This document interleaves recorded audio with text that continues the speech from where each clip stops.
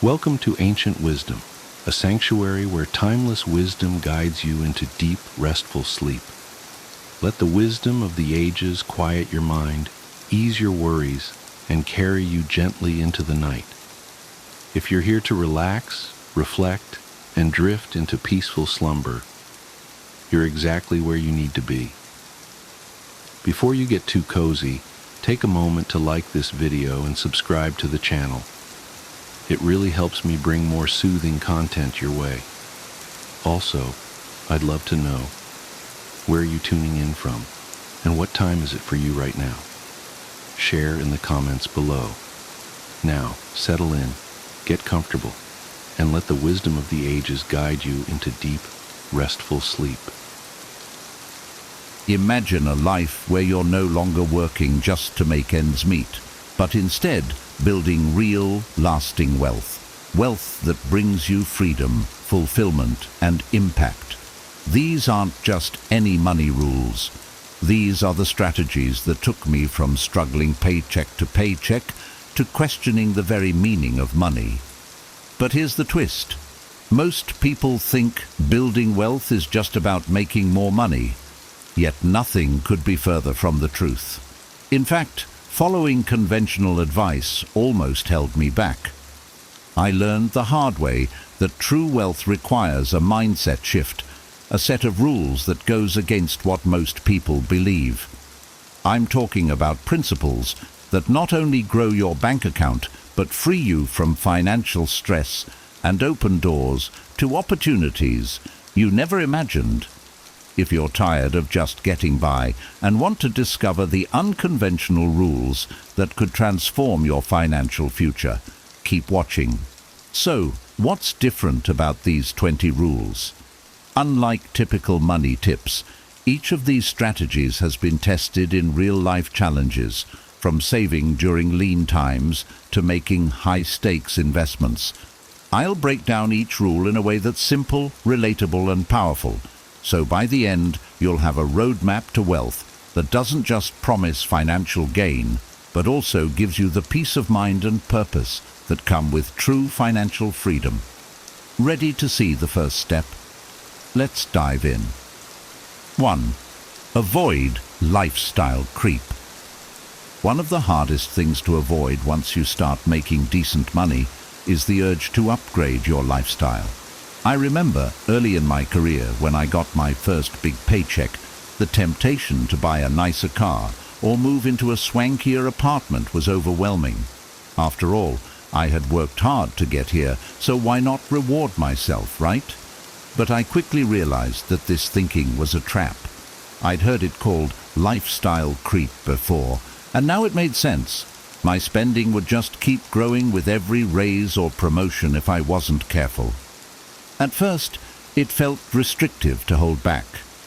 I wanted to enjoy my success and share it with friends and family. But over time, I found more meaning in staying grounded and reinvesting that extra money in ways that would pay off down the road. Instead of buying that new BMW, I put the money toward a side business I'd always wanted to start. And you know what? That business ended up creating even more financial security for me in the future. The funny thing is, delaying those instant gratifications taught me something even more valuable than financial discipline. It taught me patience. I became someone who could look beyond the immediate reward for something bigger and better in the future. Today, I still live below my means, which lets me keep building a secure future while also freeing me from the pressure of keeping up with anyone else. I've realized that true wealth isn't about flashy things. It's about having peace of mind, financial security, and the freedom to make choices without being chained to a lifestyle I can't maintain. 2. Master emotional control. Learning to control my emotions, especially with money, was one of the toughest but most rewarding lessons. I can remember countless times I acted impulsively, buying things because I was stressed or investing in something because everyone else was doing it. But as I look back, I see that the times I stayed calm and rational with my decisions were the times I made the best choices. Emotions, whether it's excitement, fear, or impatience, can cloud judgment and lead to decisions we later regret. For instance, there was a period when the stock market was doing really well, and I felt this intense pressure to jump in on some high-risk stocks that everyone was talking about. I didn't even research them. I just dove in because I didn't want to miss out. When the market took a downturn, I panicked and pulled out, losing quite a bit. That was a wake-up call. I realized that if I was going to make smart financial decisions, I needed to separate my emotions from the process. Now, I take a step back any time I feel those emotions creeping up. I remind myself that wealth building is a marathon, not a sprint. I make it a point to do my research and approach every decision with patience and clarity. Practicing emotional control has saved me from repeating the same mistakes and allowed me to make decisions that align with my long-term goals, not just temporary feelings. 3. Protect your assets. The concept of protecting my assets didn't mean much to me in the early days. Back then, I thought building wealth was just about making money, but after seeing some close calls, unexpected expenses, family emergencies, even an economic downturn, I realized that protecting what I already had was just as important as growing it. I remember one incident when a medical emergency hit my family. Without proper insurance and savings, I would have been in serious financial trouble. That's when I understood the value of having a safety net. Insurance, emergency funds, and legal protections aren't just for big wealth. They're essential for anyone who wants to be financially secure. Today, I make sure I have coverage in the right areas: health, home, and car, and a solid emergency fund. I also explored setting up a legal framework to protect my assets, like putting certain investments in trusts.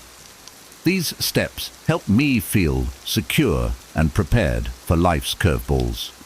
Protecting my assets has given me peace of mind, knowing that no matter what happens, I'm prepared to handle it without risking my financial foundation. 4. Think long-term. When I first started working, my focus was entirely on short-term goals, monthly expenses, upcoming trips, a new gadget I wanted. But as I matured, I realized that if I wanted to build lasting wealth, I had to start thinking long-term. I remember someone telling me, the best time to start investing was yesterday. The second best time is today. That phrase stuck with me and changed my approach to money. One of the first things I did was start a retirement fund. It felt odd, thinking about retirement while I was still young, but I began to understand that wealth grows with time. The earlier I started, the more it would compound. I set up automated contributions to a retirement account, and over the years, I've watched it grow, little by little. Now, instead of chasing quick wins, I focus on investments that will benefit me 10, 20, or even 30 years down the line. Thinking long-term has helped me feel secure in my financial choices and taught me patience. It's about planting seeds today that will grow into something meaningful in the future. Instead of spending every dollar now, I know I'm working toward a bigger goal that will pay off and sustain me in years to come. 5. Assign your priorities. For a long time, I struggled with saying no to opportunities. Every new project, every investment, every business idea seemed like a great chance to make money. But I quickly realized that spreading myself too thin was counterproductive. The more I said yes to everything, the less time and energy I had for the things that truly mattered. One of the biggest breakthroughs for me was learning to assign my priorities and focus on what I did best. I asked myself, What am I genuinely good at? Where do my strengths lie? I identified my core skills and interests, and I decided to build around those. Instead of jumping at every opportunity, I committed to becoming exceptional at one thing. I learned that by becoming best in class in one area, I could unlock more opportunities than if I dabbled in many. It wasn't easy at first. There was always that fear of missing out. But I soon discovered that my focus and dedication brought me more success. I didn't just build wealth, I built expertise and a reputation in my field. By prioritizing, I became the go-to person for specific projects, and my financial growth followed. Now, I approach every new opportunity by asking, does this align with my priorities? It's given me clarity, direction, and a much more intentional path to wealth. 6. Minimize borrowing. There was a time when I thought borrowing money was normal, even necessary, for making big purchases. I remember buying my first set of furniture with financing. It seemed harmless, no payments for a year, low interest, but over time, I ended up paying far more than the actual value of the furniture. That's when I realized that borrowing for things that don't generate income is a slippery slope. After that, I started being more mindful about when and why I borrowed. I learned that there's good debt and bad debt. Borrowing to buy a new car or splurge on a vacation falls under bad debt because it drains my income without giving anything back. But borrowing to invest in skills or a business or even real estate is different. Those are assets that, if managed well, could pay back the loan and more. Nowadays, I follow a simple rule. If I can't afford it up front, I wait or work until I can. I make exceptions only for investments that improve my earning power or generate passive income. It's not always easy to hold back, but minimizing borrowing has freed me from debt anxiety. I don't owe anyone, and I'm not tied down by monthly payments. This approach has given me peace of mind, more control over my finances, and the freedom to make decisions based on my goals, not debt obligations. 7. Spend less than you make. This rule seems so basic, but it's one of the most powerful. I used to think that if I could just make more money, all my problems would be solved. But after a few years of making more money, I found myself still struggling to save anything substantial. Why? Because my spending habits had grown with my income. I wasn't spending wildly, but I also wasn't saving or investing as much as I could have. It took me a while to realize that it's not about how much I earn, it's about how much I keep. Once I accepted that, I started setting a monthly budget. I decided to live on a set percentage of my income and save or invest the rest. This one decision changed everything. Suddenly, I had extra money each month, and it felt empowering. I could use it to grow my emergency fund, invest in stocks, or put it into a side business. Now, I stick to the habit of spending less than I make, even when my income goes up. I've learned that true wealth doesn't come from earning a huge salary. It comes from consistently saving, investing, and living below my means. This approach has allowed me to build a safety net and work towards financial independence without feeling like I'm constantly chasing the next paycheck. 8. Have a ripcord budget. The idea of a ripcord budget might sound intense, but it's essentially an emergency plan for my finances. This was something I never thought I needed until I faced a sudden job loss early in my career. I had no backup plan and was living paycheck to paycheck, so losing my income was a huge wake-up call. I realized that if I wanted financial security, I needed to be prepared for the unexpected. Now, I keep at least 6 months of living expenses in a separate savings account just for emergencies. This buffer has been a game changer for me. Knowing that I have that safety net means I don't have to panic or make rush decisions if something goes wrong, like a sudden job change, a health emergency, or an unexpected expense. It gives me the confidence to take calculated risks, knowing I have a cushion to fall back on. Having a ripcord budget isn't about expecting the worst. It's about being prepared for whatever life throws my way. It gives me peace of mind and allows me to focus on building wealth, rather than constantly worrying about financial surprises. This safety net has kept me grounded through ups and downs, allowing me to make decisions based on long-term goals, not short-term fears. 9. Create multiple income streams. I used to rely solely on my job for income, believing that if I worked hard, I'd always have financial security. But after experiencing layoffs and economic downturns, I realized that putting all my eggs in one basket was risky. I needed more than one source of income to feel truly secure and financially free. That's when I started exploring other income streams. I began with small steps, investing in the stock market, starting a side business, and exploring real estate. Each new source of income took effort and patience, but it paid off over time. Today I have several streams of income, and the sense of security it gives me is invaluable. If one stream slows down, I'm not left scrambling because I have others to rely on. Creating multiple income streams has taught me the power of diversification. It's allowed me to take on new opportunities without worrying that a single setback will derail my financial progress. Building these streams took time and a willingness to try new things, but the freedom and peace of mind they provide are worth every effort.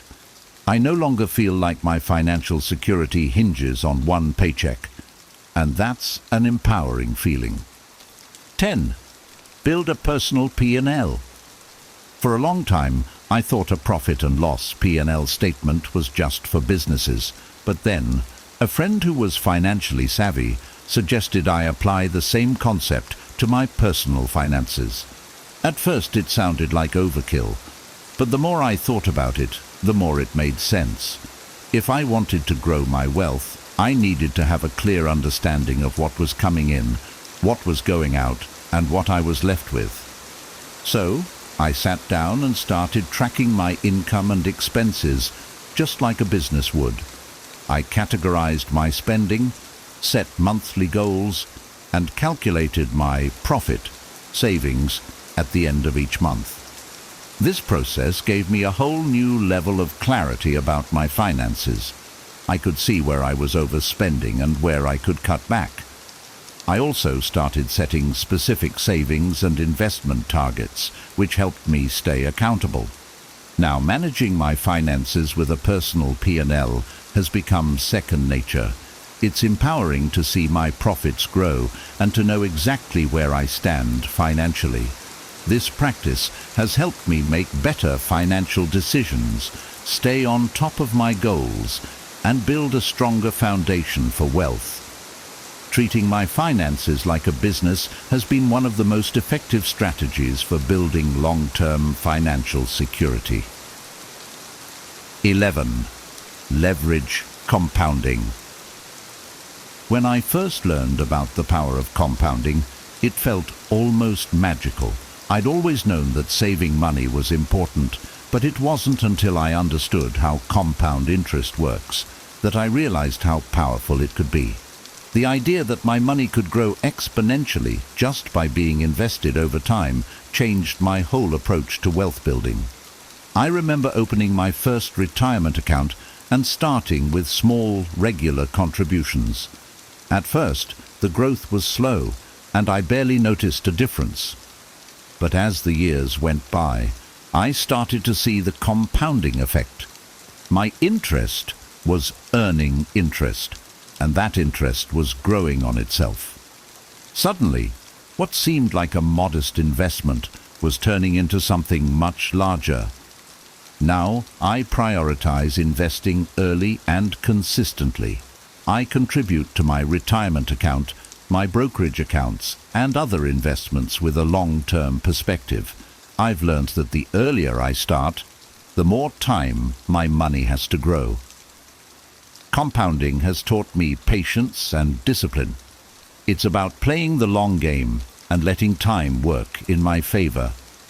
Looking at my growing investments today, I'm grateful that I committed to this approach early on. Compounding has shown me that small, steady contributions can lead to substantial wealth over time. It's one of the most powerful tools for building financial security, and it's as simple as starting early and staying consistent.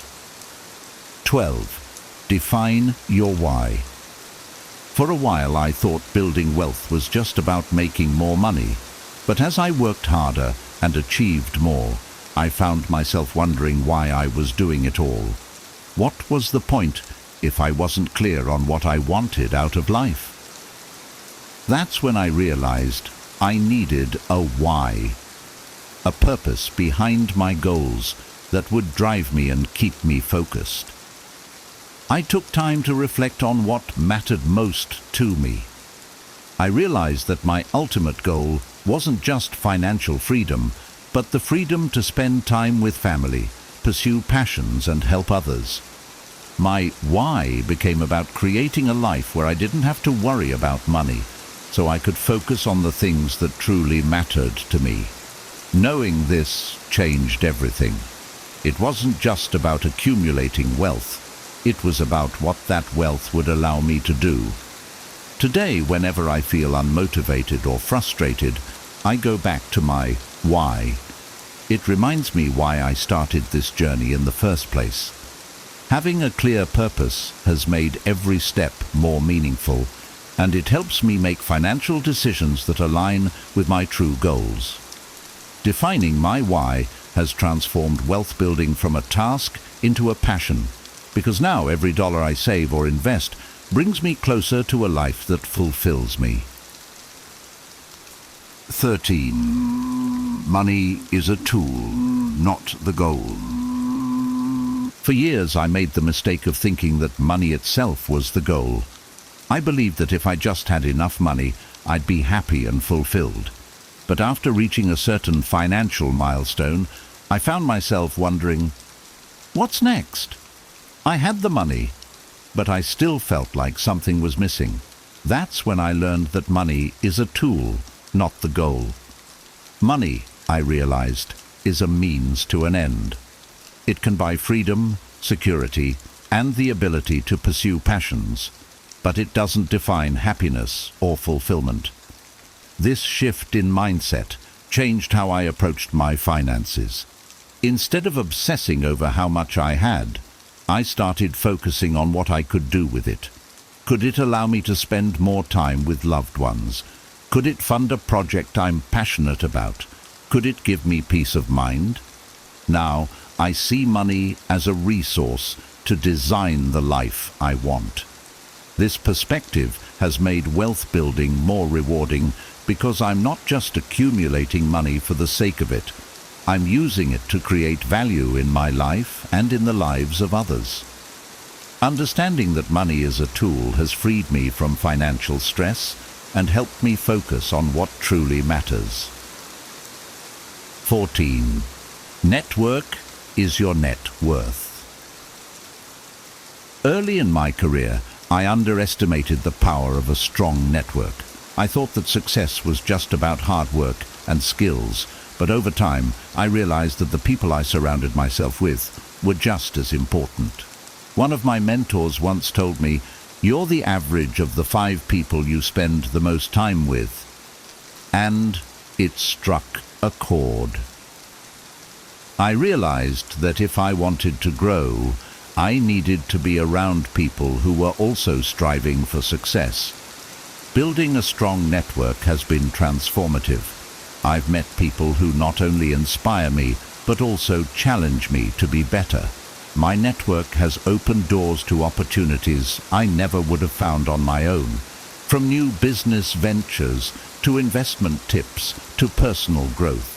Surrounding myself with driven, like-minded individuals has pushed me to aim higher and stay focused. Today, I make an effort to nurture my relationships and seek out connections with people who share my values and goals. I've learned that networking isn't just about knowing a lot of people. It's about building meaningful relationships that uplift and support each other. My network has become one of my most valuable assets, and I'm grateful for the doors it has opened and the growth it has inspired. 15. High tides rise all boats. I used to think that wealth building was a solo journey, but over time I realized that helping others succeed has been just as important as my own growth. I remember a time when I hesitated to train a colleague because I worried they might surpass me or leave. But then I heard a quote that changed my mindset. What if you don't train them and they stay? That's when I started embracing the idea that high tides rise all boats. If I can help the people around me grow, it creates a better environment for all of us. I've found that when I invest in others, whether by sharing knowledge, offering guidance, or supporting their goals, it comes back to me in unexpected ways. Their success doesn't take away from mine, it adds to it. Now, I approach wealth building with a team mindset. I support my peers, colleagues, and even friends in their pursuits, because I know that when they succeed, we all benefit. This mindset shift has not only strengthened my relationships, but also created a sense of community and shared success. Helping others reach their potential has been deeply rewarding and has added a new dimension to my own journey. 16. Invest in knowledge. One of the best decisions I made was to prioritize learning and personal development. Early in my career, I didn't see the value in spending money on courses, books, or seminars. I thought I already knew enough to succeed. But as I started seeing successful people around me, I realized that they all had one thing in common. They invested in knowledge. They were constantly learning, expanding their skills, and growing their expertise. The first time I spent money on a course, I hesitated. It felt like a lot, and I worried it might not pay off. But that course ended up teaching me skills that made me more valuable in my career. It opened doors I hadn't even considered before. I started reading books on finance, business, and personal development, and each one gave me new insights that helped me make better decisions. Now, I make it a point to set aside a portion of my income for learning. I see it as an investment in myself, one that continues to pay off in ways I never imagined. Every book, course, or seminar adds to my skill set and makes me a better decision maker. Investing in knowledge has been one of the most valuable steps in my wealth building journey, and it's something I plan to keep doing for life. 17. Analyze risk-return ratios. For a long time I thought all investments were the same. Either they were good or bad. But over time I realized that each opportunity has its own risk and return profile, and understanding these ratios is key to making smart financial decisions. I remember one time I invested in a business idea without really evaluating the risks. I was caught up in the potential returns and didn't see the red flags. That investment didn't pan out, and I lost money. Since then, I've learned to approach every investment with a clear-eyed view of its risk-return ratio. I ask myself, what's the worst-case scenario, and am I prepared for it? I also consider the potential upside and whether it justifies the risk.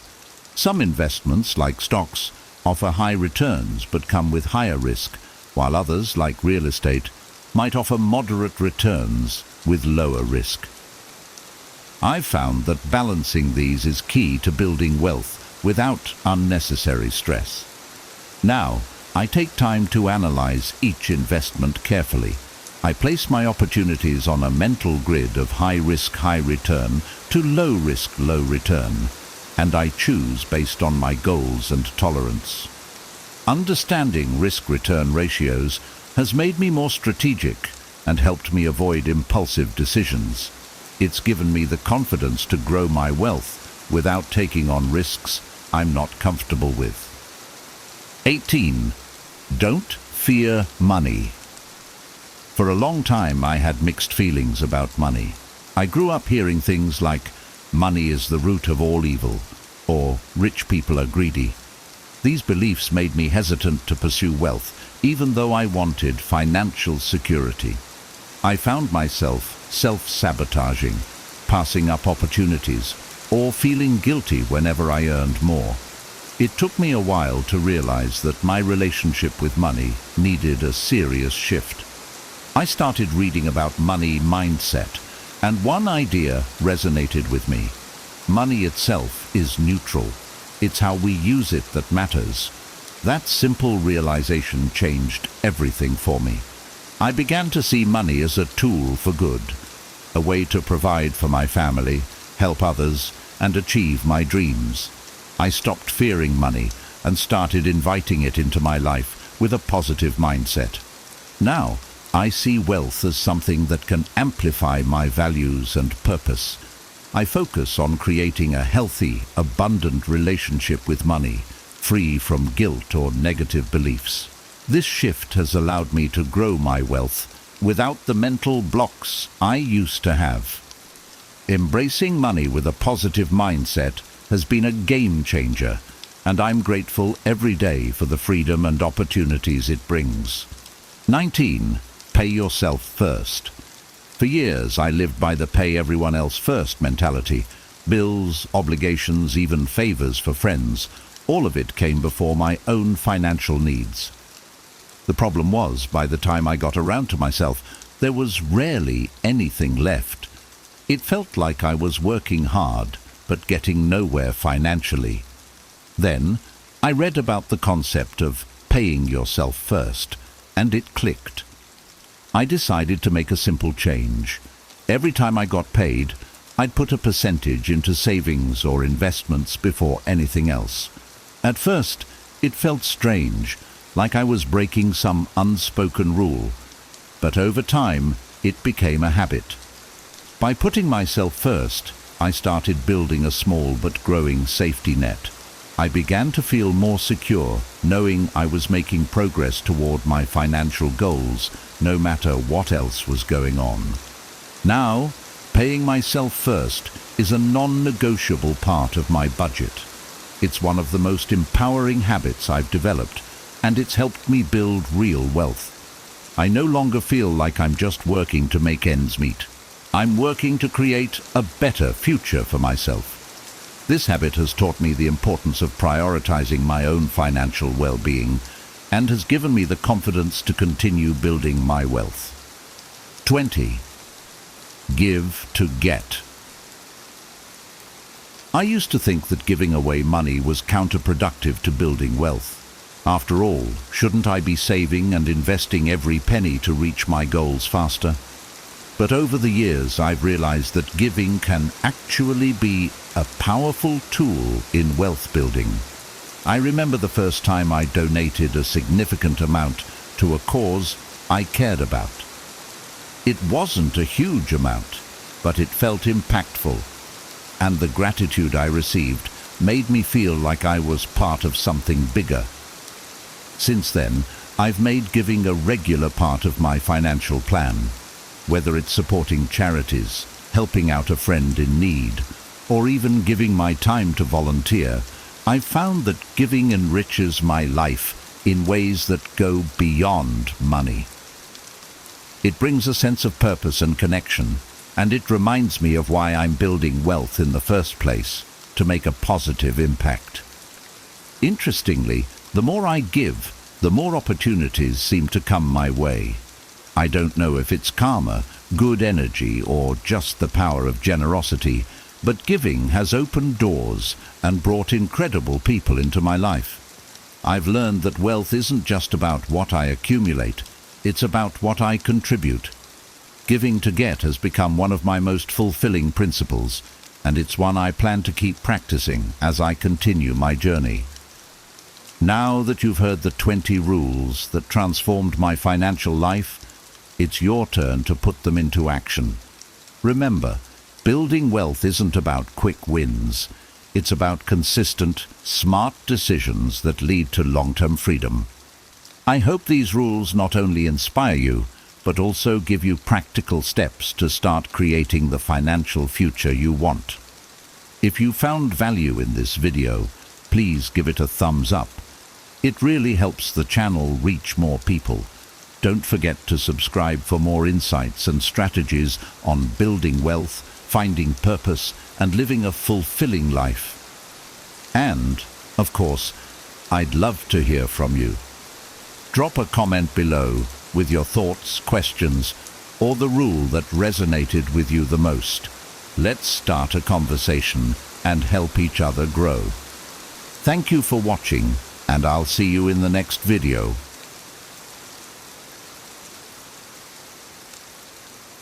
Here are 10 terrible signs someone is being totally fake with you. Have you ever felt like someone's kind words or friendly gestures weren't what they seemed? Like there was something beneath the surface, an agenda you couldn't quite put your finger on. These moments can be unsettling and leave you doubting not just them, but even yourself.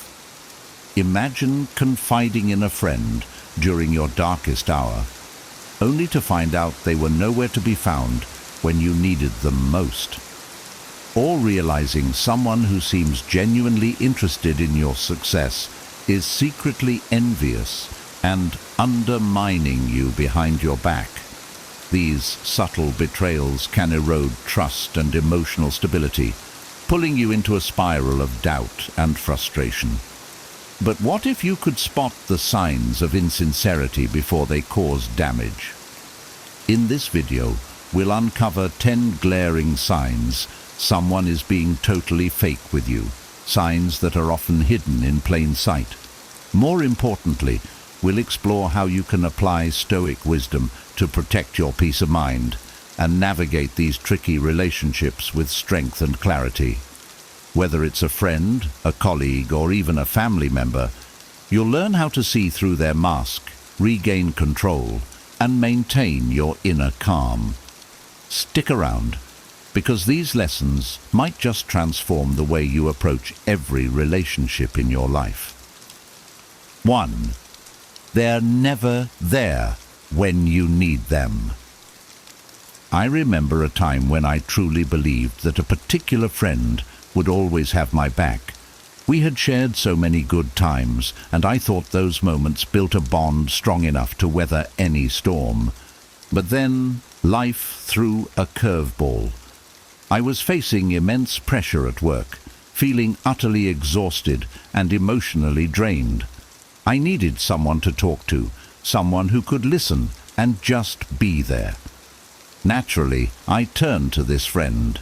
I called, hoping for some comfort, but instead I got excuses. I'm too busy right now, or I'll call you back later. That call never came. At first, I felt betrayed and deeply hurt.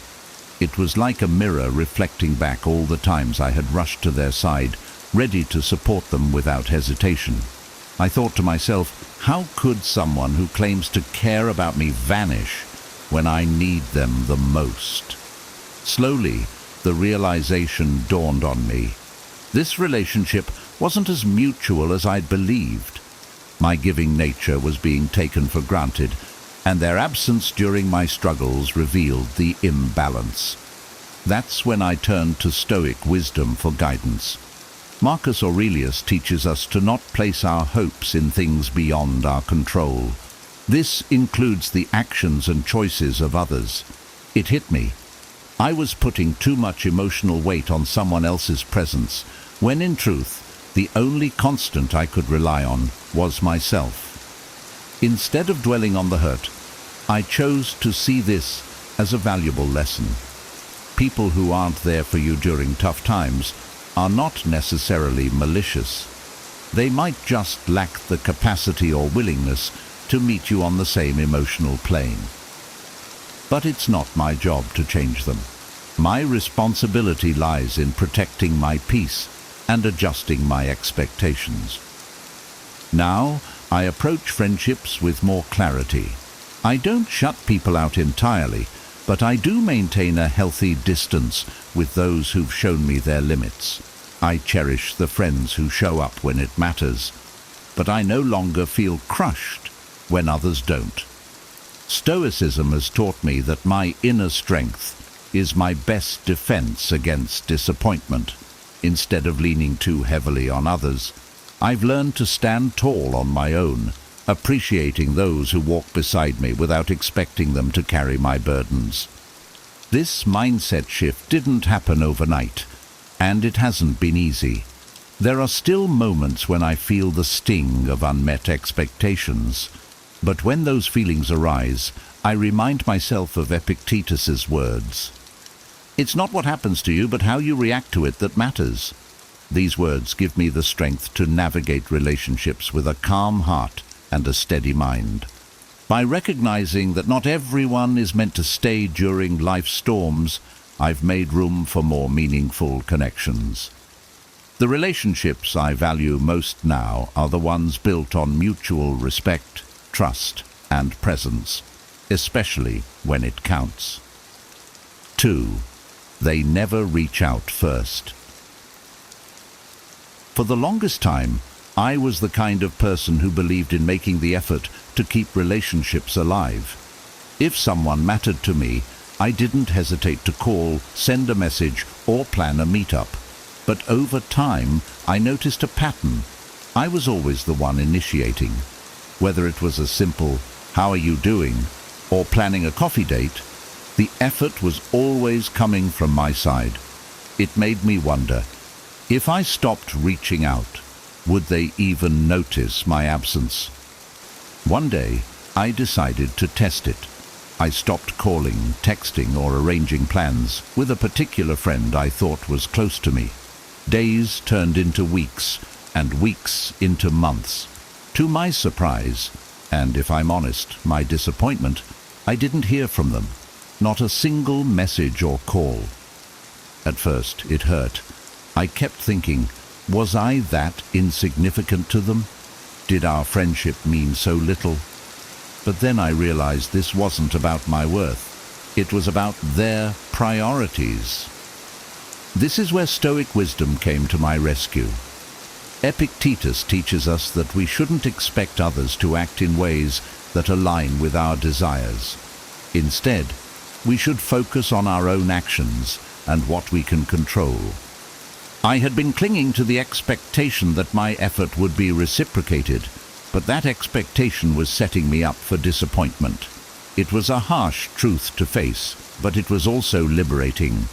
By stepping back, I learned to observe relationships more objectively. If someone genuinely cares, they'll make the effort. It may not always look the same as my effort, but the intention will be there. And if it's not, that's a sign that the relationship may not be as balanced as I thought. This doesn't mean I cut ties or hold grudges. Stoicism encourages us to approach life with equanimity, recognizing that people act according to their own nature. Instead of feeling angry or hurt, I began to shift my energy toward people who valued my presence without needing constant reminders. One particular instance stands out. A friend I had stopped reaching out to eventually did notice my absence, but it took over a year. When they finally called, their words were polite, but lacked the warmth of someone who genuinely missed me. That call confirmed what I had suspected. I was more of a convenience than a priority in their life. It was a bittersweet moment, but it reinforced the importance of focusing on relationships with mutual effort and care. These days, I make a conscious effort to invest in people who show up without needing a nudge. I've found that by lowering my expectations and observing how others act without my prompting, I can identify the connections that truly matter. And when I feel the pang of disappointment creeping in, I remind myself of Marcus Aurelius' wisdom. You have power over your mind, not outside events. Realize this, and you will find strength. This strength has helped me find peace in letting go of unbalanced relationships and cherishing the ones that thrive on mutual respect. 3. They only focus on themselves.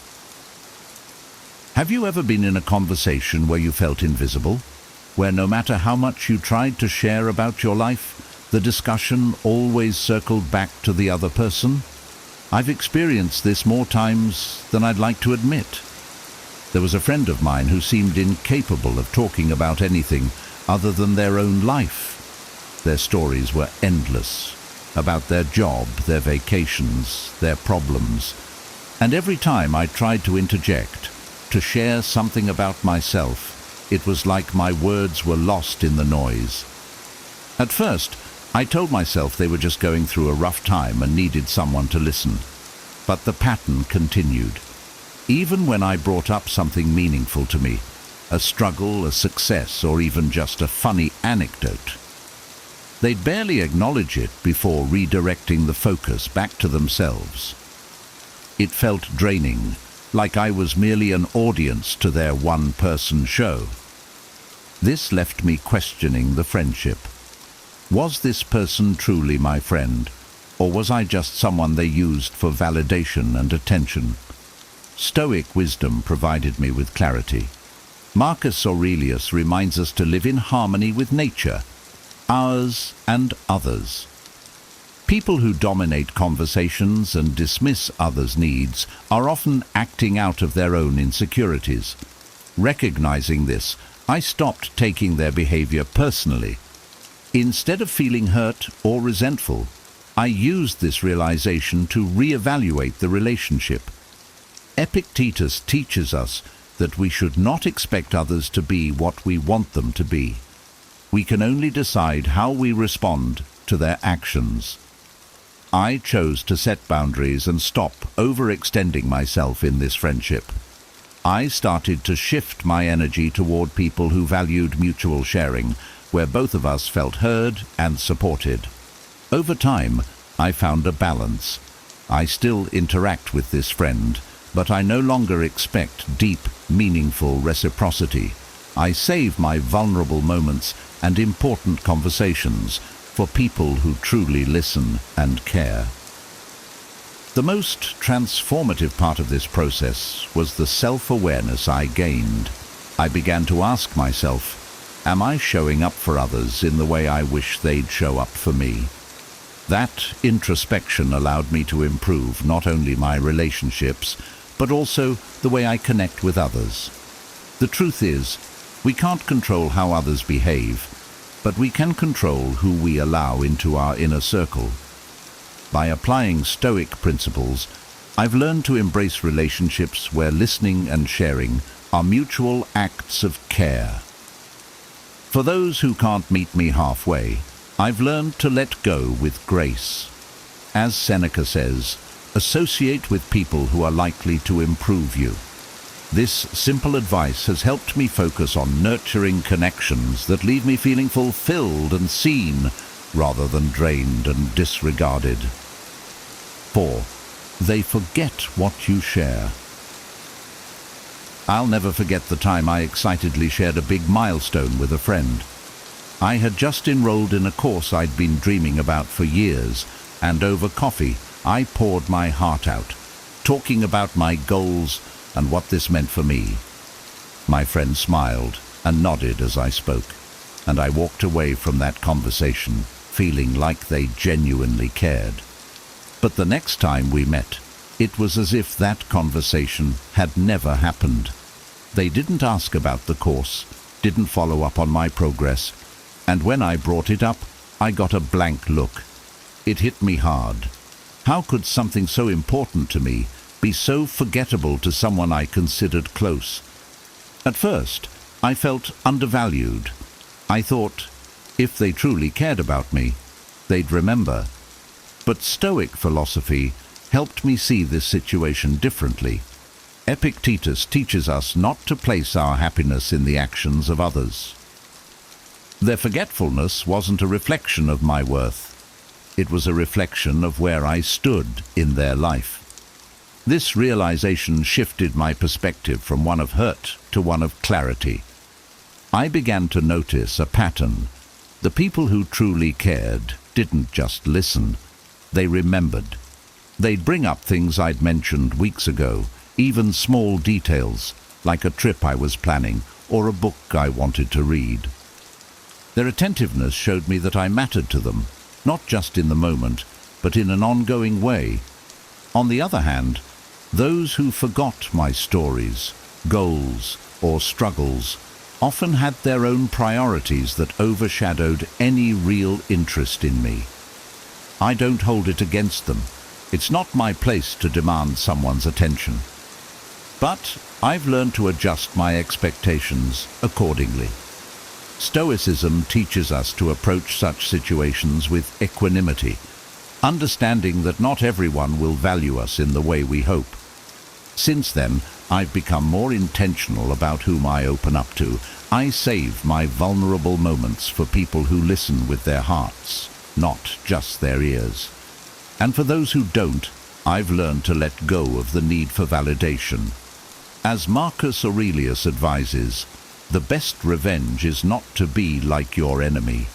Instead of being dismissive or distant in return, I choose to live with integrity, being the kind of listener I wish others would be. Now, when I reflect on that forgotten conversation, I don't feel hurt anymore. It was a valuable lesson, one that helped me prioritize relationships that are truly meaningful. Life is too short to invest deeply in connections that lack depth. By focusing on those who genuinely care, I've built a circle of friends who enrich my life and make me feel seen. And for the others, I treat them with kindness, but keep my expectations low. That balance has brought me a sense of peace and clarity I didn't have before. 5. They always want something from you. I once had a friend who seemed genuinely interested in my life, or so I thought. They would ask about my work, my goals, even my struggles, and for a while I felt valued and understood.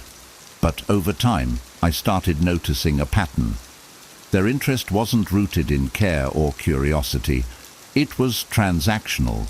Every conversation eventually led to a request, a favor, advice, or help with something they needed. At first, I brushed it off. They probably just need a hand, I told myself. But the requests kept coming, and when I needed support, they were nowhere to be found. Once, when I was facing a tough financial situation, I hesitated, but finally reached out for a small loan. This same friend who had borrowed from me multiple times without hesitation suddenly had excuses. "I'm short on cash," or "let me get back to you." I wasn't angry. I was disappointed. It became clear that our relationship was one-sided. That's when Stoic wisdom gave me clarity.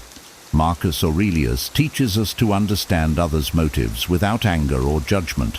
People often act in ways that serve their own needs, but it's up to us to recognize these patterns and protect our peace. I realized that this friend wasn't necessarily malicious. They simply prioritized what they could gain over genuine connection. Instead of confronting them or harboring resentment, I quietly adjusted my boundaries. I stopped going out of my way to fulfill their requests, redirecting my energy to relationships that felt balanced and reciprocal. This wasn't easy.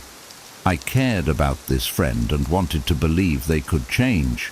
But as Epictetus reminds us, it is not events that disturb us, but our interpretation of them.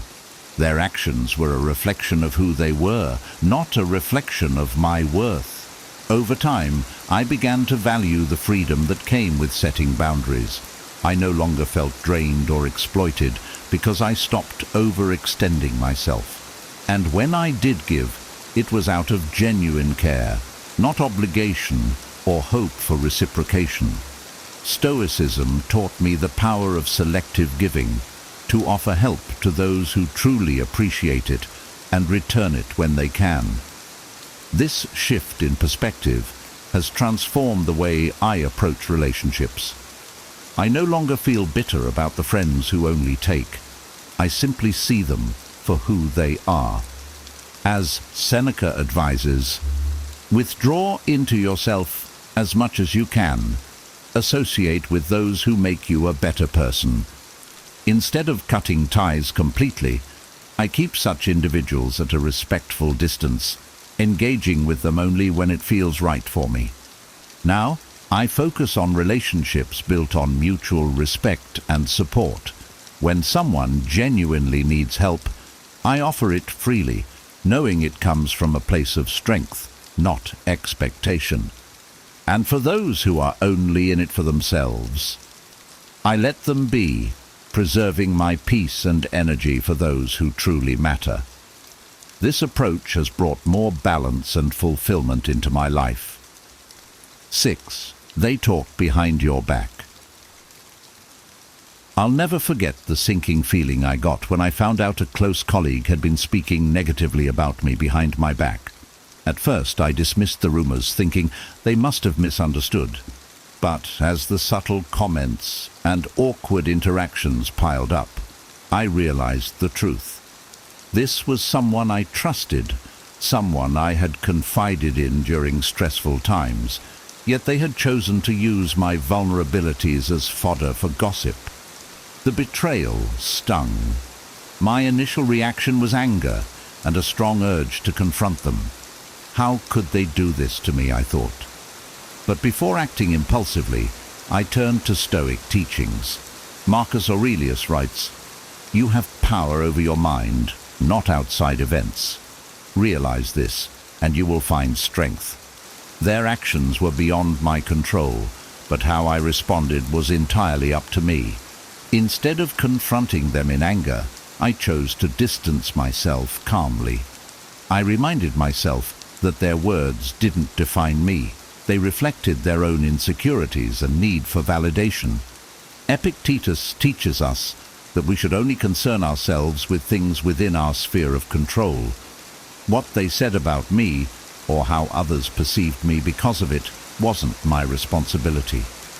My focus needed to be on staying true to my values and maintaining my inner peace.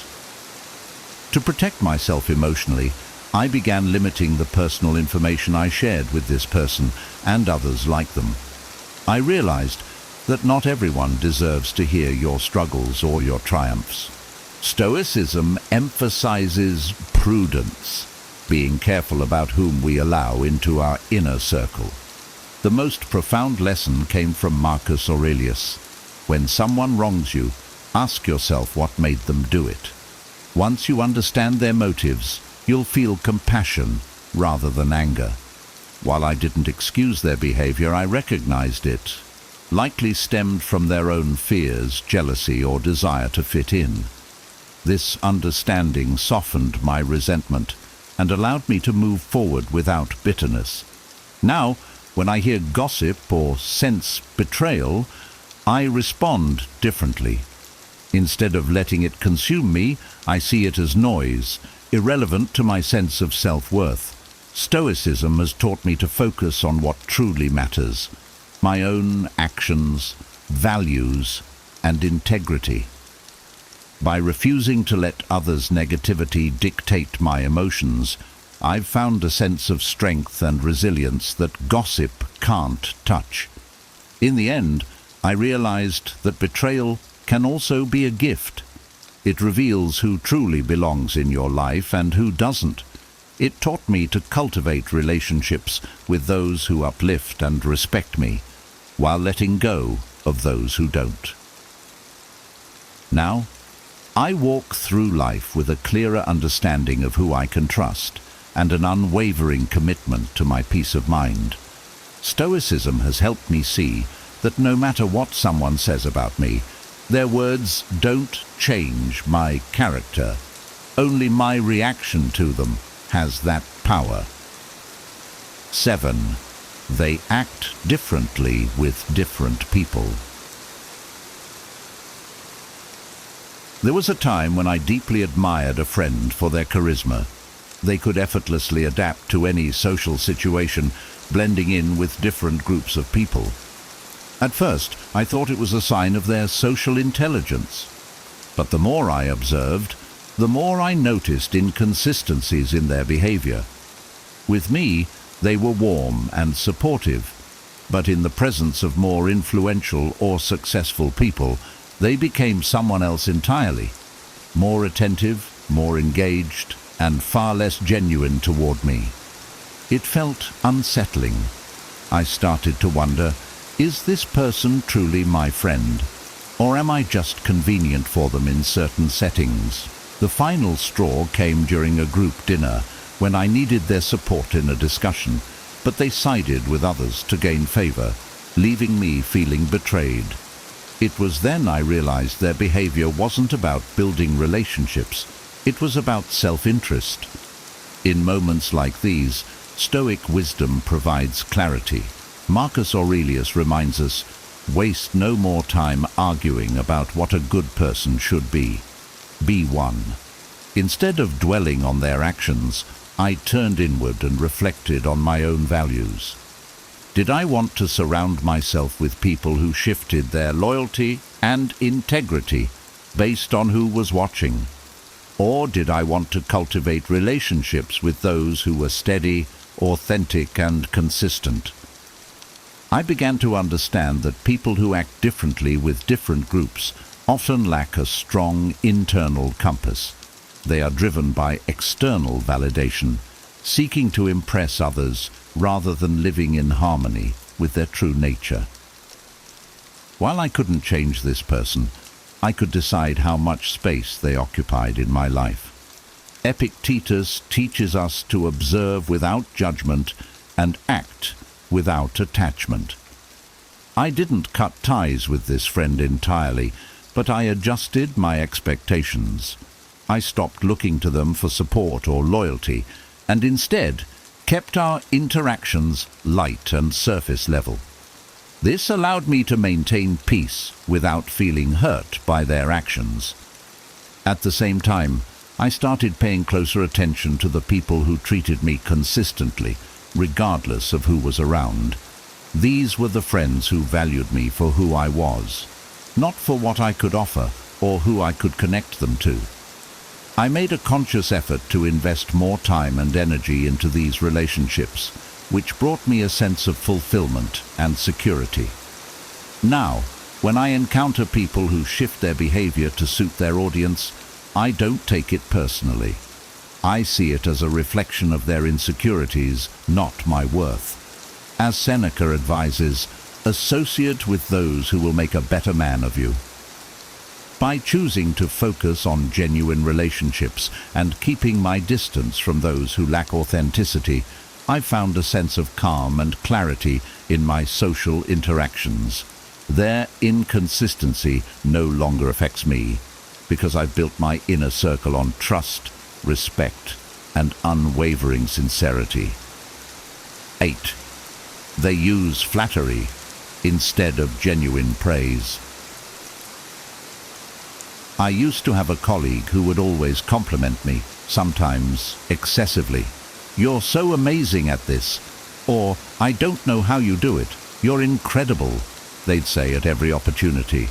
At first it felt nice. Who doesn't enjoy a little recognition? But over time, something felt off. The compliments were always broad and over the top, lacking any real depth. It became clear they weren't appreciating my efforts. They were using flattery as a tool to get on my good side. The turning point came when they asked me for a favor, a big one. They needed me to advocate for them on a project they weren't qualified for. When I hesitated, their demeanor shifted. The flattery disappeared, replaced by subtle frustration.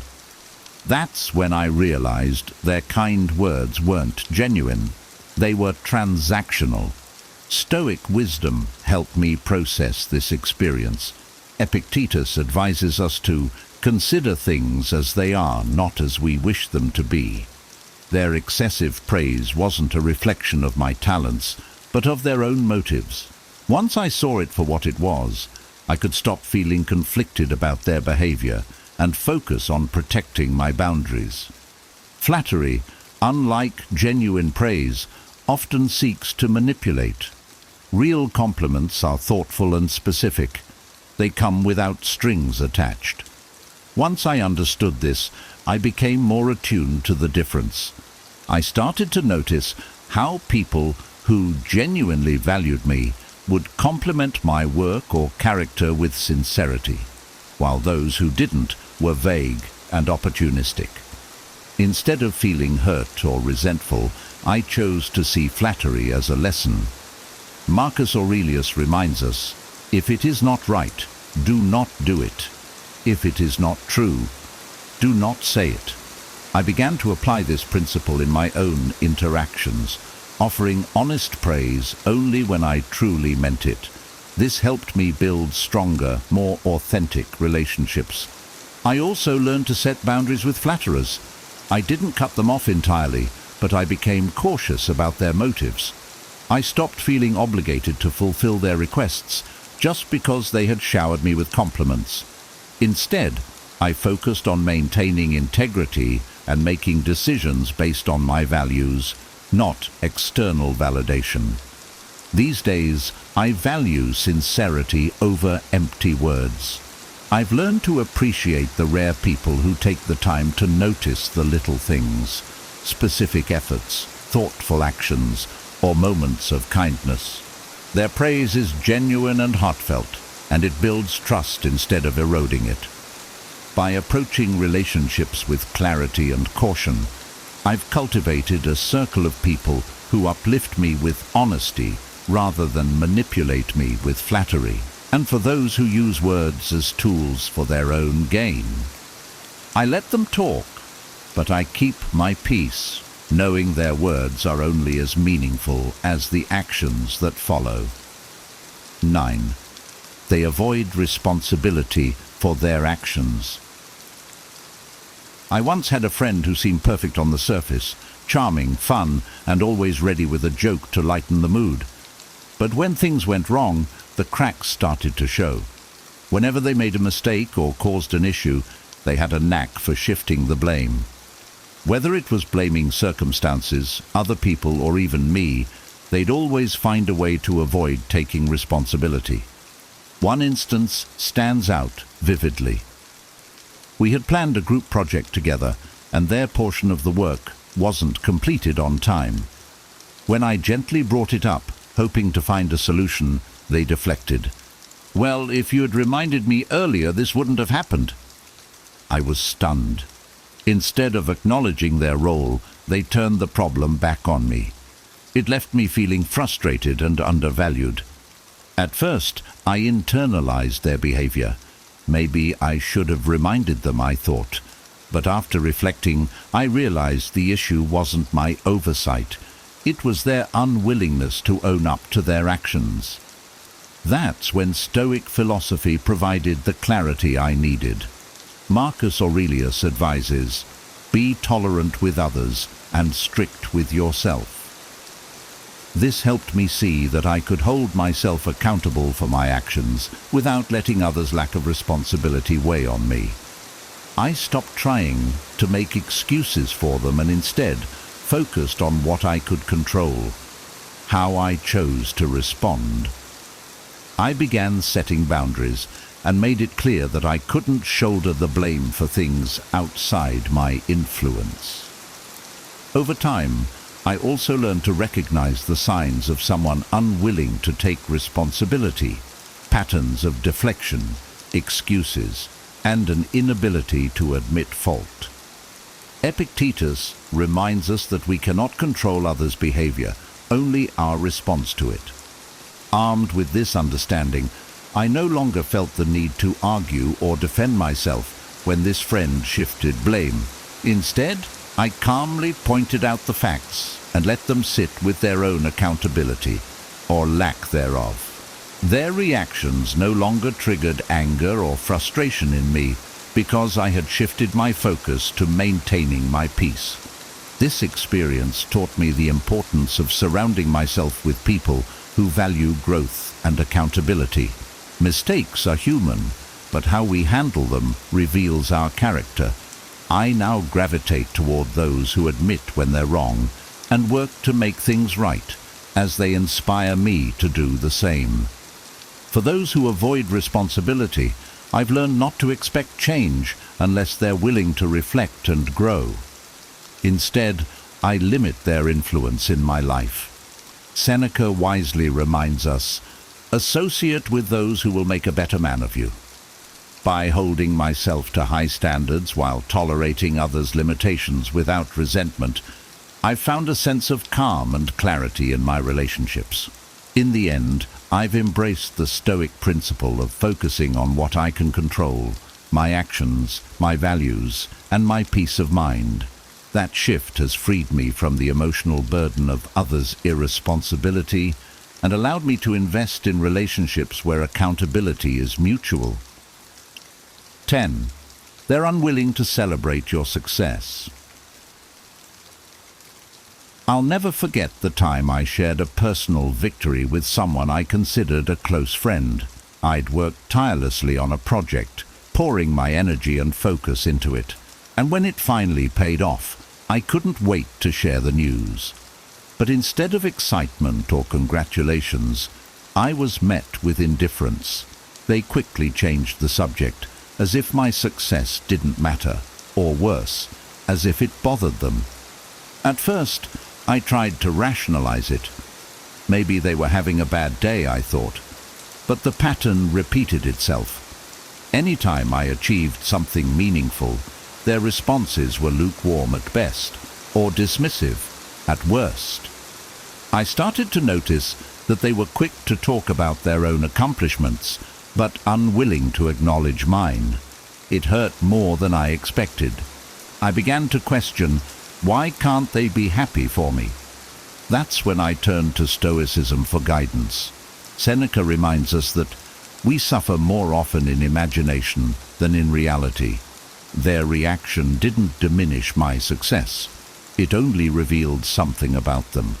Perhaps they felt inadequate or envious, but their behavior wasn't about me. It was a reflection of their own insecurities. Instead of feeling angry or hurt, I chose to adjust my perspective. Epictetus teaches us to focus only on what we can control, and in this case, I couldn't control how they felt about my achievements. What I could control was how I responded. I stopped seeking validation from people who couldn't genuinely celebrate my joy, and instead turned to those who uplifted me. Over time, I started to prioritize relationships where mutual encouragement was the norm. True friends share in your joy, just as they stand by you in your struggles. Their happiness for your success is a reflection of their love and respect for you. And when I found those kinds of connections, they felt like a breath of fresh air, genuine, supportive, and fulfilling. I also began to examine my own reactions to others' achievements. Am I truly happy for their success? Do I offer heartfelt congratulations without comparing their progress to mine? This self-reflection helped me grow into someone who can give joy freely, knowing it's not a competition. Marcus Aurelius advises us to rejoice in the present. Celebrating someone else's success doesn't take away from our own. It enriches our shared experience. By embodying this wisdom, I've found greater peace and fulfillment in my relationships. Now, when I encounter someone who struggles to celebrate my wins, I don't let it bring me down. I understand their reaction isn't about me, and I no longer need their validation to feel proud of what I've accomplished. Instead, I focus on maintaining gratitude for the people who truly support me, cultivating a circle of friends and loved ones who inspire me to keep striving and growing. In the end, Their presence is worth far more than the fleeting approval of those who can't see past their own insecurities. Spotting these 10 signs of insincerity isn't just about protecting yourself from fake people. It's about fostering healthier, more meaningful relationships built on mutual respect and authenticity. By recognizing these behaviors and applying the wisdom of Stoic philosophy, you can navigate life with strength, clarity, and peace of mind. If this video resonated with you, don't forget to give it a thumbs up. It really helps the channel grow.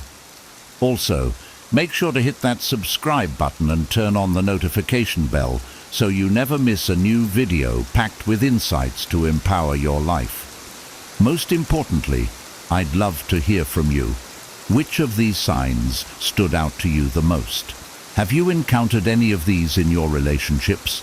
Share your thoughts and takeaways in the comments below. I read every one of them and can't wait to hear your stories. Thank you for watching, and remember, by staying true to yourself and your values, you'll attract the right people into your life. Until next time, stay strong, stay wise, and keep growing.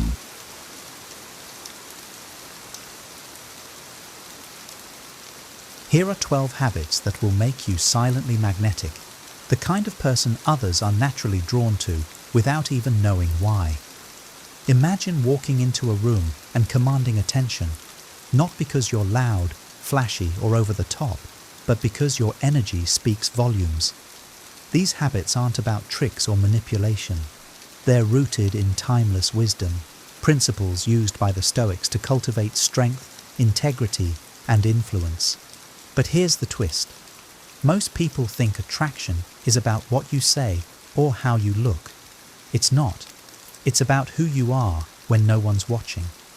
Mastering these habits will not only change how others see you, but also how you see yourself. By the end of this video, you'll understand why quiet confidence is more powerful than loud charisma, and how small, consistent actions can create a presence that's impossible to ignore.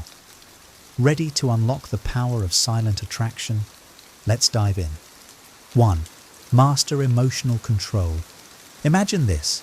You're sitting in a meeting at work, and someone challenges your idea, rudely, even dismissively. Your pulse quickens, your face feels hot, and you're tempted to fire back.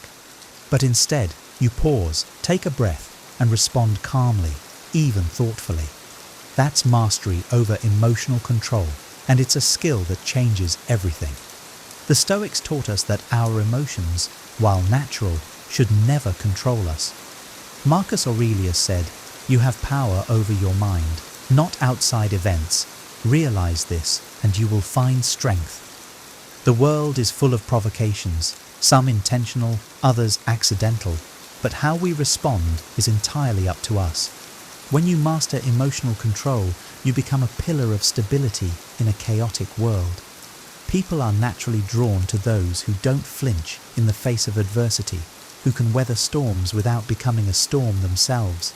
It's not about suppressing your feelings, it's about acknowledging them without letting them dictate your actions.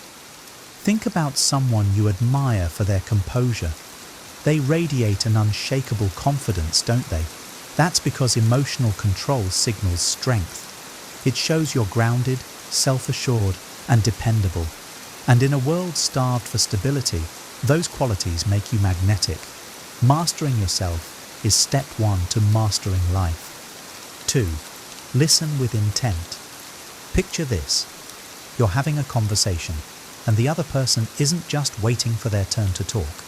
They're truly listening, nodding, making eye contact, asking thoughtful questions. How does that make you feel? Valued, seen, understood.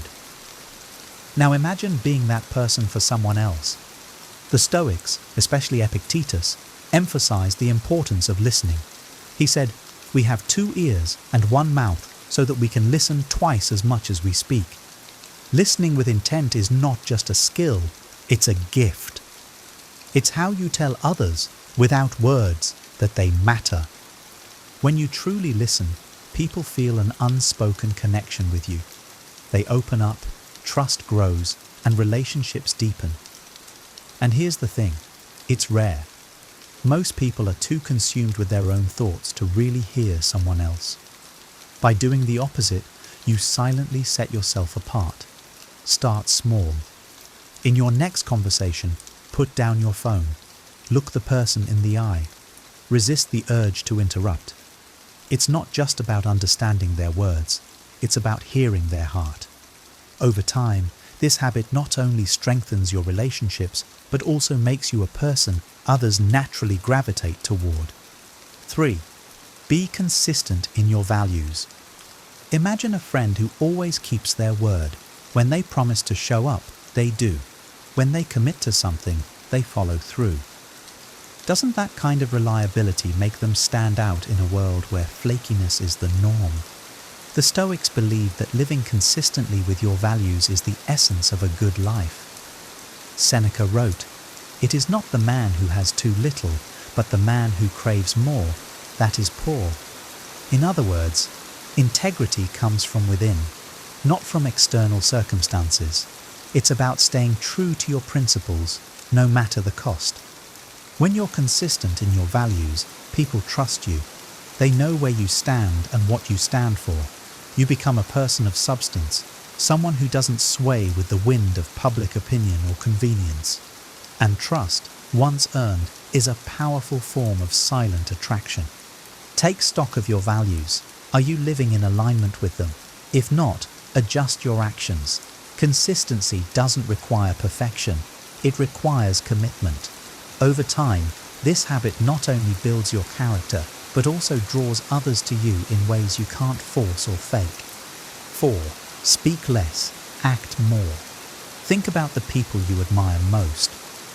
Are they the ones who talk endlessly about their goals and ambitions, or are they the ones who quietly achieve them? Actions, as the saying goes, speak louder than words, and this truth is timeless. The Stoics lived by this principle. Marcus Aurelius wrote, "Waste no more time arguing about what a good man should be. Be one." Talking is easy, doing is hard, but it's in the doing that you earn respect and admiration. People are drawn to those who let their actions speak for themselves. Consider this. If you consistently show up for others, keep your commitments, and follow through on your promises, you won't need to tell people who you are. They'll already know. In a world of empty words, your deeds become a beacon of authenticity. Challenge yourself to say less and do more. When tempted to boast or justify, pause. Let your actions reveal your character. Over time, this silent strength not only builds your credibility, but also attracts people who value substance over style. It's not about being flashy. It's about being real, and that's magnetic. 5.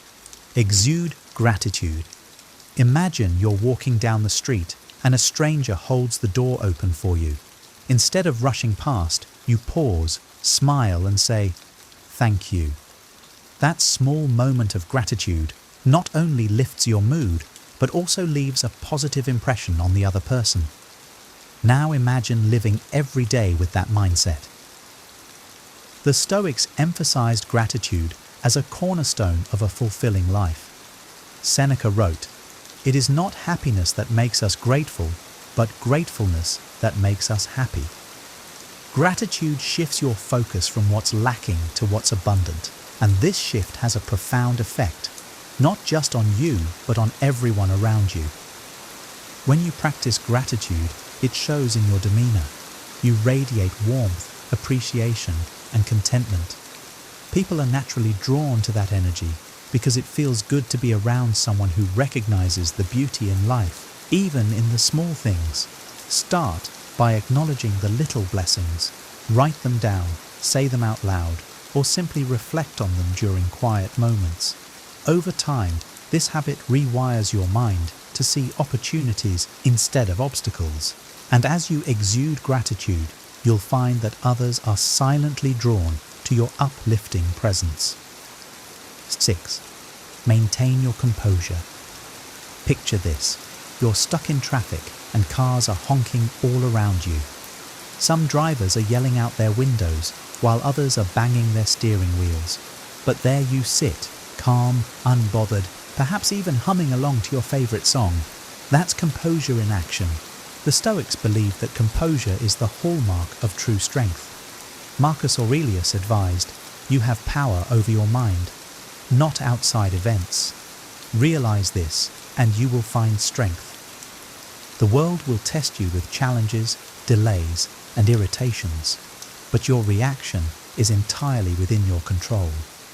When you maintain your composure, you signal to others that you're grounded and resilient. It's not about suppressing your emotions, but rather mastering them. In a world where many people are quick to anger or panic, your calmness becomes a rare and attractive quality. Practice composure in small moments, a rude comment, a delayed appointment, or a minor setback. Each time you remain steady, you're building the muscle of self-control. Over time, this quiet strength will not only improve your life, but also draw others who admire your unshakable demeanor. 7. Develop deep self-awareness. Think back to a time when you overreacted. Maybe you snapped at someone, only to realize later that it wasn't really about them, but about something you were struggling with internally. That realization is self-awareness, and it's a skill that transforms how you interact with the world. The Stoics urged self-awareness as a lifelong practice. Epictetus said, "Know, first, who you are, and then adorn yourself accordingly." Understanding your thoughts, emotions, and triggers allows you to navigate life with clarity and purpose. Without this awareness, you're at the mercy of your impulses. When you develop deep self-awareness, you exude a quiet confidence. You understand your strengths and weaknesses, and you don't need external validation to feel secure. This authenticity is magnetic because it shows you're comfortable in your own skin. Cultivate self-awareness by reflecting daily, through journaling, meditation, or simply asking yourself, why did I react that way? Over time, this habit will help you grow emotionally and mentally. And as you deepen your understanding of yourself, you'll notice that others are naturally drawn to your genuine and grounded presence. 8. Live with purpose. Imagine waking up every day with a clear sense of direction. Your actions feel meaningful, and your time is spent on what truly matters. Now contrast that with drifting aimlessly, letting distractions dictate your days. The difference? Purpose. The Stoics placed immense value on living with intention. Marcus Aurelius wrote, "People who labor all their lives but have no purpose to direct every thought and impulse are wasting their time, even when hard at work." Purpose is the anchor that keeps you steady amidst life's chaos. When you live with purpose, it shows. People notice your focus, your drive, and your ability to prioritize what's meaningful over what's trivial. This quiet determination is irresistibly attractive because it's rare in a world filled with distractions. To cultivate purpose, reflect on your values and long-term goals. Ask yourself, what do I want my life to stand for? Then align your actions with your answers. Living with purpose not only enriches your life, but also inspires others to find and follow their own path. 9. Respect everyone. Expect nothing. Picture this, you hold the door open for someone, and they walk through without even a glance of acknowledgement. Most people would feel slighted, but what if you didn't? What if your act of kindness wasn't dependent on their response? That's true respect. Epictetus advised, "Do not expect events to turn out the way you want, but welcome events in whichever way they happen." When you respect others without demanding anything in return, you demonstrate strength of character. Respect given freely, without expectation, comes from a place of abundance. This habit is magnetic because it's so uncommon. Most people operate on a give-and-take basis. By breaking that pattern, you stand out as someone who values others for who they are, not for what they can do for you. Start by practicing small acts of kindness without seeking recognition. smile at a stranger, lend a hand, or offer a kind word. Over time, you'll notice that this quiet respect not only makes others feel valued, but also makes you someone they respect in return. 10. Focus on your growth. Imagine watching someone dedicate themselves to learning a new skill, improving their health, or overcoming a personal challenge. It's inspiring, isn't it? Growth is contagious. It motivates others and makes them want to be around you. The Stoics believed in constant self-improvement. Seneca said, "As long as you live, keep learning how to live." Growth isn't about perfection, it's about progress. When you focus on bettering yourself, you silently communicate that you value your potential. Personal growth also creates a sense of quiet confidence. You don't need to brag about your achievements because they're evident in how you carry yourself. People are naturally drawn to someone who is on a journey of self-betterment. Identify one area of your life you'd like to improve: your health, your skills, or your mindset. Commit to small, consistent steps. As you grow, you'll not only enhance your own life, but also inspire and attract others who recognize and admire your dedication. 11. Hold strong boundaries. Picture someone who always says yes to every request, even when it's inconvenient or goes against their priorities. Over time, they become overwhelmed and resentful. Now imagine someone who can say no with kindness but firmness. Which one do you respect more?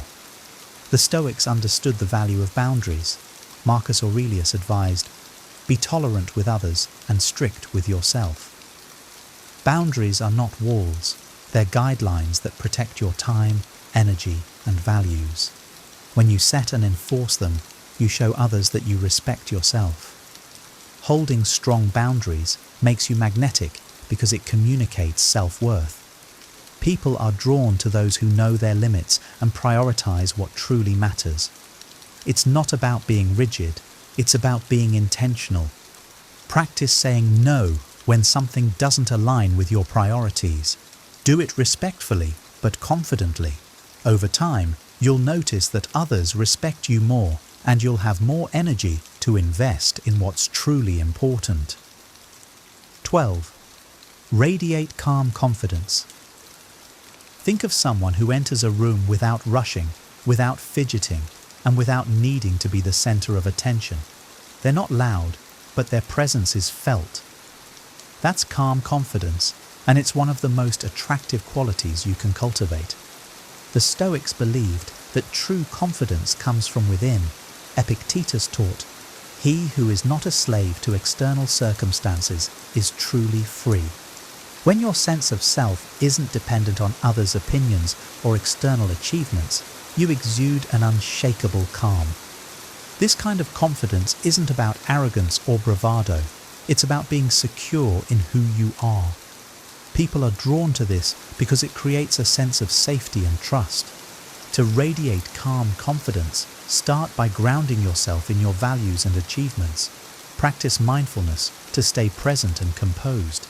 Over time, this inner strength will become a natural part of how you carry yourself. And as you move through life with quiet assurance, you'll notice others are drawn to your presence without you needing to say a word. Mastering these 12 habits isn't just about attracting others, it's about becoming the best version of yourself. As the Stoics teach, true power lies within, and when you cultivate these habits, you radiate strength, authenticity, and calm confidence. People can't help but be drawn to that. Now, I'd love to hear from you. Which habit resonated with you the most? Do you already practice some of these, or is there one you're excited to start working on? Share your thoughts and takeaways in the comments below. I read every single one and would love to hear your perspective. If you found this video helpful, please give it a thumbs up. It really helps the channel reach more people who can benefit from this wisdom. And don't forget to subscribe for more videos that unlock ancient wisdom for modern life.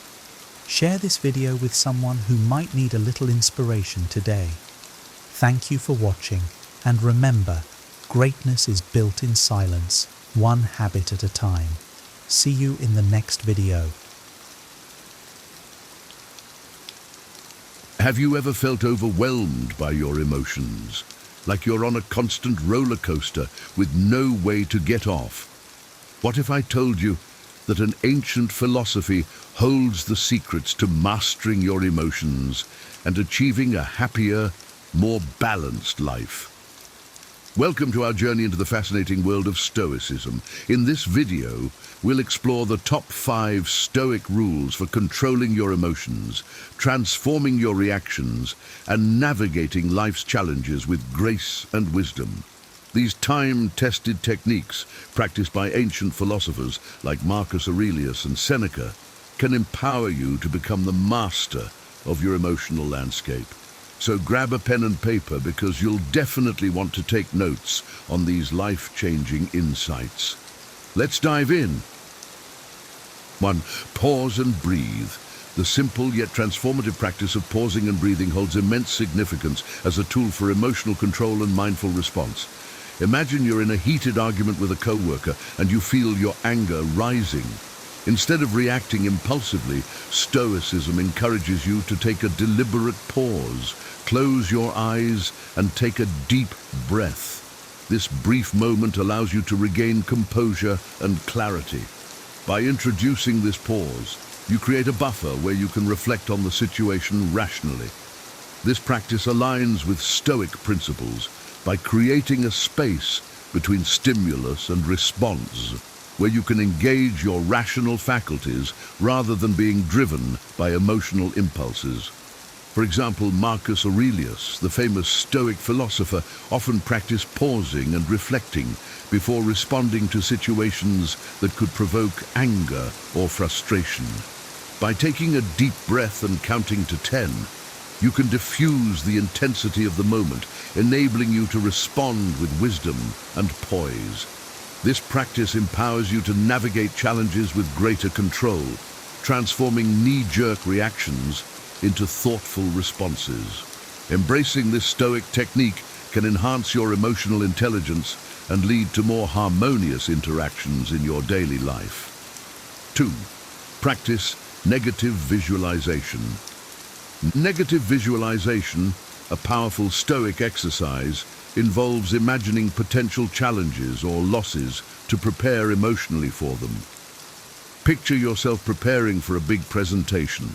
Instead of solely focusing on the best-case scenario, consider what might go wrong, technical issues, forgetting key points, or an unresponsive audience. By visualizing these setbacks, you can plan and brace yourself emotionally, reducing anxiety about the future. For instance, Seneca, a prominent Stoic philosopher, would regularly meditate on losing his wealth or status. This practice helped him remain grounded and grateful for what he had, lessening the blow if misfortune ever struck. By mentally rehearsing adverse scenarios, you develop resilience and a sense of preparedness. This technique can cultivate a mindset of gratitude for your current situation and a realistic perspective on life's uncertainties, making you less susceptible to emotional upheaval when challenges arise. 3. Separate stimulus and response. Stoicism introduces the concept of separating stimulus and response, emphasizing the space between an external event, stimulus, and our emotional reaction, response. Imagine receiving criticism at work. Instead of reacting defensively or angrily, take a moment to pause and evaluate the feedback objectively. This practice allows you to detach from immediate emotional responses and consider the situation rationally. The Roman Emperor Marcus Aurelius practiced this by reminding himself that his mind was separate from the external events that occurred. By embracing this space, you gain control over your reactions, enabling you to respond in a way that aligns with your values and long-term well-being. This Stoic principle fosters emotional intelligence and resilience, helping you navigate challenges with wisdom and equanimity. It transforms instinctual reactions into deliberate, thoughtful actions, ultimately leading to a more harmonious and fulfilled life. 4. Identify triggers. Recognizing external events or internal thoughts that provoke emotional responses is crucial for emotional mastery. For example, if traffic jams make you anxious or angry, identifying this trigger allows you to prepare and manage your response better. Developing acute self-awareness involves observing and recognizing the moments when your emotions intensify. The Stoic philosopher Epictetus taught that our reactions to events, not the events themselves, disturb our peace. By creating a mental inventory of triggers, you can preemptively identify stimuli that might prompt intense emotional responses. This self-awareness empowers you to interrupt the automatic process between stimulus and reaction, inserting a space that grants you the opportunity to choose your response deliberately. Instead of being a slave to your emotions, you become the master of your reactions, transforming triggers into stepping stones for personal growth and resilience. 5. Reframe perspectives. Reframing perspectives involves shifting how you perceive and interpret situations. Instead of viewing challenges as negative, see them as opportunities for growth and self-improvement. For example, if you fail a test, rather than seeing it as a setback, view it as a chance to identify areas for improvement and develop better study habits. Stoic philosophers like Epictetus encourage changing our perceptions to align with reality and focus on what we can control. By reframing your mindset, you can maintain a positive and resilient outlook. This cognitive reframing helps you see adversity as a path to growth, not a roadblock. It fosters emotional resilience and equips you with the mental tools to handle life's challenges with grace and strength. 6. Recognize the inner citadel. Establishing a mental space, or the inner citadel where you can retreat to observe and manage emotions, is a profound Stoic practice. Imagine facing a stressful situation at work. Instead of reacting immediately, take a mental step back into your inner citadel. This sanctuary within your mind allows you to assess your emotions and responses objectively. Marcus Aurelius often wrote about retreating into oneself, finding solace and stability amidst external chaos. This inner citadel provides a vital pause, enabling you to evaluate your reactions and choose responses that align with your values. By recognizing this inner fortress, you shift from being reactive to intentional in your actions, navigating life's ups and downs with equanimity and poise. This practice fosters emotional balance and resilience, allowing you to face challenges with grace while maintaining inner harmony. 7. Live in accordance with nature. Living in accordance with nature, a central tenet of Stoicism, urges us to align our lives with the natural order of the universe. Accept the impermanence of life and embrace both its joys and challenges. For instance, understand that change is inevitable and challenges are part of human existence. By adopting this mindset, you can cultivate emotional tranquility and fulfillment. Epictetus taught that we should focus on what is within our control, our thoughts, attitudes and responses, while accepting what lies beyond our influence. This principle helps detach from external circumstances, reducing unnecessary emotional suffering. Embracing life's uncertainties and recognizing challenges as opportunities for growth lead to inner freedom and a deeper connection to the natural world, fostering a resilient and serene outlook. 8. Develop emotional detachment. Emotional detachment involves learning to separate your emotions from outcomes or possessions. For example, if you lose a cherished item, instead of being devastated, remind yourself that material things are temporary and not within your complete control. This practice reduces emotional turmoil and promotes inner peace. Stoic philosophers like Seneca emphasize the importance of detaching from external attachments to maintain emotional stability. By understanding the transient nature of possessions and outcomes, you can focus on what truly matters, your values and virtues. Emotional detachment fosters resilience and allows you to navigate life's ups and downs without being overwhelmed by external factors, leading to a more balanced and fulfilling life. 9. Cultivate virtue. Stoicism teaches that living a virtuous life, embodying wisdom, courage, justice, and temperance, leads to true happiness. Imagine facing a moral dilemma at work. Instead of taking the easy way out, choose the path that aligns with your values of honesty and integrity. By focusing on moral excellence, you can foster emotional stability and fulfillment. Marcus Aurelius often reflected on the importance of virtue in his writings, emphasizing that true happiness comes from within, through the cultivation of virtuous character. By prioritizing virtue, you align your actions with your core values, leading to a more meaningful and contented life. This focus on virtue helps you navigate challenges with integrity, fostering a sense of inner peace and resilience. 10. Embrace the present moment. Stoicism emphasizes the importance of living in the present. For example, when spending time with loved ones, fully engage in the moment rather than worrying about past mistakes or future uncertainties. This practice enhances your emotional well-being and fosters a deeper connection with those around you. Seneca often advised against being consumed by worries about the past or future, advocating for mindfulness and presence in the current moment.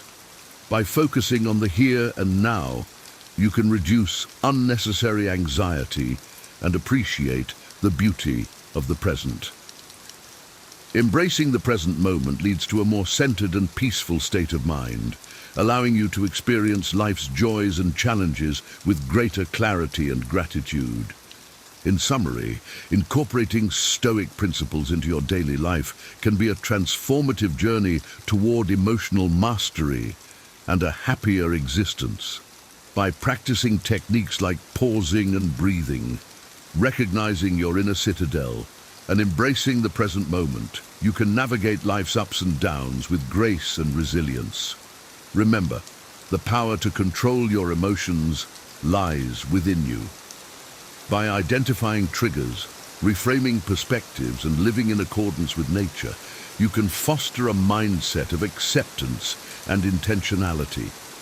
These ancient wisdoms not only help you manage your emotional responses, but also lead to personal growth and inner peace. Have you ever wondered what truly makes someone socially attractive? Is it their charm, their wit, or perhaps something deeper? In a world where social connections are vital to personal and professional success, mastering the art of social attractiveness can be a game changer. Drawing inspiration from the timeless wisdom of Stoic principles, we uncover 15 habits that can transform your interactions and help you build meaningful, lasting relationships. Stoicism, an ancient Greek philosophy, offers profound insights into human behavior and personal growth. By integrating these principles into your daily life, you can enhance your social skills and become someone others naturally gravitate toward. Whether it's incorporating laughter to lighten the mood, maintaining good posture to convey confidence, or showing genuine compassion, these habits can elevate your social presence and make you more engaging and relatable. Join us as we delve into each of these habits, enriched with vivid examples and practical tips, to help you cultivate a magnetic personality that attracts and retains meaningful connections.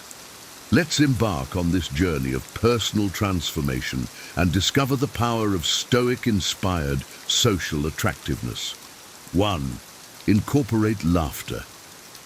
Laughter is a universal language that bridges gaps and brings people together. It lightens the atmosphere, fosters connection, and allows us to find joy in the present moment.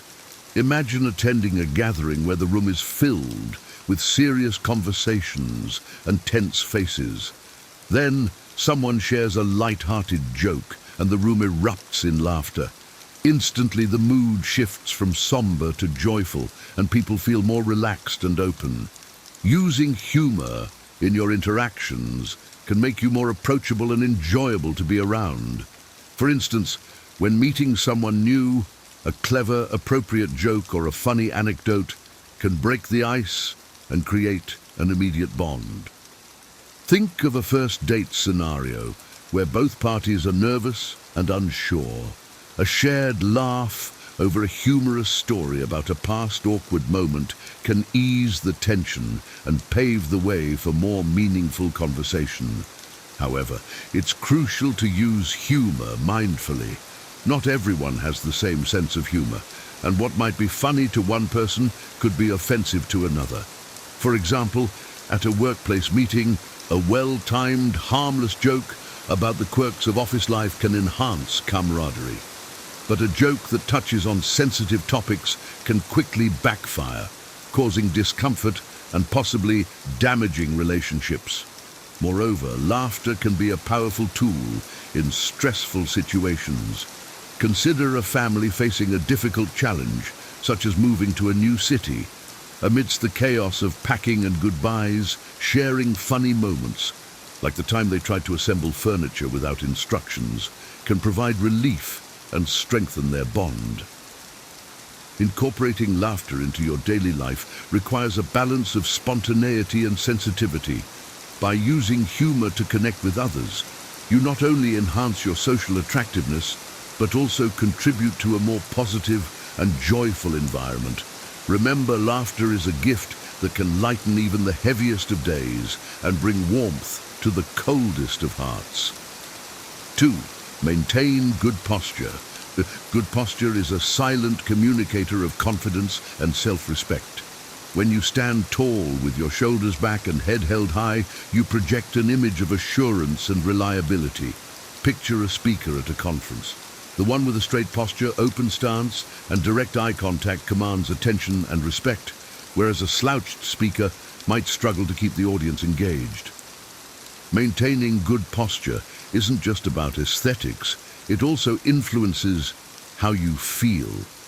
When you hold yourself confidently, you often start to feel more confident. For example, walking into a job interview with an upright posture can positively affect your performance by boosting your self-esteem and reducing anxiety.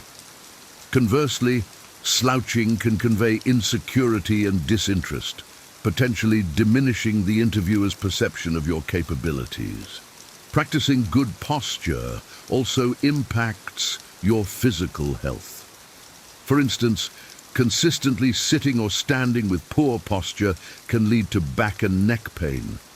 By being mindful of your posture, you can prevent such discomfort and improve your overall well-being.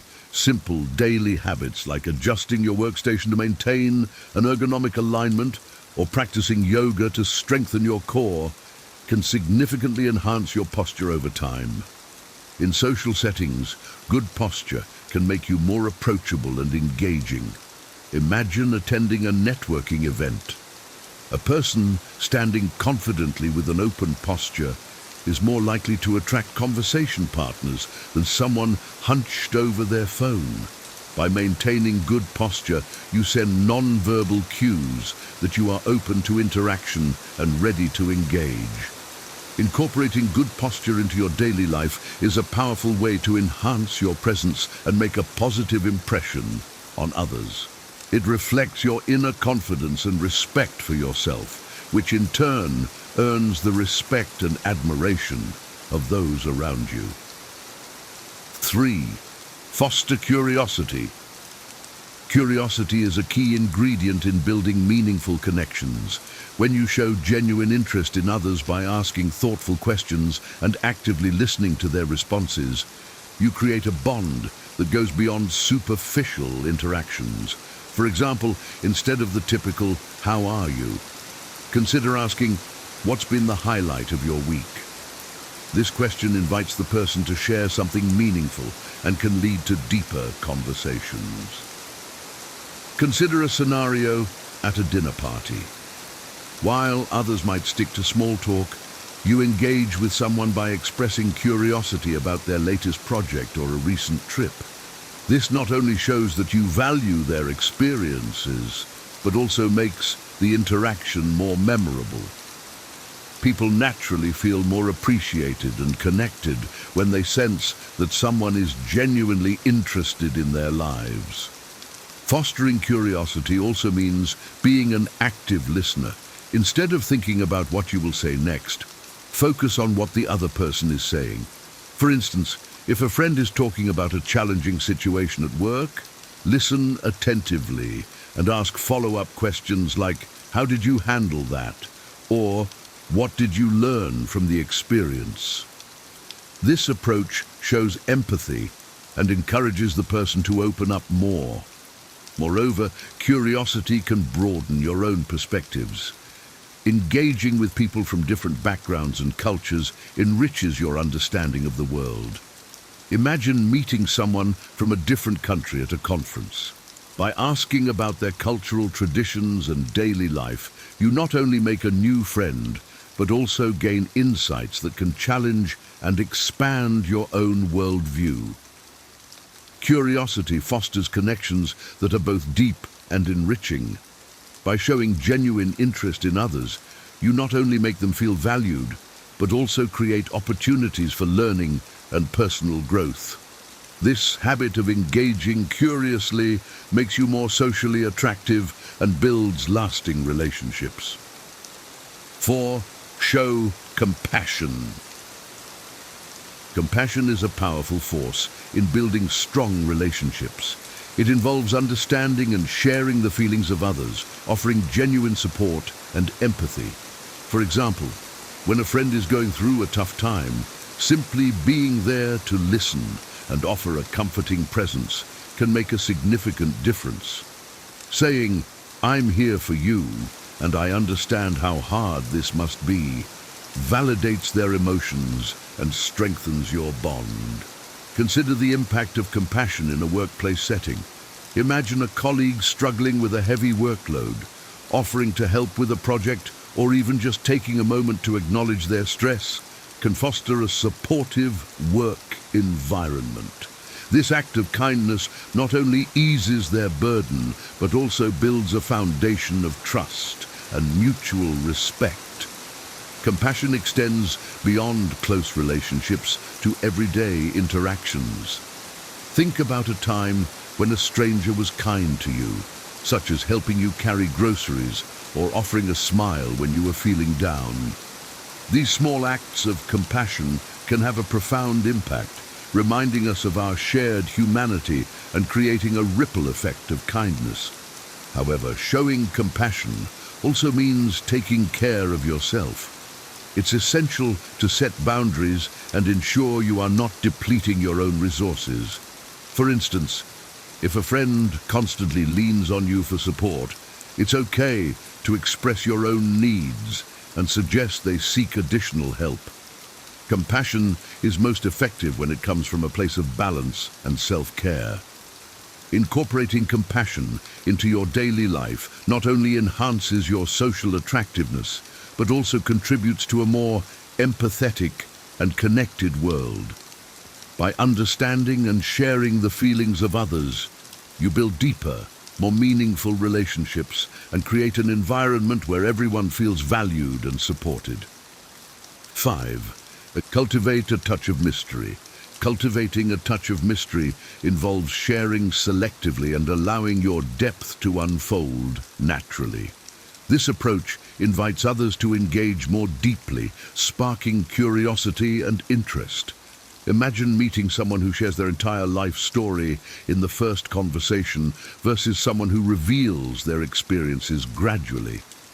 The latter often leaves a lasting impression, as there's an element of intrigue that keeps you wanting to know more. For instance, in a new friendship, instead of divulging all your personal details at once, consider sharing your experiences and interests over time. This gradual revelation creates a sense of anticipation and curiosity, making interactions more engaging and dynamic. It also allows for deeper connections to form as trust and familiarity build gradually. In romantic relationships, a touch of mystery can keep the spark alive. Sharing your thoughts and feelings openly is important, but maintaining some aspects of your individuality and experiences to be discovered over time can sustain interest and excitement. For example, planning spontaneous surprises or revealing hidden talents at unexpected moments can add an element of surprise and enchantment. However, cultivating mystery doesn't mean being secretive or deceptive.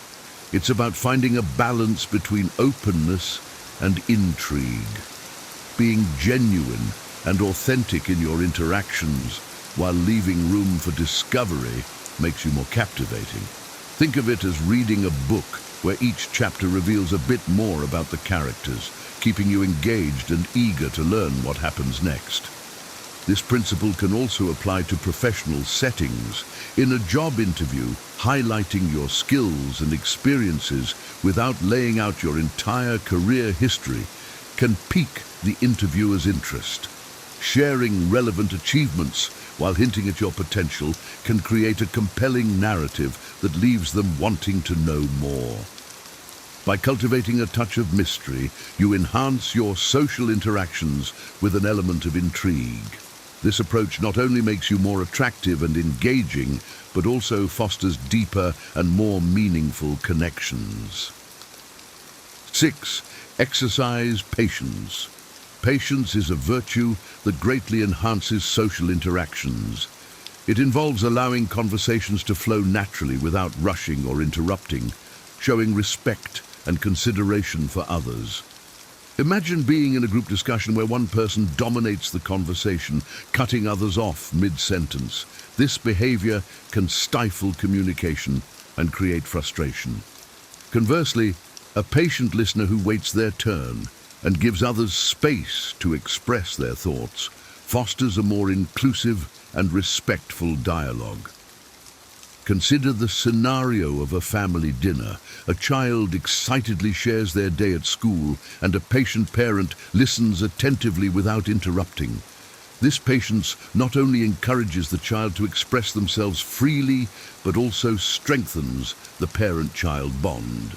In contrast, impatience can lead to misunderstandings and feelings of neglect. Patience also plays a crucial role in resolving conflicts. When disagreements arise, taking the time to listen to the other person's perspective before responding can prevent escalation.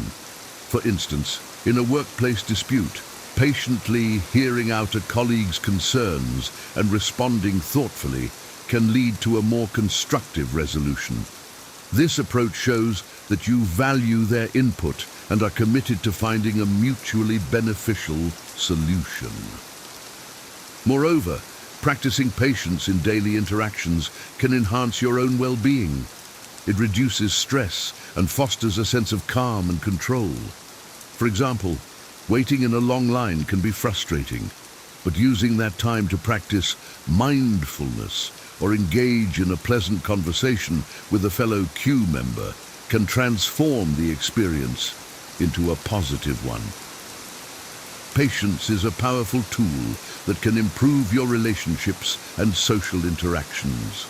By allowing conversations to unfold naturally and showing respect for others' thoughts and feelings, you create an environment of trust and mutual respect. This habit not only makes you more socially attractive, but also contributes to your own inner peace and resilience. 7. Use mindful body language. Mindful body language is an essential component of effective communication. It ensures that your gestures, facial expressions, and eye contact reflect your genuine feelings and intentions.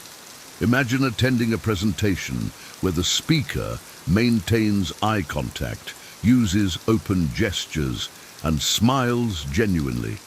This body language creates a connection with the audience and conveys confidence and enthusiasm. In contrast, consider a meeting where a participant crosses their arms, avoids eye contact, and has a closed-off posture. This body language can signal disinterest or defensiveness, creating a barrier to effective communication. Being mindful of your body language helps you convey the right message and fosters positive interactions. For instance, in a job interview, maintaining eye contact, nodding in agreement, and using open hand gestures can show that you are engaged and confident. Similarly, during a conversation with a friend, leaning in slightly and mirroring their expressions can create a sense of empathy and understanding. These non-verbal cues enhance the connection and make the interaction more meaningful. Mindful body language also involves being aware of the signals you send unconsciously. For example, fidgeting or checking your phone during a conversation can indicate boredom or distraction, even if you are genuinely interested. By being present and attentive, you show respect and appreciation for the other person, strengthening your relationship. Incorporating mindful body language into your daily interactions can significantly improve your social attractiveness. It helps you connect more deeply with others, convey your true intentions, and create a positive impression. By aligning your non-verbal cues with your verbal communication, you enhance your ability to build trust and rapport. 8. Be fully present. Being fully present in your interactions shows others that they are valued and important. In a world full of distractions, giving someone your undivided attention is a rare and precious gift. Imagine having a conversation with someone who is constantly checking their phone or looking around the room. This behavior can make you feel ignored and unimportant. In contrast, someone who listens intently, makes eye contact, and responds thoughtfully creates a sense of connection and respect. Consider a scenario where you are catching up with an old friend. By putting away your phone, maintaining eye contact, and actively engaging in the conversation, you show that you genuinely care about their thoughts and experiences. This level of presence can deepen your bond and create lasting memories.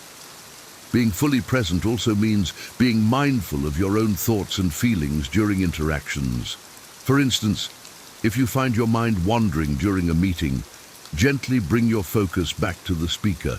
This mindfulness not only improves your understanding and retention of the information, but also demonstrates your commitment to the discussion. In personal relationships, being fully present can strengthen your connections and enhance your empathy.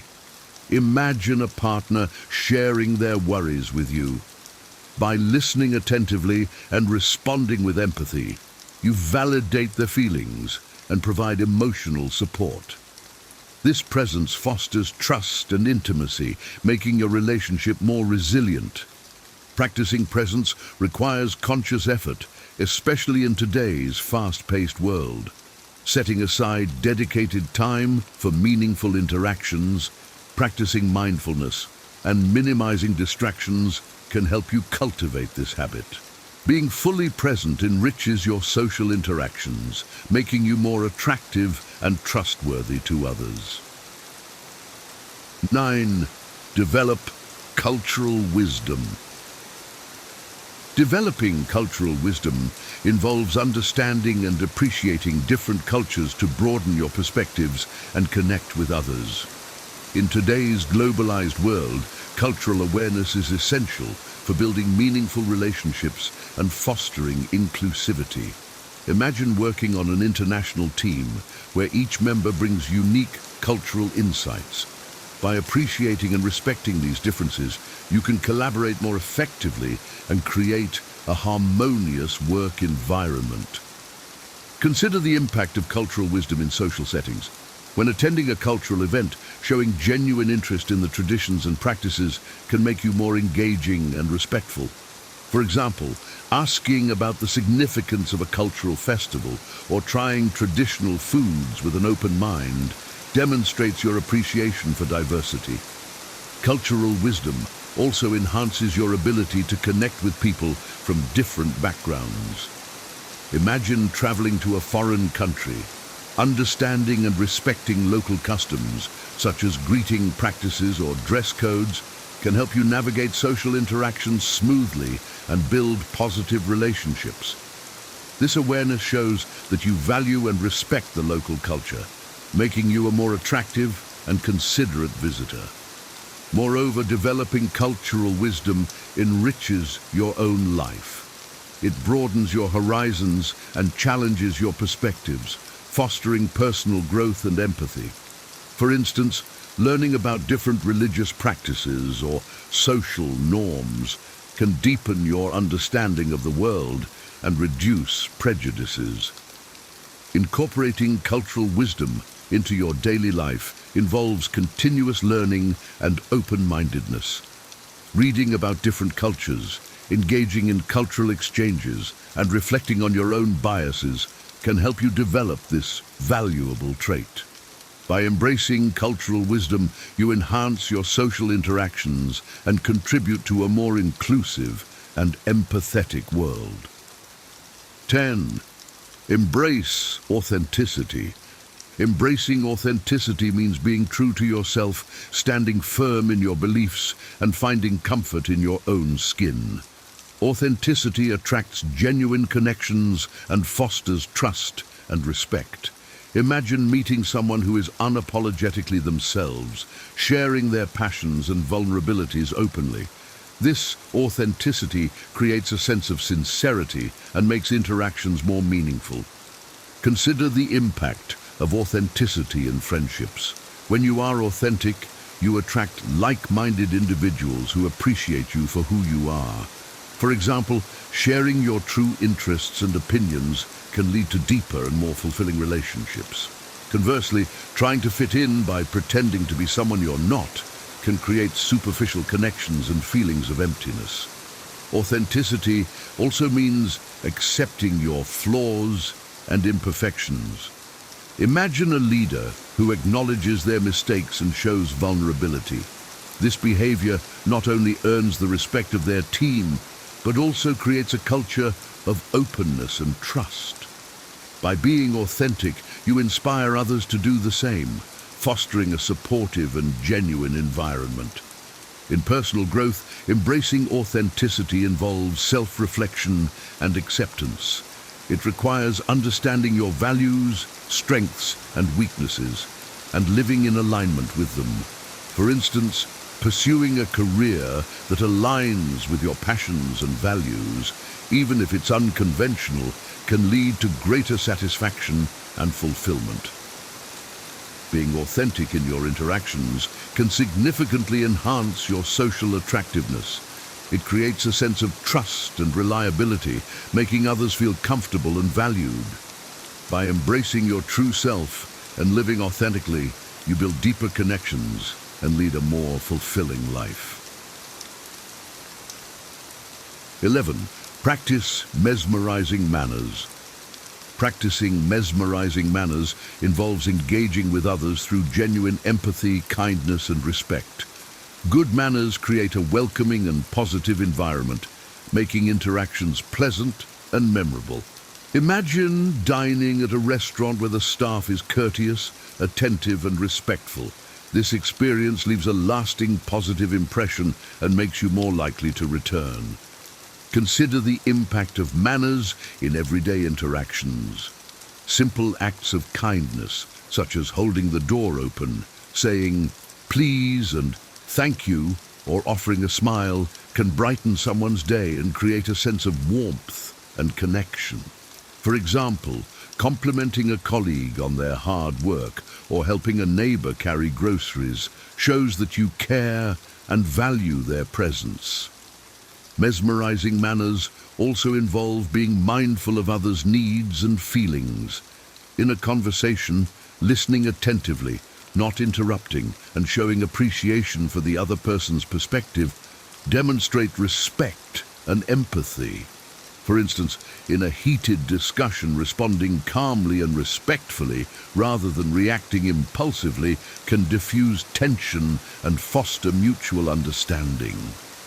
In social gatherings, practicing good manners can enhance your attractiveness and leave a positive impression. Imagine attending a party where you are considerate of the host's efforts, engage politely with guests, and express gratitude for the invitation.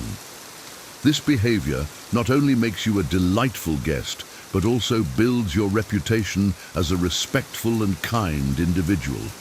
Incorporating mesmerizing manners into your daily life can significantly improve your social interactions. It creates an atmosphere of positivity and respect, making you more approachable and likable. By engaging with empathy and kindness, you foster deeper connections and contribute to a more considerate and harmonious community.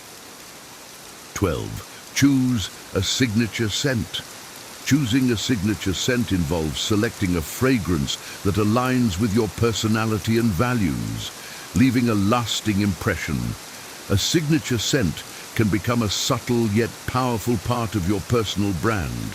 Imagine meeting someone who has a distinctive, pleasant fragrance that you associate with them every time you encounter it.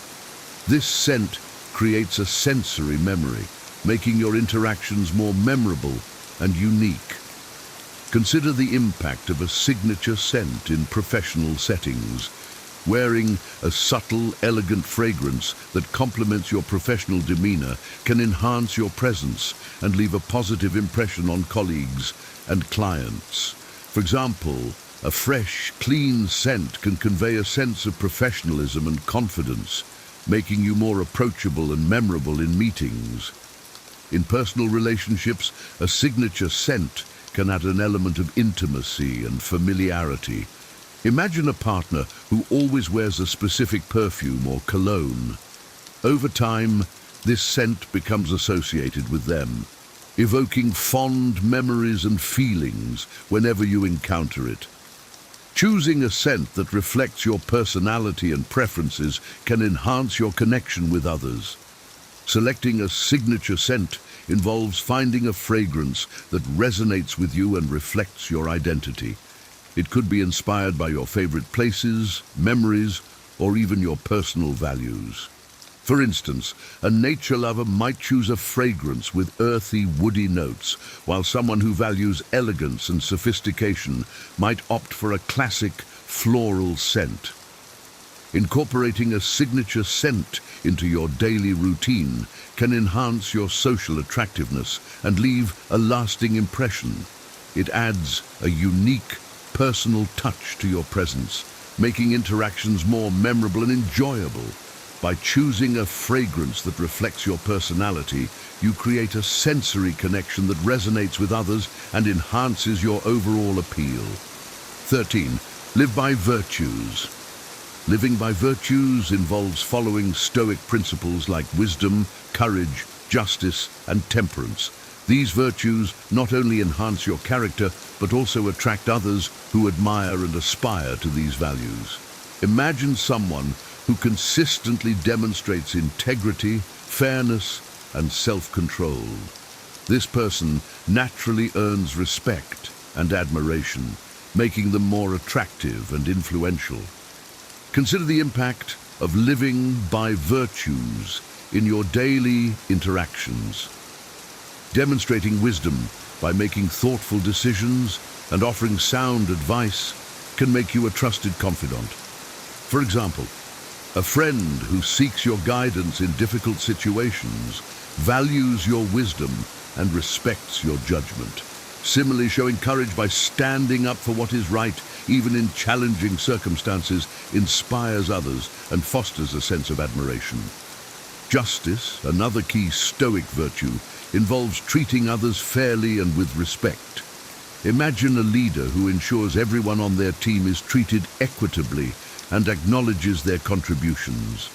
This behavior not only builds a positive and inclusive environment, but also earns the loyalty and respect of the team members. Temperance, the practice of self-control and moderation, is crucial in maintaining balance in life. For instance, managing your emotions during stressful situations and responding calmly rather than reacting impulsively demonstrates emotional intelligence and resilience. This composure not only helps you navigate challenges more effectively, but also sets a positive example for others. Living by virtues creates a foundation of trust and respect in your relationships. It attracts like-minded individuals who value and aspire to similar principles, fostering deeper and more meaningful connections. By embodying Stoic virtues, you enhance your social attractiveness and contribute to a more ethical and compassionate world. 14. Demonstrate humility. Demonstrating humility involves acknowledging your limitations and showing appreciation for the contributions of others. Humility fosters mutual respect and creates an environment where everyone feels valued. Imagine working with someone who is humble about their achievements and quick to recognize the efforts of their teammates. This behavior builds a culture of collaboration and respect, making interactions more positive and productive.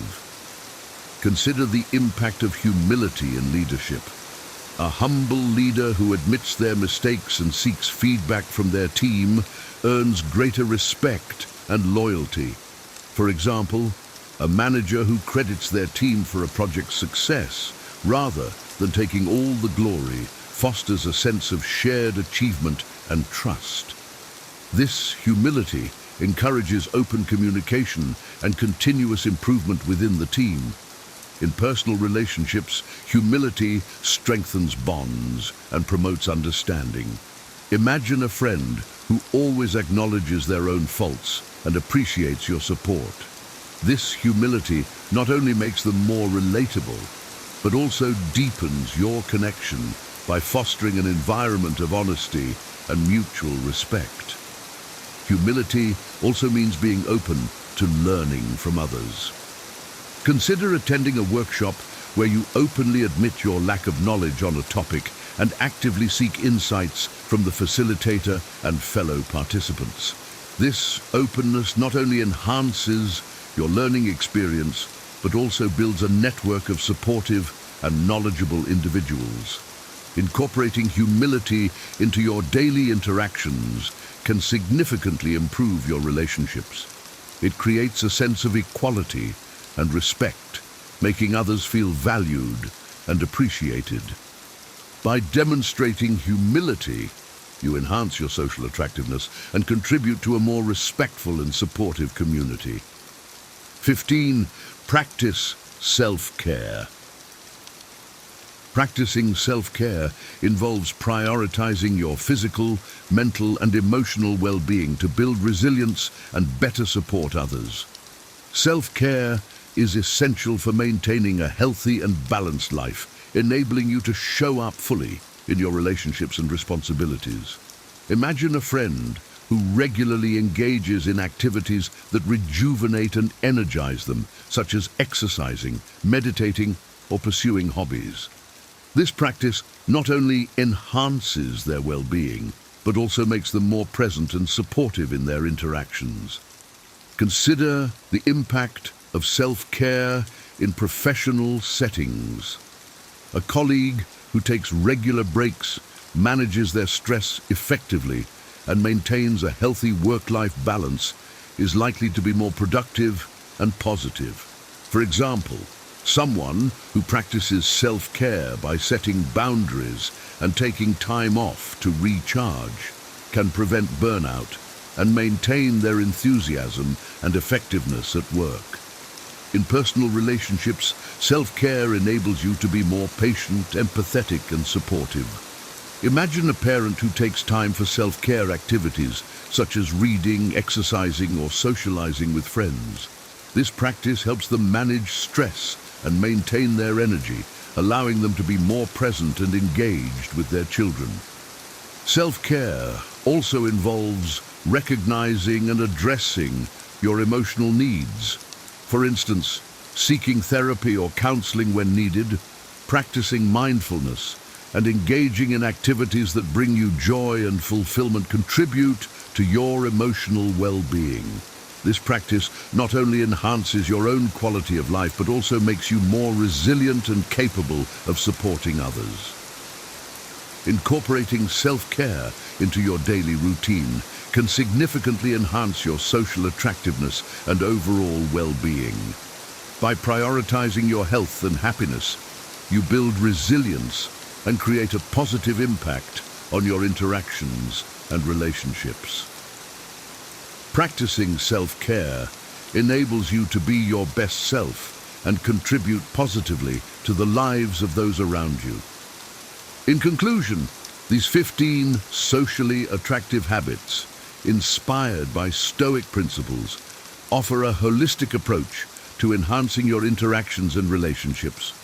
By incorporating laughter, maintaining good posture, fostering curiosity, showing compassion, cultivating mystery, exercising patience, using mindful body language, being fully present, developing cultural wisdom, embracing authenticity, practicing mesmerizing manners, choosing a signature scent, living by virtues, demonstrating humility, and practicing self-care, you can build deeper, more meaningful connections and lead a more fulfilling life. Incorporating these 15 socially attractive habits inspired by Stoic principles can profoundly impact your interactions and relationships. By embracing practices such as laughter, good posture, curiosity, compassion, and patience, you not only enhance your social presence but also foster deeper, more meaningful connections with those around you. Stoicism teaches us the value of wisdom, courage, justice, and temperance, virtues that, when integrated into our daily lives, enrich our character and make us more attractive to others. Whether it's showing humility, practicing mesmerizing manners, or living authentically, these habits help you become a more engaging, empathetic, and resilient individual. Remember, social attractiveness is not about superficial charm, but about genuine connection and mutual respect. By being fully present, developing cultural wisdom, choosing a signature scent, and prioritizing self-care, you create a positive and lasting impression that resonates deeply with others. As you incorporate these habits into your routine, you'll find that your relationships become more fulfilling and your social interactions more rewarding. Embrace these Stoic-inspired principles and watch as they transform not only how others perceive you, but also how you perceive yourself. By living with intention and integrity, you can build a life filled with meaningful connections and personal growth.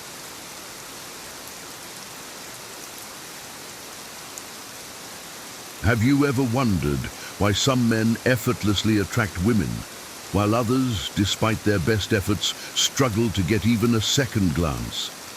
The secret isn't in their looks or wealth, but in how they conduct themselves.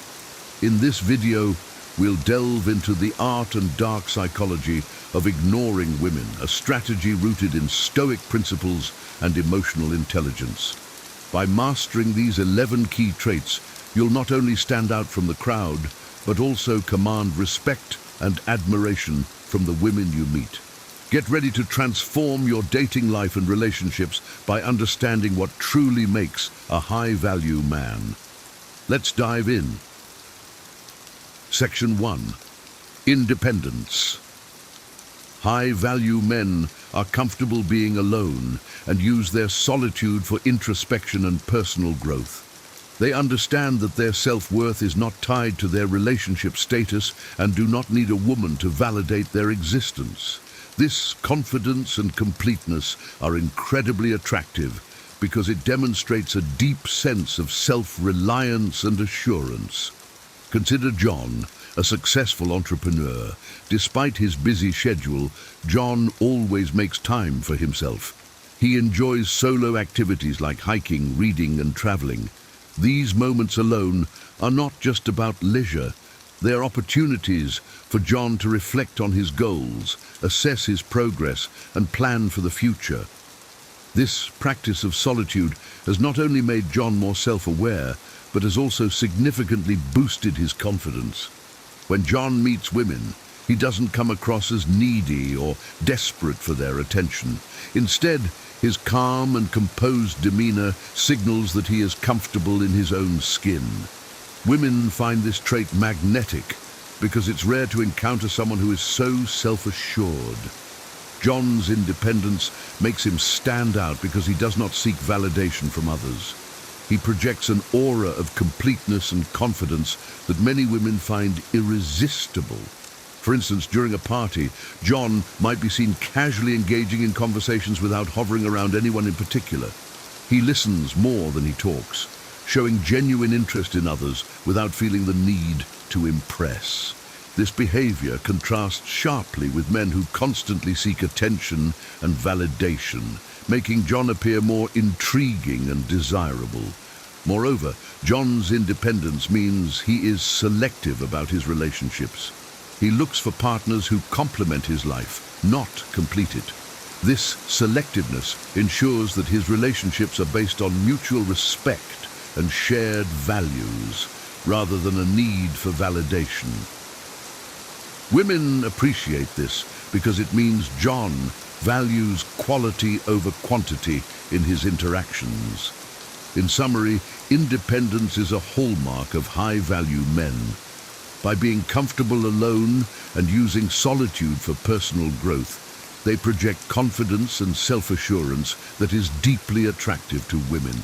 This independence allows them to build meaningful relationships based on respect and mutual admiration, making them truly high value in the dating world. Section 2. Selective validation. High-value men offer praise sparingly and genuinely, making their approval more meaningful and valued. Instead of giving constant compliments or validation, they ensure that their approval is earned and authentic.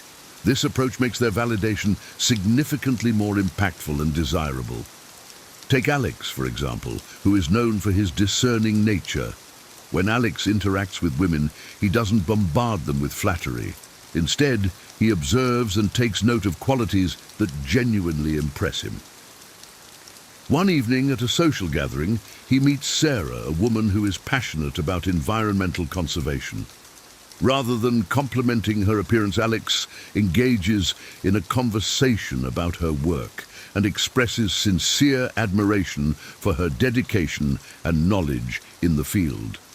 This selective validation stands out because it is not shallow or routine. Sarah feels genuinely appreciated for her unique contributions and intelligence rather than just her looks. This makes Alex's compliment far more meaningful than the generic praise she might receive from others. Women like Sarah find themselves drawn to men like Alex because their approval feels earned and special. By offering selective validation, high-value men also avoid inflating a woman's ego unnecessarily. This prevents the dynamic where a woman might take a man's attention for granted. Instead, she is encouraged to maintain the qualities that earn the genuine praise. This dynamic creates a healthier, more balanced interaction where both parties appreciate and respect each other more deeply. In essence, selective validation sets high-value men apart by making their compliments rare and genuine. This not only enhances the woman's self-esteem in a meaningful way, but also encourages her to maintain and build upon her positive traits. As a result, women feel more valued and respected, and high-value men are seen as discerning and sincere, further boosting their attractiveness. Section 3. Direct communication. High-value men understand the value of clear communication. They avoid vague statements and excessive small talk, opting instead for directness and precision. This straightforward approach is refreshing and establishes a strong, confident presence. Imagine David, a high-value man who is straightforward in his communication. When he texts a woman, he avoids using excessive emojis or frivolous language. Instead, he is clear and concise. For instance, instead of saying, "Hey, maybe we could hang out sometime if you're free," David says, "I enjoyed our conversation last night. Are you free for dinner on Friday?" This direct approach conveys confidence and decisiveness. Women appreciate this clarity because it removes ambiguity and establishes a clear intention. It shows that David values his time and hers and is not afraid to express what he wants. This level of directness sets David apart from other men who might beat around the bush or be overly accommodating. Moreover, when David encounters a woman who tries to play games or tests his patience, he doesn't engage. If a woman cancels plans last minute without a valid reason, David does not respond with frustration or desperation.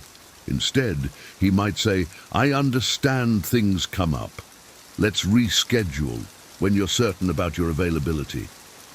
This response is mature, direct, and shows that he values his time and does not tolerate disrespect. By being direct, high-value men like David demonstrate that they have clear boundaries and expectations. They do not waste time on games or mixed signals, which women find attractive because it shows maturity and self-respect. This clarity also helps in quickly identifying whether a potential relationship is worth pursuing, saving time and emotional energy for both parties.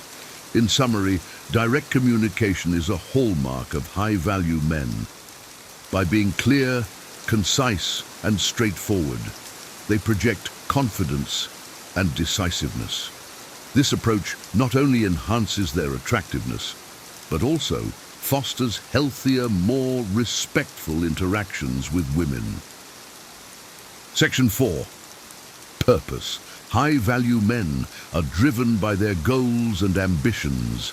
They focus their energy on building a life they can be proud of, rather than wasting time on unproductive relationships. This sense of purpose makes them stand out and adds to their overall appeal. Consider Mike, who has a clear vision for his future. He is passionate about his career as an architect and spends a significant amount of time honing his skills and working on projects. Mike's dedication to his craft is evident in everything he does, from his work ethic to the way he talks about his goals. When Mike meets women, they are often impressed by his ambition and drive. He doesn't come across as someone who is aimlessly drifting through life. Instead, he has a strong sense of direction and purpose. This makes him attractive because women are drawn to men who are passionate and motivated. Mike's purpose also means he doesn't have time for frivolous relationships. He is selective about who he spends his time with, ensuring that any relationship he enters into complements his goals rather than detracts from them. This selectiveness adds to his allure, as it shows that he values his time and is not easily swayed by superficial attractions. Furthermore, Mike's dedication to his goals means that he is always striving to improve himself. Whether it's through further education, networking, or personal development, he is constantly growing. This continuous self-improvement is a key trait of high-value men, making them even more appealing to women who value growth and ambition. In essence, having a strong sense of purpose sets high-value men apart. Their drive and ambition make them attractive because they demonstrate a commitment to personal and professional growth.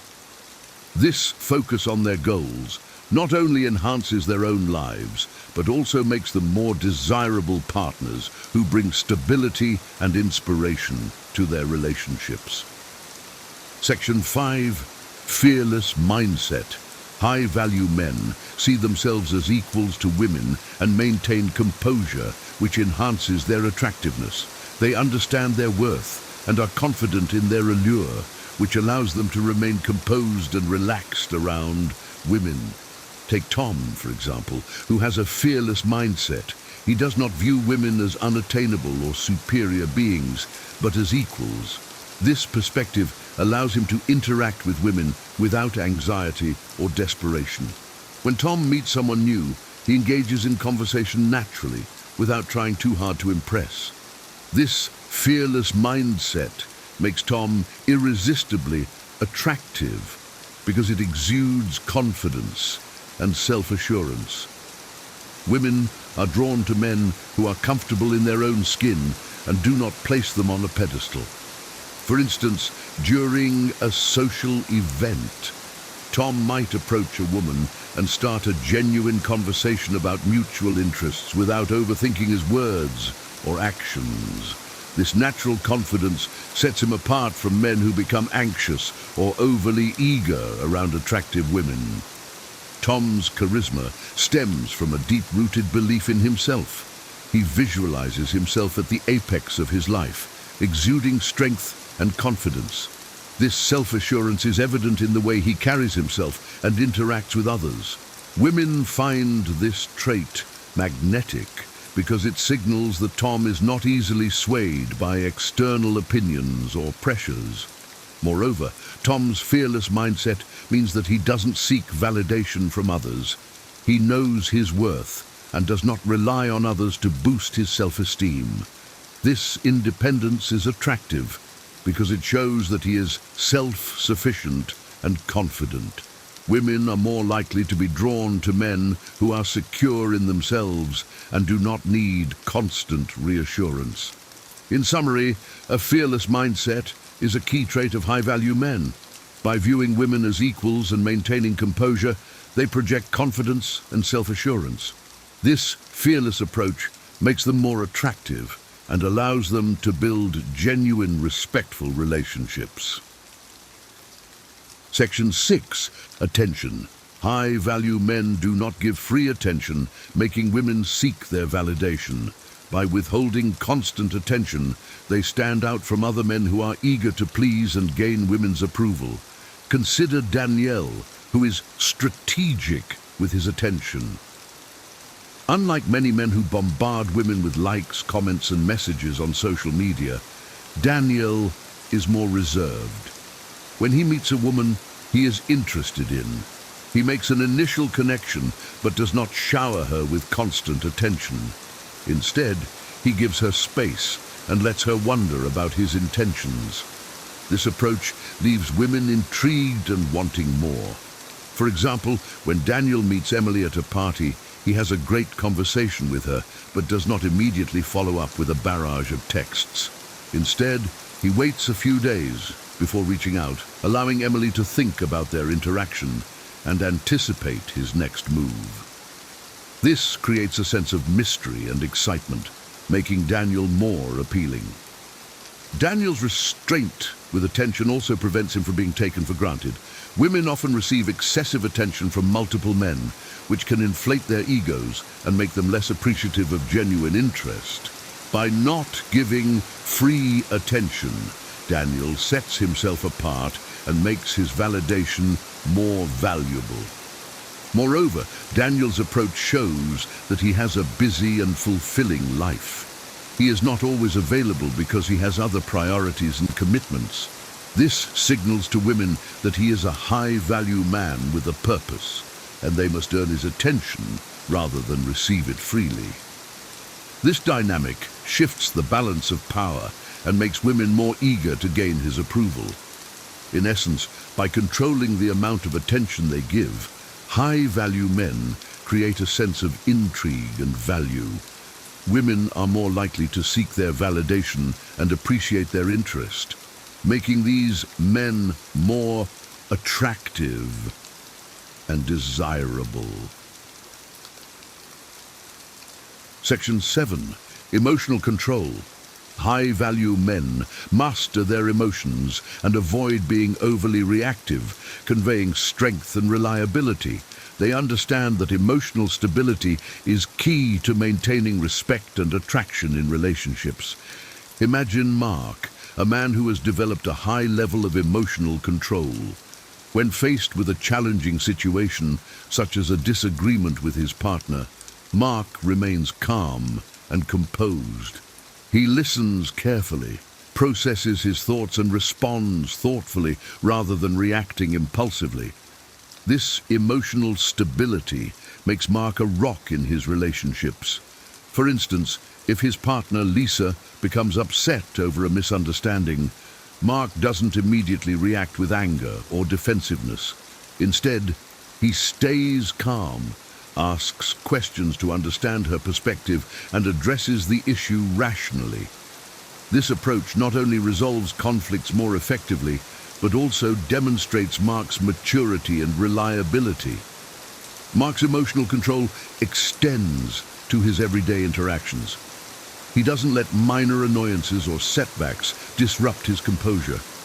Whether it's dealing with a difficult colleague at work or facing a personal challenge, Mark remains steady and focused. This resilience is attractive to women because it shows that Mark can handle pressure and won't be easily rattled by life's ups and downs.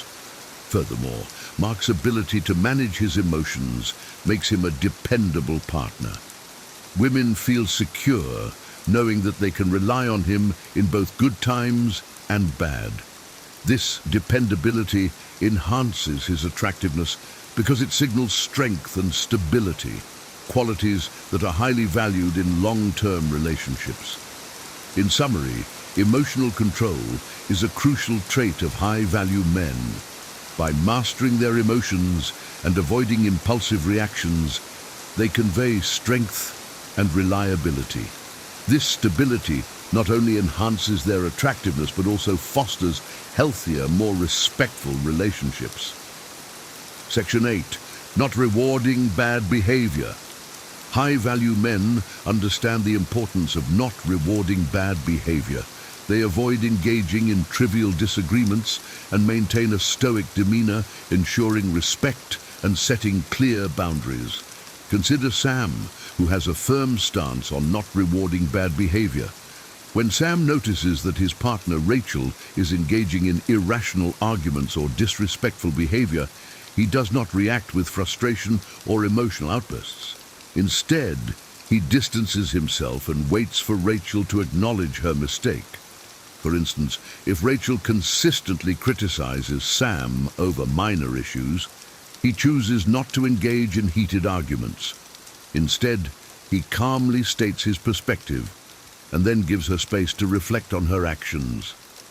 By not feeding into the conflict, Sam sends a clear message that such behavior is unacceptable and will not be tolerated without consequences. Sam's approach demonstrates strength and self-respect. Women like Rachel quickly learn that they cannot manipulate or control Sam with drama or emotional games.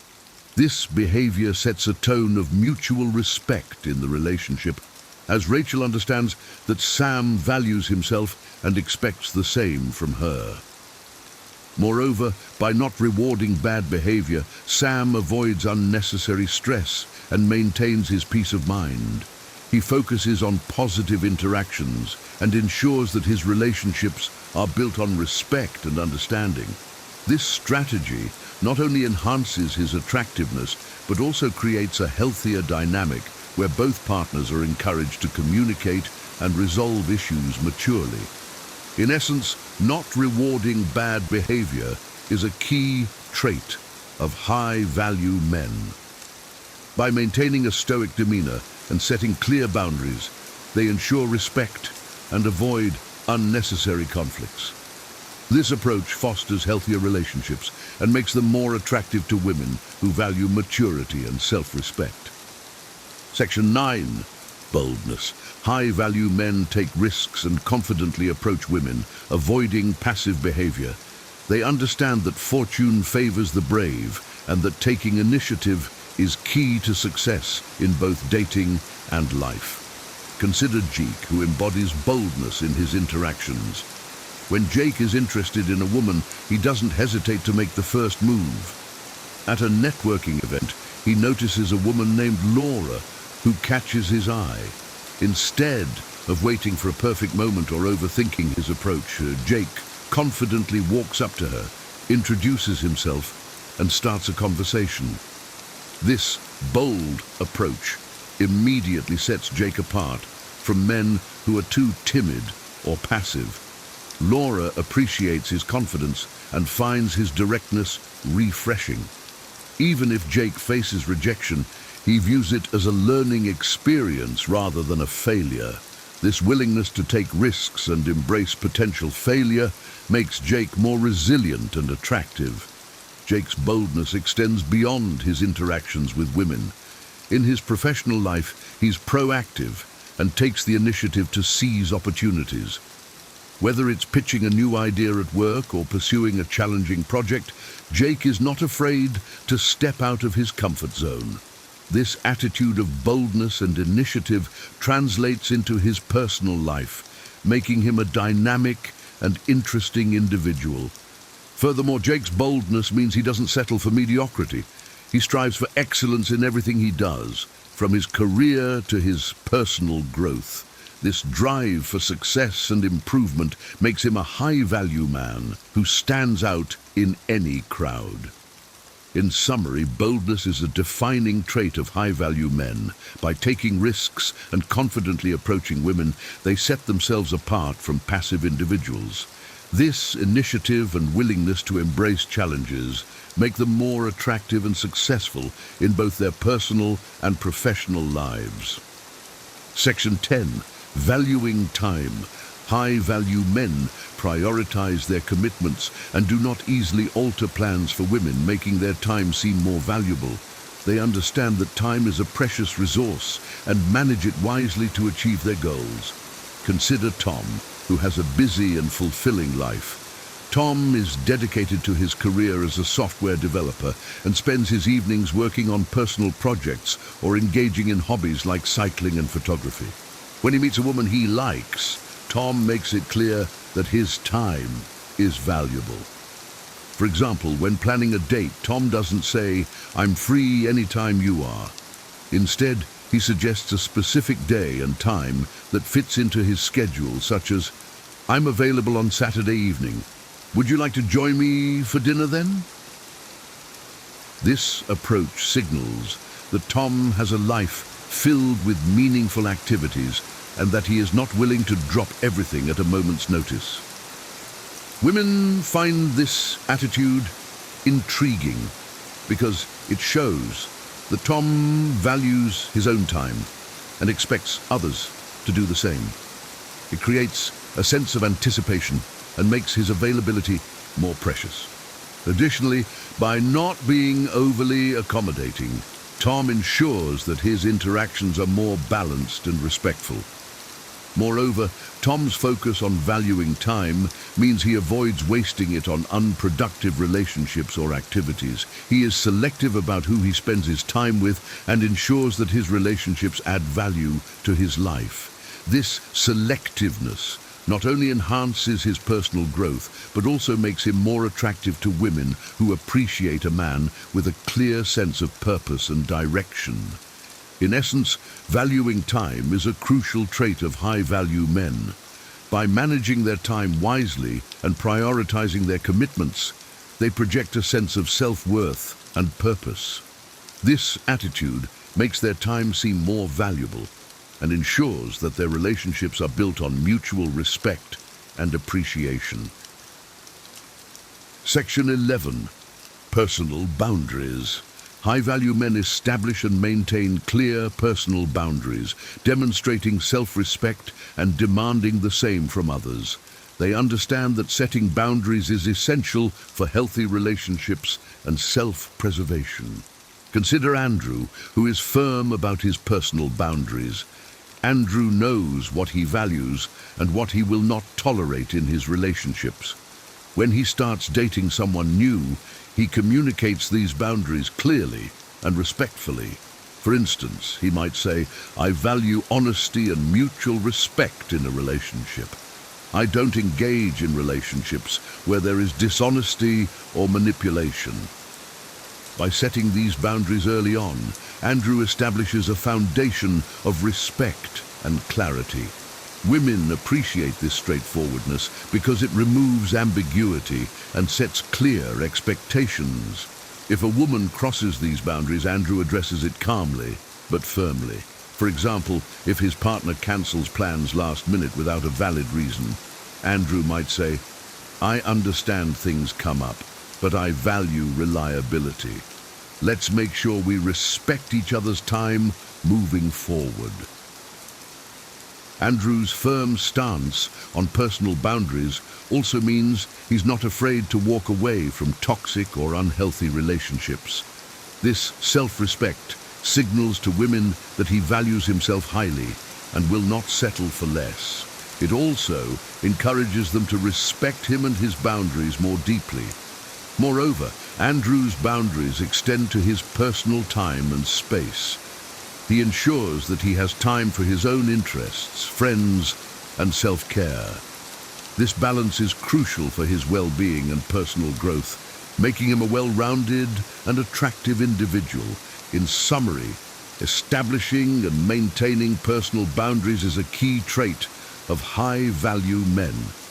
By demonstrating self-respect and clear expectations, they ensure healthier, more respectful relationships. This approach not only protects their well-being, but also makes them more attractive and desirable to women who value maturity and self-respect. In the complex world of dating and relationships, becoming a high-value man means understanding and implementing strategies that set you apart.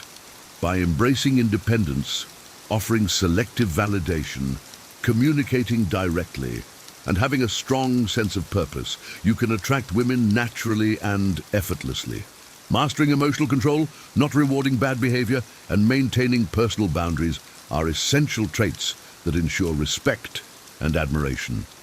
Remember, high-value men are bold, value their time, and have a fearless mindset that exudes confidence.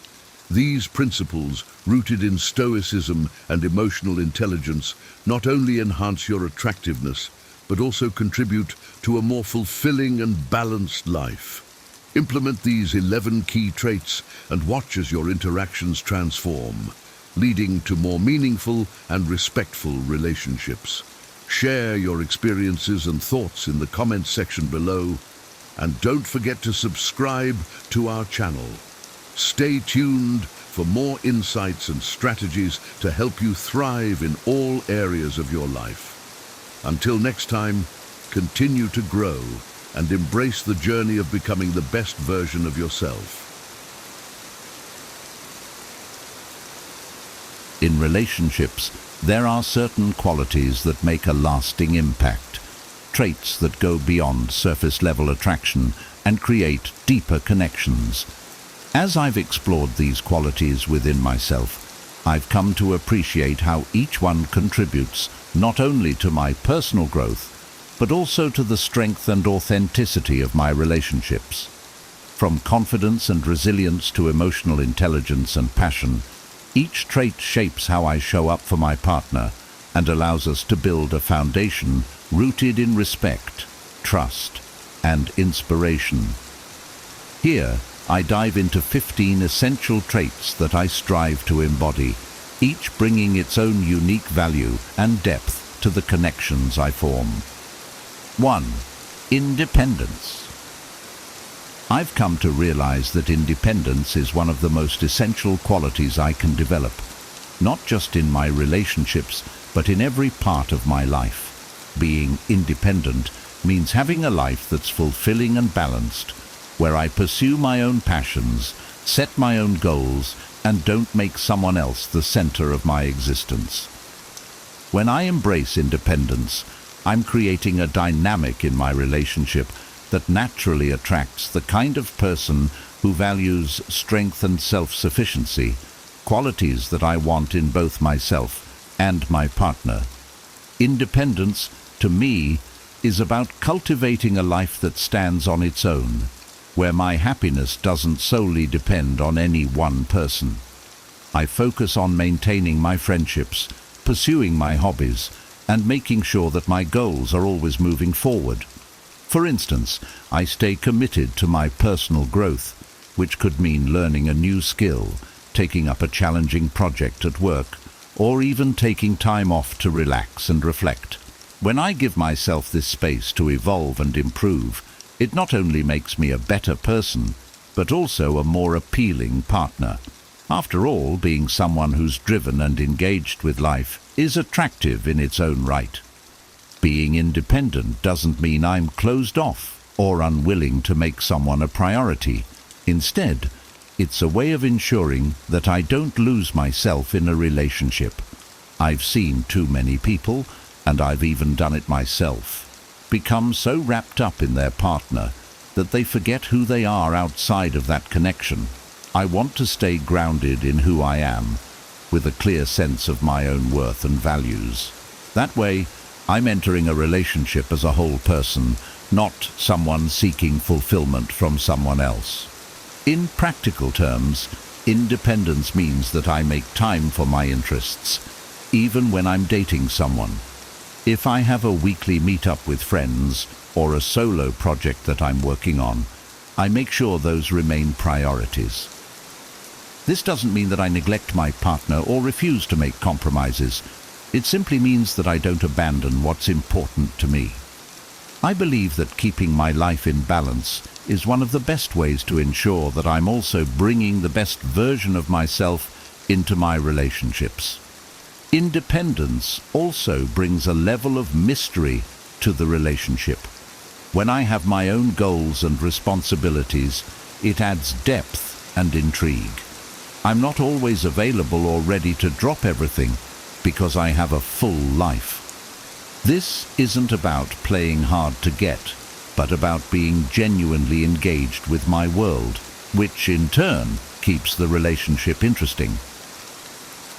I think there's something captivating about a person who has a rich, varied life. It's something I admire in others too. When I reflect on independence, I see it as a form of respect for both myself and my partner. By maintaining a strong sense of self, I'm able to offer them a genuine connection, not one driven by neediness or dependency. I want to be with someone who respects my autonomy, who understands that my independence is part of what makes me, me. In the end, my goal is to find a relationship where we support each other's journeys, both individually and together, knowing that our connection is made stronger by our unique, independent lives. 2. Ambition.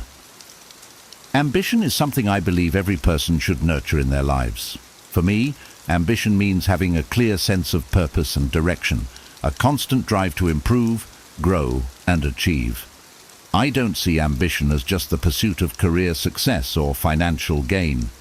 To me, it's about consistently striving for something more, something that makes me feel fulfilled and allows me to contribute meaningfully to the world around me. When I'm ambitious, I'm setting a high standard for myself, and that energy naturally spills over into every area of my life, including relationships. Having ambition keeps me engaged and motivated. It gives me goals to work towards, and that brings a sense of excitement and determination into my day-to-day life. I'm someone who always wants to challenge myself, whether it's through setting new professional milestones, improving my health and fitness, or dedicating myself to personal projects that I'm passionate about. This kind of drive makes me feel alive and keeps me moving forward, regardless of where I am in life. When I'm actively pursuing my goals, I feel more connected to my purpose, and that gives me an underlying sense of satisfaction and confidence. Ambition also adds a dimension of respect and admiration to my relationships. I find that when I'm driven, I attract people who are similarly goal-oriented and passionate. Being around other ambitious people is inspiring. It creates a shared energy and motivation that lifts us all up. I've noticed that when I express my aspirations and work toward them, it encourages the people around me to pursue their own dreams too. Ambition is contagious, And I want to be with someone who understands and appreciates the value of having big dreams. To me, ambition doesn't mean I'm always hustling or grinding non-stop. It's not about sacrificing everything for the sake of achievement. Instead, it's about knowing that I want more from life and making intentional choices that align with my goals. Whether that's working on a personal project, learning a new skill, or pushing my limits physically, my ambition shows up in ways that improve me as a person. I think the best kind of ambition is balanced. It's driven yet mindful, constantly striving, but never losing sight of what really matters, including my relationships and personal well-being. Having ambition can also make relationships more exciting. I don't want to be in a relationship where we're both content to just coast along. I want a partnership where we're both pushing each other to become the best versions of ourselves, where we're constantly evolving, both together and as individuals. For me, a relationship should be an adventure, a journey that includes personal growth and new experiences. Being ambitious means I'm always open to learning, open to change, and open to new possibilities, which keeps the relationship dynamic and full of life. Ambition, for me, is also about resilience. It means not giving up when things get tough and having the mental strength to push through setbacks.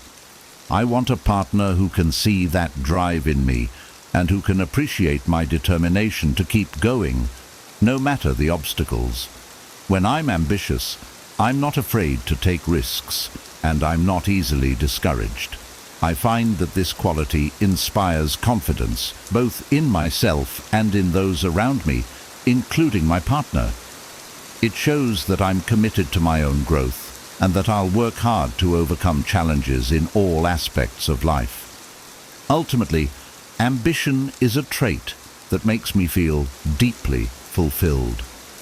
It's about setting high standards, dreaming big, and knowing that I have the power to shape my own future. When I focus on my ambitions, I'm taking charge of my life, and that sense of agency brings me a lot of joy. I believe that when I'm living my life with ambition, I'm offering my partner someone who's fully alive, engaged and passionate about creating a better future. And that, in my experience, is something that's incredibly attractive and enriching in a relationship. 3. Adaptability. Adaptability is a quality I'm constantly working to improve because life is full of changes and unexpected turns. For me, being adaptable means having the mental flexibility to handle whatever life throws my way and the resilience to move forward, regardless of the circumstances. I see adaptability as one of the most empowering traits a person can have. It's what allows me to face challenges without losing my sense of direction. In relationships, adaptability is crucial. It helps me handle disagreements, navigate life changes, and keep the connection strong, even when things aren't going exactly as planned. In my experience, relationships are never static. They evolve as we grow, and they require adjustment and compromise. I've learned that being adaptable is about more than just going with the flow. It's about actively embracing change and being open to new perspectives. Whether it's learning to communicate better, adjusting to a new routine, or finding ways to support my partner through their own changes, I believe adaptability allows me to be more responsive and understanding. When I'm adaptable, I'm able to meet my partner where they are, rather than getting frustrated if things don't go according to my initial expectations. Adaptability also means not being too attached to any one way of doing things. In my life, I try to stay open-minded and curious, always looking for ways to improve or explore new possibilities. I don't want to be the kind of person who gets stuck in old habits or routines simply because they're comfortable.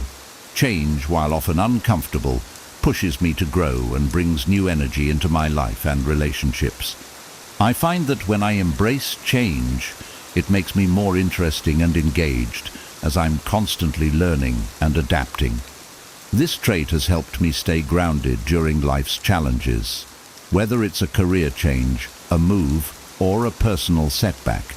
Adaptability allows me to see obstacles as opportunities to learn and grow. It gives me the resilience to handle tough situations without falling apart. When I'm adaptable, I'm not easily discouraged. Instead, I'm ready to find solutions and adjust my approach to meet the demands of the moment. This is a quality I hope to bring into my relationships, as it helps create a more harmonious, understanding environment. Adaptability also fosters better communication. I've noticed that being willing to listen, consider other perspectives, and shift my approach makes it easier to resolve conflicts. Instead of getting defensive or rigid when there's a disagreement, I try to remain open and responsive, allowing for a dialogue that respects both of our viewpoints. I think that when I'm adaptable, I show my partner that I value our relationship enough to work through challenges together. It demonstrates that I'm committed to growing and evolving, not just as an individual, but also as a partner. For me, adaptability also means balancing my own goals and needs with those of my partner. It's about finding a middle ground that respects both of our ambitions, desires, and dreams. I want to be with someone who appreciates flexibility and understands that life will bring changes, some of which we can't foresee. By being adaptable, I'm preparing myself and my relationship for the inevitable ups and downs that life brings. I don't want to be someone who gets thrown off course by every little disruption. I want to be someone who can stay steady and supportive no matter what. Ultimately, adaptability is a trait that helps me build resilience and deepen my connections. It keeps me grounded, yet open to the new and unexpected. In relationships, I believe it's one of the most important qualities because it allows both partners to grow together rather than feeling constrained by rigid expectations. When I'm adaptable, I'm better able to enjoy the journey, handle changes gracefully, and approach life with a positive, open attitude. This is the kind of energy I want to bring into my relationships, a sense of flexibility, resilience, and optimism that enriches both my life and the lives of those around me. 4. Sense of humor. A sense of humor is one of the most powerful tools I have, both in life and in relationships. To me, humor isn't just about making people laugh. It's about seeing life through a light-hearted lens, especially when things get tough. Having a good sense of humor allows me to stay resilient in difficult times, connect more easily with others, and add a sense of fun and joy to my relationships. When I can laugh at myself, at the small annoyances, or even at life's curveballs, it helps me handle challenges with a clear mind and a lighter heart. For me, humor has been a source of connection with others. I find that laughter breaks down walls and helps people feel at ease, whether in casual settings or deep conversations. When I'm able to share a laugh with someone, it's like creating a moment that says, "I get you, and I'm right here with you." In relationships, humor is especially valuable. It helps me create a bond with my partner that's not just based on attraction or shared goals, but on genuine enjoyment of each other's company. Being able to laugh together, even at the little quirks we each bring, fosters a sense of camaraderie and understanding. I believe that a strong sense of humor is a sign of emotional resilience. Life is unpredictable, and sometimes things don't go the way we want. When I can laugh at these moments rather than letting them stress me out, It shows that I'm able to roll with the punches and keep a positive outlook. Humor helps me stay grounded, even when things feel uncertain or challenging. In relationships, this resilience allows me to support my partner in tough times without letting negativity take over.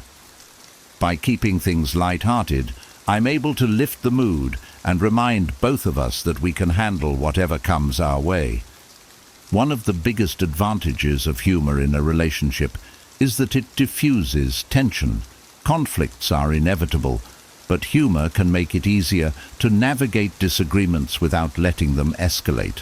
When I can inject a bit of humor into a tense moment without dismissing or invalidating my partner's feelings, it can help us both take a step back and see the situation from a less serious perspective.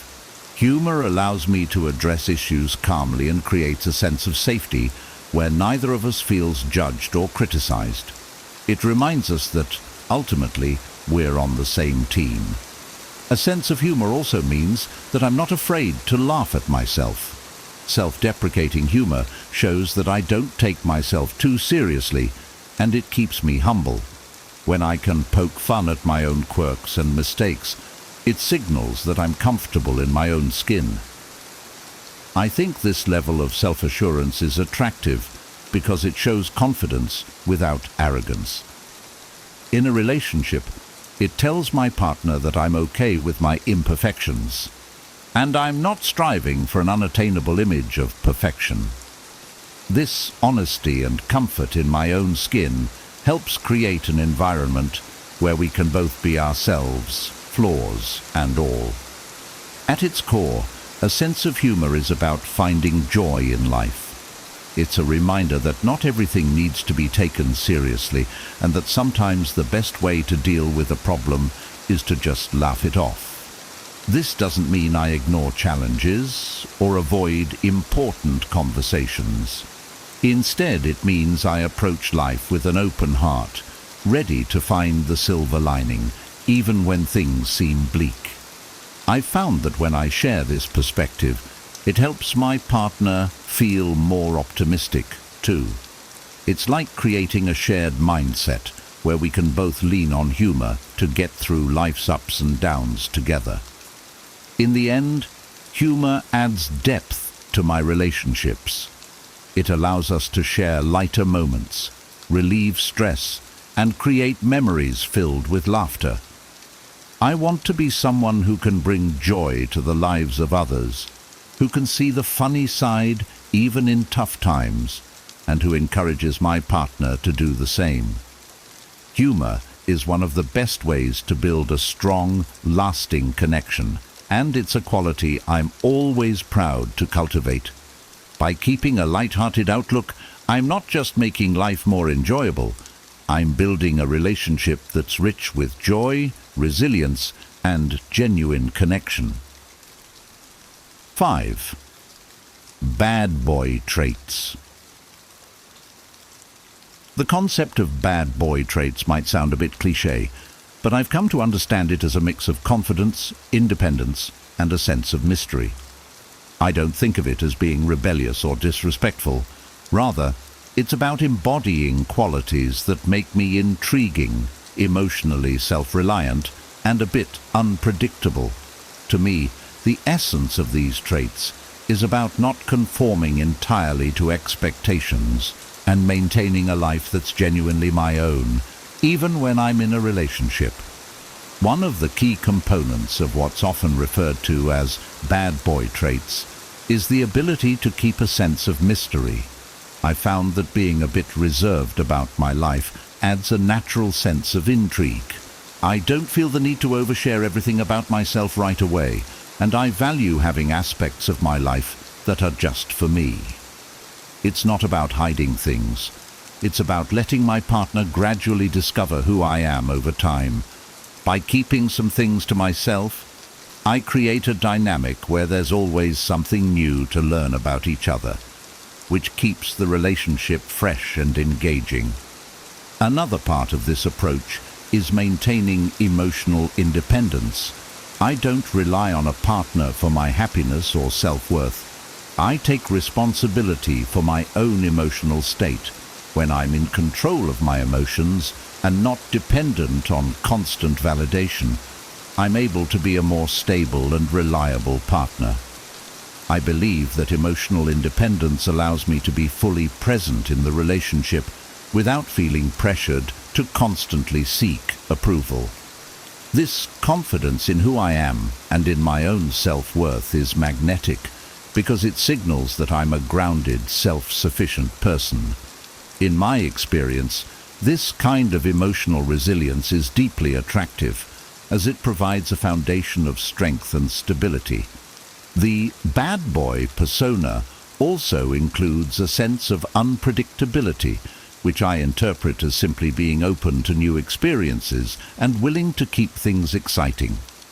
I don't want to fall into routines that make life feel stale, whether that's in my relationship or my personal life. Instead, I embrace spontaneity and enjoy mixing things up. This might mean planning a surprise date, trying out new activities, or even just being a little playful and adventurous in our interactions. By keeping things unpredictable in a fun and respectful way, I'm creating moments of excitement and curiosity that deepen our bond. An often misunderstood aspect of these traits is the ability to say no and set boundaries. I don't believe in being overly accommodating just to please someone else. I stay true to my values and preferences. This doesn't mean I'm inflexible or unwilling to compromise. It just means that I'm clear on what I want and don't feel the need to change myself to gain approval. Having clear boundaries shows that I respect myself and have a strong sense of identity. When I stand firm in my choices, I find that it creates mutual respect and a balanced relationship dynamic. I've also learned the importance of not always being readily available. In today's world of constant messaging and instant communication, it's easy to feel like we should be on call at all times. But I believe there's value in letting my partner miss me and having time apart to recharge and focus on my own life. I pursue my own interests and passions, which adds depth to who I am and gives me things to bring back to the relationship. Having a life outside of the relationship allows me to maintain my individuality and ensures that when we're together, it's more meaningful. Finally, I embrace a sense of self-assurance that comes from not needing to explain or justify myself constantly. I don't feel compelled to seek approval for every decision or action. Instead, I act based on what feels right for me, within the boundaries of respect and consideration for my partner. This self-confidence, combined with independence and a hint of mystery, creates a dynamic that makes relationships feel exciting yet stable. In essence, bad boy traits to me aren't about being reckless or insensitive. They're about maintaining self-respect, embracing independence, and allowing for a bit of mystery and spontaneity. These qualities help me build a relationship that's grounded, exciting, and fulfilling. I've come to see these traits as a way of bringing strength and depth into my connections, creating a balance where both my partner and I feel engaged, respected, and continually drawn to each other. 6. Self-respect. Self-respect is one of the most foundational qualities I strive to cultivate in my life and relationships. It means valuing myself, my principles, and my boundaries, and never compromising who I am to gain approval or affection. Self-respect helps me maintain a strong sense of identity, and it keeps me grounded, allowing me to approach relationships from a place of confidence and integrity. When I have self-respect, I'm able to engage with others in a way that feels honest and authentic, because I'm not trying to mold myself to fit someone else's expectations. For me, self-respect begins with setting clear boundaries. I've learned that if I don't respect my own limits, it's difficult to expect others to do so. In relationships, this means being clear about my needs and values, and not being afraid to communicate them. I'm not here to be a people pleaser. I'm here to build meaningful connections that respect both myself and the other person. When I have boundaries, I protect my well-being and ensure that I'm only giving what I can truly offer without resentment. By holding to my boundaries, I'm also sending a message that I value myself enough not to settle for less than I deserve. Self-respect also involves a sense of self-worth. I don't seek validation from external sources or rely on someone else to make me feel valued. My self-worth comes from within, built on my achievements, my character, and my values. I remind myself that I am enough as I am, and I strive to build on that foundation daily. This internal sense of value allows me to stand tall, even in the face of rejection or disappointment, because I know that my worth isn't tied to someone else's opinion. When I approach relationships with this self-assurance, I find that it creates a balanced dynamic, where I'm not overly reliant on my partner for validation or happiness. Having self-respect means being able to say no when something doesn't align with my values or goals. I no longer feel guilty about setting limits, whether it's with friends, family, or a romantic partner. Saying no is a way of honoring myself and recognizing that my time, energy, and values are important. I've found that when I stand firm in my decisions, it attracts people who genuinely respect and value me. By respecting myself enough to decline things that don't serve me, I create space for what truly aligns with who I am. Self-respect is also about taking care of my physical, emotional, and mental well-being. This means making time for things that nurture me, whether it's exercise, pursuing hobbies, or investing in personal growth. I've noticed that when I prioritize self-care, I show up better in my relationships. I have more energy, patience, and understanding to give, and I'm less likely to fall into cycles of resentment or burnout. Respecting myself means putting my needs first, not out of selfishness, but because I know that by taking care of myself, I'm able to offer a healthier, more balanced presence to those around me. In relationships, self-respect is key to maintaining equality and mutual respect. I'm not willing to tolerate disrespect, manipulation, or any behavior that undermines my dignity. I approach relationships with kindness and respect, but I expect the same in return. When I respect myself, I naturally attract people who see and appreciate my value, and I'm able to recognize when someone doesn't treat me as I deserve. Self-respect empowers me to walk away from unhealthy situations without fear, knowing that my happiness and well-being come first. Ultimately, self-respect gives me the freedom to be true to myself. I don't feel the need to change or hide who I am to gain acceptance. I want a partner who values me for my authentic self, not for some idealized version of me. With self-respect, I bring honesty, confidence, and a deep sense of personal integrity into my relationships. This quality creates a foundation of trust and stability because I'm consistent, genuine, and unafraid to stand up for what I believe in. In essence, self-respect is the cornerstone of how I approach both my life and my relationships. It empowers me to live authentically, love deeply, and build connections that are grounded in mutual respect. When I hold myself in high regard, I'm able to give and receive love in a way that's healthy, balanced, and truly fulfilling. Self-respect keeps me centered and reminds me that I'm worthy of the best life and relationships have to offer. 7. Confidence. Confidence for me is about having a steady inner belief in who I am and what I bring to the table. It's not about being the loudest person in the room or seeking attention.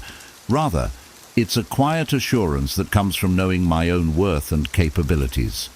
Confidence is deeply attractive because it signals to others that I'm comfortable in my own skin, that I don't need constant validation, and that I'm fully capable of handling whatever life throws my way.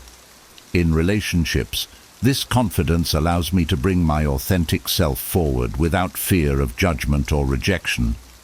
Building confidence starts with self-acceptance. I've come to understand that being confident doesn't mean I'm perfect. It means I'm comfortable with my imperfections and strengths alike. I don't try to hide my flaws or pretend to be someone I'm not. I know who I am, and I accept myself as I am, both the good and the not so good. This self-acceptance forms the foundation of my confidence. When I'm secure in who I am, I'm not easily shaken by external opinions or setbacks. I approach relationships with this same level of acceptance, knowing that I'm bringing something unique and valuable to the table, just as I am. Confidence also means having a clear sense of purpose. I find that when I have goals, passions, and a direction in life, it gives me a sense of purpose that fuels my confidence. Knowing what I'm working toward and making consistent progress keeps me grounded and motivated. In relationships, this purpose-driven confidence is attractive because it shows that I have my own life, ambitions, and interests. I'm not waiting for someone else to complete me. I'm already on my path, and I want a partner who's on theirs too. I believe that two people who are both confident and purpose-driven create a stronger, more resilient partnership. In my experience, true confidence also means not being overly concerned with seeking approval. I don't need to rely on external validation to feel good about myself.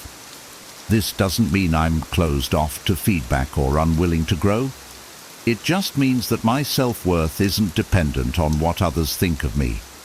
I set my own standards and work hard to meet them, finding pride in my accomplishments, even when they're small. When I can be proud of myself without needing others to tell me I'm worthy, I can approach relationships from a place of wholeness rather than neediness. Confidence allows me to be assertive in expressing my needs and desires. I don't shy away from communicating what I want or standing up for myself. In relationships, this assertiveness creates clarity and prevents misunderstandings. I'm not afraid to be direct or honest, and I find that this honesty is refreshing for both myself and my partner. Being confident doesn't mean I'm rigid or inflexible. It simply means I know what I value, and I'm willing to communicate that openly. This kind of honesty fosters trust, as it shows that I'm transparent about who I am and what I want. Another important aspect of confidence is resilience. When I face rejection, failure, or disappointment, I don't let it crush my self-esteem. Instead, I see these challenges as opportunities to learn and grow. Confidence helps me stay grounded, even when things don't go as planned, because I know that my worth isn't defined by any single outcome. In relationships, this resilience allows me to approach challenges calmly and work through them without getting discouraged. I'm not afraid to put in the effort to make things work, but I also know when to walk away if something isn't serving my well-being. This balance of commitment and strength is key to building a healthy relationship. Finally, confidence makes me more approachable and open to connecting with others. When I'm confident, I'm not consumed by insecurities or self-doubt, so I'm able to focus on my partner and engage with them fully. I'm able to be present, listen actively, and share meaningful experiences without holding back. This level of openness and self-assurance creates a warm, inviting energy that naturally draws people in. Confidence allows me to be fully myself, creating a space where both my partner and I can be authentic and vulnerable together. In the end, confidence is about embracing my identity, living with purpose, and facing life with resilience and openness. It's a quality that empowers me to build relationships based on mutual respect, honesty, and genuine connection. Confidence allows me to show up as the best version of myself, ready to give and receive love in a way that's fulfilling and balanced. When I approach life and relationships with this deep inner confidence, I am not only enriching my own experience, but also creating a solid foundation for a healthy, lasting connection with others. 8. Emotional intelligence. Emotional intelligence, for me, is about understanding and managing my own emotions, while also being attuned to the feelings and needs of others. In relationships, I've found that emotional intelligence is invaluable. It allows me to connect on a deeper level, handle conflicts with empathy, and build trust through genuine understanding. Being emotionally intelligent means I'm not just focused on what I'm feeling, but I'm also open to and respectful of my partner's emotional landscape. This quality has been key to creating relationships that feel safe, supportive, and deeply connected. The first part of emotional intelligence is self-awareness. I try to stay in tune with my own emotions and understand the reasons behind them.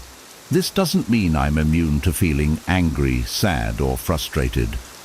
It means I can recognize these emotions without letting them control my actions.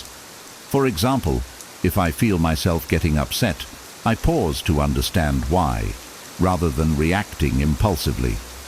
This awareness helps me approach situations with a clear mind and a calm demeanor, which is essential in relationships. When I'm aware of my own emotions, I can communicate them more effectively and avoid unnecessary misunderstandings. Another crucial aspect of emotional intelligence is empathy. Empathy allows me to put myself in my partner's shoes, to truly understand what they might be feeling. I believe that being able to empathize creates a strong sense of connection and shows my partner that I genuinely care about their experiences. It's not just about saying the right words. It's about listening deeply, paying attention to non-verbal cues, and responding with compassion. When I show empathy, I'm telling my partner that their feelings are valid and that I'm here to support them, no matter what. Emotional intelligence also helps me communicate more effectively. I know that effective communication isn't just about expressing my own thoughts, but also about listening actively and giving my partner space to share their perspective. I strive to be a good listener, to be patient, and to make sure my partner feels heard. This means not interrupting, not jumping to conclusions, and not immediately trying to fix things. Often, people don't want solutions. They just want someone to understand them. By focusing on understanding rather than solving, I'm able to build a deeper emotional connection with my partner. One of the biggest benefits of emotional intelligence is that it helps me handle conflicts constructively. Instead of letting emotions spiral out of control, I try to approach disagreements calmly and respectfully. When emotions are running high, I've learned to take a step back, breathe, and refocus. This doesn't mean avoiding difficult conversations. It means approaching them with a level-headed perspective. I aim to address the issue at hand without letting emotions escalate. By staying composed, I'm able to keep the focus on finding solutions rather than fueling the conflict, which is crucial for building a lasting, respectful relationship. Self-regulation is another component of emotional intelligence. It's about controlling impulsive reactions and staying calm under pressure. When I'm able to manage my emotions, I'm less likely to say or do things I'll regret later. This discipline shows my partner that I'm someone who can be counted on to remain stable, even during challenging times. Self-regulation creates a sense of security in the relationship, as it shows that I'm responsible for my own emotional responses. I'm able to offer a calm presence, which can help de-escalate situations and bring clarity when things feel chaotic. Another part of emotional intelligence is being open to feedback. I know I'm not perfect, and I'm open to learning from my mistakes. When my partner offers feedback, I try to take it constructively without getting defensive. This openness to feedback is important because it shows that I'm willing to grow and improve, both for myself and for the relationship.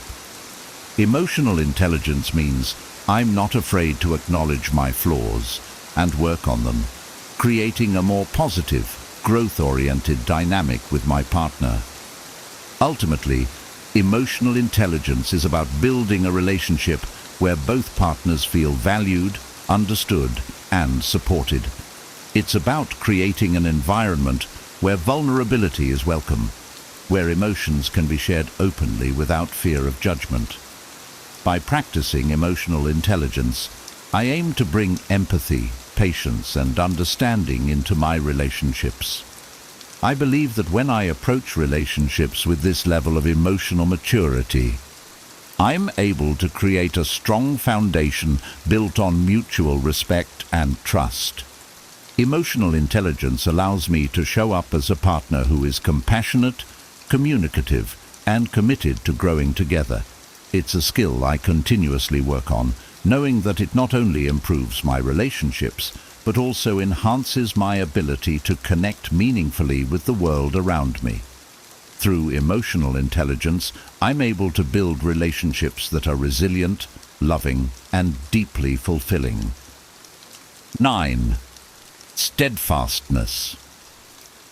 Steadfastness to me is about being reliable, consistent, and true to my word. It's the commitment to following through on my promises and being there when I say I will be. In relationships, steadfastness is a quality that builds trust, as it reassures my partner that I'm someone they can count on. When I'm steadfast, I'm creating a sense of stability that allows my partner to feel secure and valued, which I believe is essential for a strong, lasting connection. At its core, steadfastness is about showing up, even when it's inconvenient or difficult. Life can throw a lot of unexpected challenges our way, and it's easy to give up or pull back when things get tough. But I believe that true commitment means being there during those hard times. If I've made a commitment to someone, I'm prepared to stand by it, not just when things are smooth, but also when they're challenging. Whether it's keeping my word on a small promise or supporting my partner through a tough period, I want to be someone who can be relied upon no matter what. Steadfastness also means being dependable in the everyday aspects of a relationship. If I say I'm going to do something, I make sure to follow through, whether that's calling when I said I would, being on time for plans, or lending a hand when my partner needs support. These may seem like small acts, but they add up to create a foundation of trust. By consistently showing up and being dependable, I'm proving that my partner can rely on me, which fosters a deep sense of security and respect in the relationship. Another part of being steadfast is having patience. Relationships go through different phases, and there are times when things may not be perfect. During these times, I've learned that it's important to be patient and understanding rather than giving up or getting frustrated. This patience allows me to see beyond temporary difficulties and focus on the bigger picture. I want to build a relationship that's resilient, one that can withstand challenges and continue to grow stronger. My commitment to patience and understanding helps me to stay steady, even when things aren't easy. Steadfastness also involves being true to my values. I'm committed to living with integrity and aligning my actions with my beliefs. This means that I'm not easily swayed by outside influences or temporary desires. Instead, I act according to what I know is right and what aligns with my long-term goals. In relationships, this integrity allows me to be a stable presence, someone who isn't constantly changing based on external circumstances. I believe that staying true to my values shows my partner that I have a clear sense of who I am, which adds to the stability and predictability they feel in our relationship. Being steadfast doesn't mean being rigid. It means being reliable without being inflexible. I believe in the importance of compromise and adapting when necessary, but I do so without losing sight of the promises I've made. Flexibility allows me to adjust as life changes, but my commitment to my partner and my values remains constant.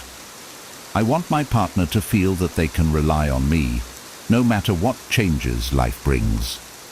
This blend of consistency and adaptability is what makes steadfastness such a valuable quality.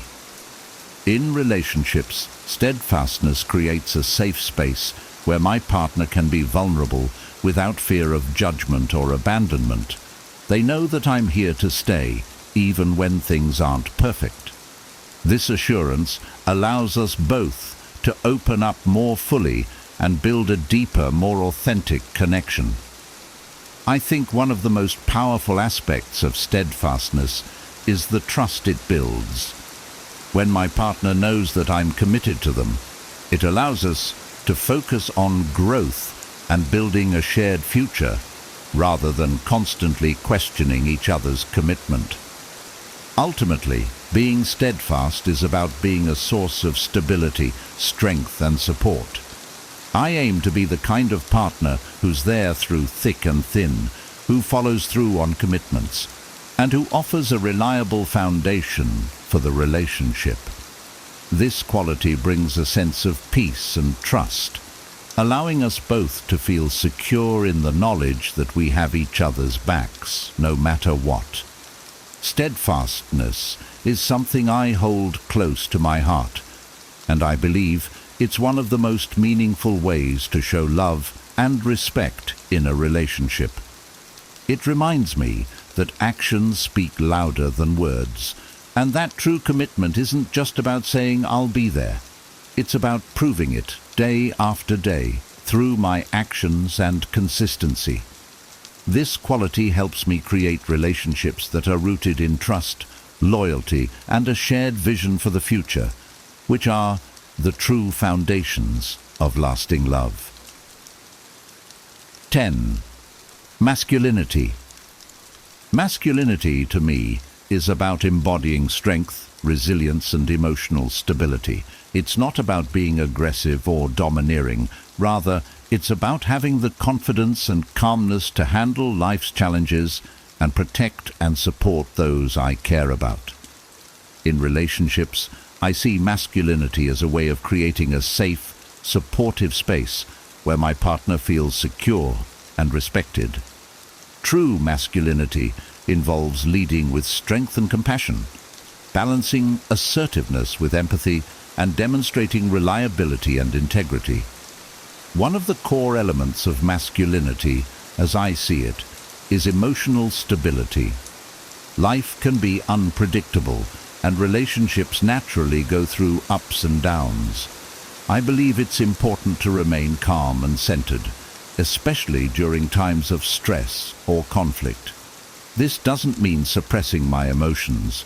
Rather, it means managing them in a healthy way and not letting temporary frustrations affect how I treat my partner.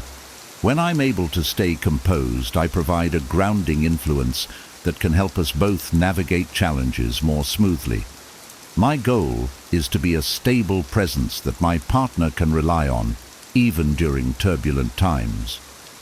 Masculinity also involves a sense of purpose.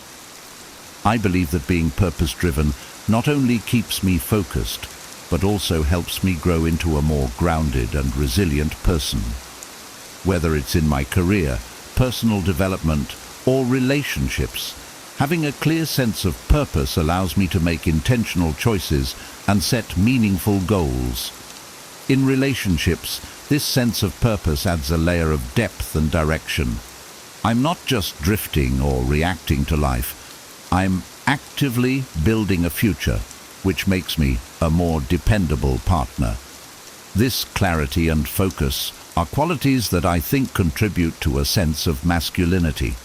Another important aspect of masculinity is the ability to protect and provide, not just financially, but emotionally and physically as well. To me, being protective means creating a safe and supportive environment where my partner feels valued and secure. It's about being attentive to their needs and offering reassurance when they feel vulnerable. I want my partner to feel that I'm there to support them, whether that's by listening during difficult times, providing comfort, or stepping up when challenges arise. This protective nature is rooted in care and respect, and I see it as an essential part of being a reliable, supportive partner. Strength is also a big part of my concept of masculinity, but it's not just physical strength. It's mental and emotional resilience. I want to be the kind of person who can face adversity with courage and persistence. Strength for me means having the determination to overcome setbacks and the resilience to keep moving forward, even when things get tough. In a relationship, this strength allows me to support my partner without being overwhelmed by obstacles. I believe that my ability to remain steady during challenging times helps create a relationship that feels secure and enduring. Masculinity, in my view, also involves taking the lead when necessary. Leadership isn't about control or dominance. It's about making decisions with confidence and taking responsibility for the outcome. In a relationship, I aim to be someone who can step up, offer direction, and make thoughtful choices that benefit us both. This doesn't mean that I disregard my partner's opinions. Rather, it means that I'm prepared to make decisions and guide us when needed, always with respect and consideration. I see this kind of leadership as a way to build trust and offer reassurance, showing my partner that they can rely on me. However, true masculinity is also balanced with vulnerability. I believe that being strong doesn't mean hiding my emotions or pretending that I have it all together all the time. Being able to open up and show my true self, including my fears and insecurities, is an essential part of my masculinity. It takes courage to be vulnerable, to share what's on my mind, and to ask for support when I need it. I've found that this openness not only strengthens my relationships, but also deepens the level of intimacy and trust between us. In essence, masculinity is about being a strong, supportive, and steady presence in my partner's life. It's about having the courage to face challenges, the determination to pursue my goals, and the empathy to be a compassionate and understanding partner. I aim to bring a balanced form of masculinity into my relationships, one that combines resilience with empathy, confidence with humility, and strength with openness. By embodying these qualities, I believe I can offer my partner a relationship that feels both grounded and dynamic, one where they can feel safe, valued, and deeply connected. Ultimately, masculinity is about being the best version of myself, embracing both my strengths and vulnerabilities. It's about honoring my own values and offering a stable, loving presence to my partner. When I lead with true masculinity, I'm not just enhancing my own life. I'm creating a relationship that's built on respect, security, and lasting commitment. This approach to masculinity helps me build connections that are meaningful, fulfilling, and truly enriching for both my partner and me. 11. Scarcity of attention. The concept of scarcity of attention is about valuing my time and focus and not giving it away too easily or without purpose. It's not about playing games or being dismissive. Instead, it's about recognizing that my attention is valuable and offering it intentionally. In a world where people are constantly connected and often overwhelmed by attention from all directions, creating a sense of scarcity around my attention can actually make it more meaningful and impactful. By being selective with my time and energy, I foster a sense of appreciation and mutual respect in my relationships. One of the main reasons I practice this is to stay mindful of where my energy goes. If I'm always available, always reaching out, and constantly seeking someone's attention, it can create an imbalance. It may even lead to a sense of complacency, where my presence is taken for granted. When I limit the attention I give, I encourage a dynamic where both my partner and I truly value and make the most of the time we spend together. It's about creating quality over quantity, ensuring that the moments we share are meaningful, focused, and fully engaged. Having a scarcity mindset around attention also means that I don't rely on constant communication to feel connected. I'm comfortable with a degree of distance, knowing that it doesn't diminish the relationship, but instead strengthens it. This allows both my partner and me to maintain a sense of independence and individuality. We don't need to be in constant contact to feel secure. Rather, we trust the bond we've built. When we do come together, it feels fresh and renewed because we've each had time to focus on our own lives, passions, and goals. This approach also helps me avoid the pitfalls of neediness or insecurity. When I value my attention, I'm less likely to fall into the trap of overextending myself just to feel validated. I don't want to be the kind of person who constantly needs to seek reassurance from others, or who feels the urge to fill every moment with interaction. Instead, I aim to feel secure in my own worth and in the relationship itself. This self-assuredness allows me to give my partner the space to miss me, which in turn often leads to a stronger, more passionate connection. By creating a sense of scarcity, I'm signaling that my attention is something to be valued. When I'm fully present and focused on my partner, it's genuine and intentional, not a default state driven by habit or boredom. I've found that when I approach relationships this way, my partner is often more engaged and reciprocates the same level of attention and respect. It's about nurturing a dynamic where we both actively seek and appreciate each other's time, making every moment together count. Scarcity of attention also allows me to focus on personal growth and my own interests. I believe that a healthy relationship is one where both partners are pursuing their individual paths alongside each other. When I dedicate time to my passions, friendships, and self-care, I bring a more enriched version of myself to the relationship. This balance of personal space and shared experiences is key to keeping the relationship exciting and preventing it from feeling stagnant or overly dependent. Additionally, being mindful of my attention means that I'm not constantly seeking external validation. I'm comfortable spending time on my own and don't feel the need to be perpetually connected to feel valued. This independence is attractive because it shows that I'm not relying on my partner for constant reassurance or attention. Instead, I bring a sense of wholeness to the relationship, which fosters a healthy balance where we both appreciate each other's presence without feeling suffocated or drained. Ultimately, the scarcity of attention is about fostering a deeper appreciation for each other.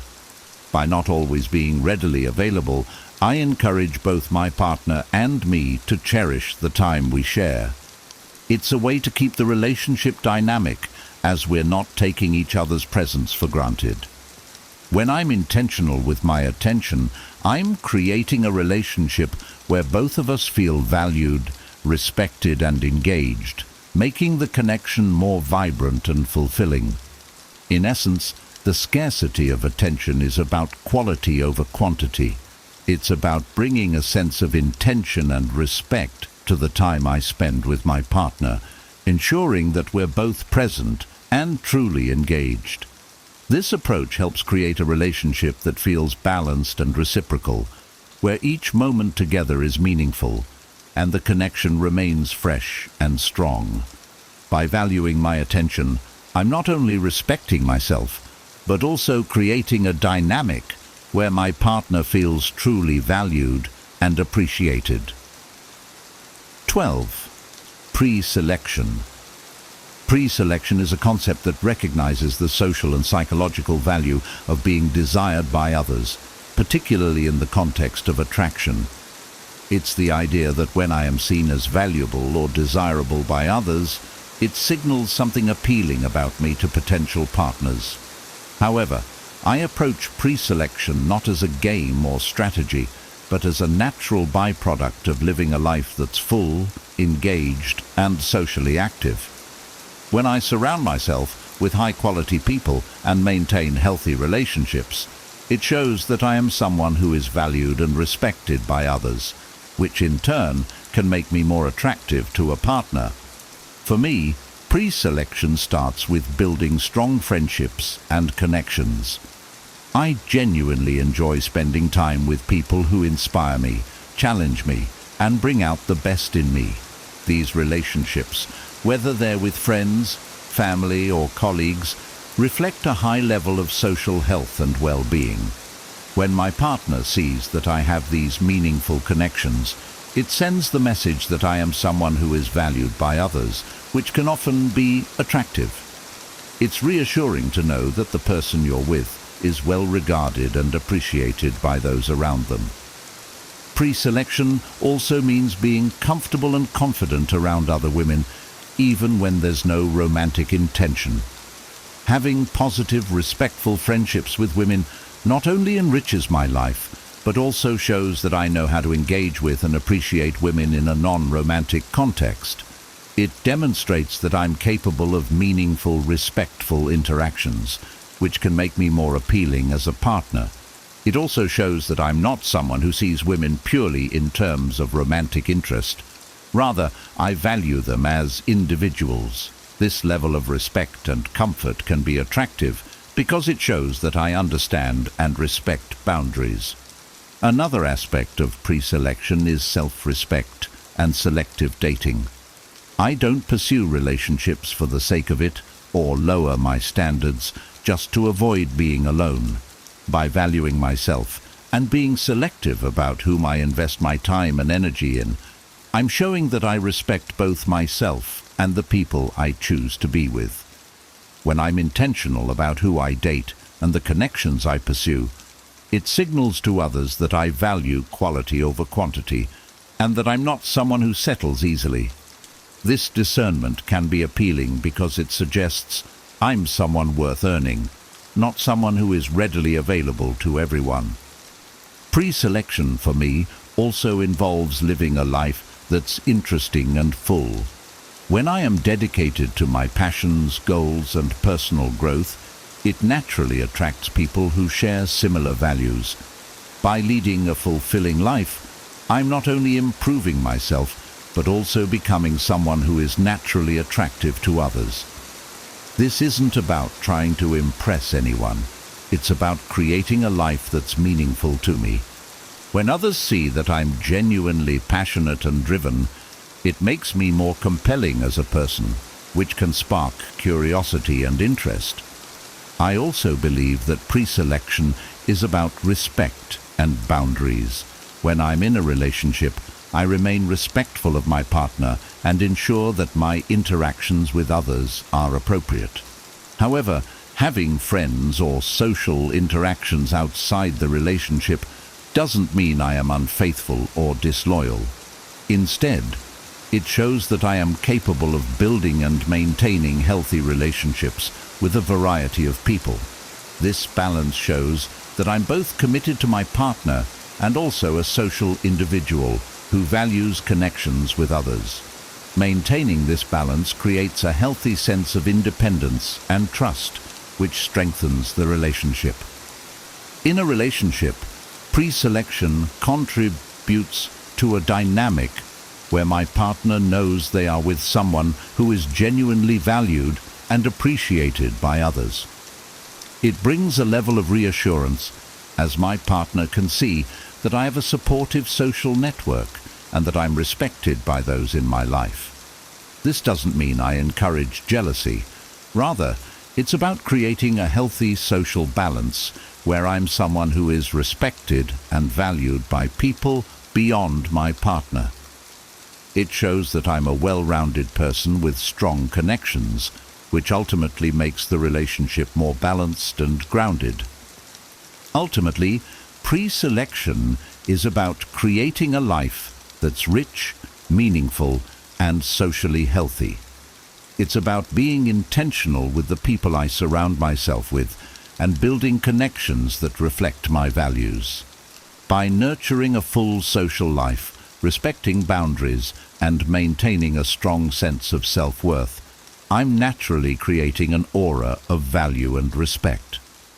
This not only makes me a more appealing partner, but also fosters a relationship dynamic based on mutual admiration and genuine attraction. In essence, pre-selection isn't about putting on a show or trying to appear desirable. It's about living in a way that brings out my best qualities, showing my partner that I am someone who is valued by others and who values myself. When I'm surrounded by positive, healthy relationships, I'm not only enriching my own life, but also creating a partnership that's supported by a strong social foundation. This approach to pre-selection helps build a relationship where both partners feel valued, secure, and truly connected.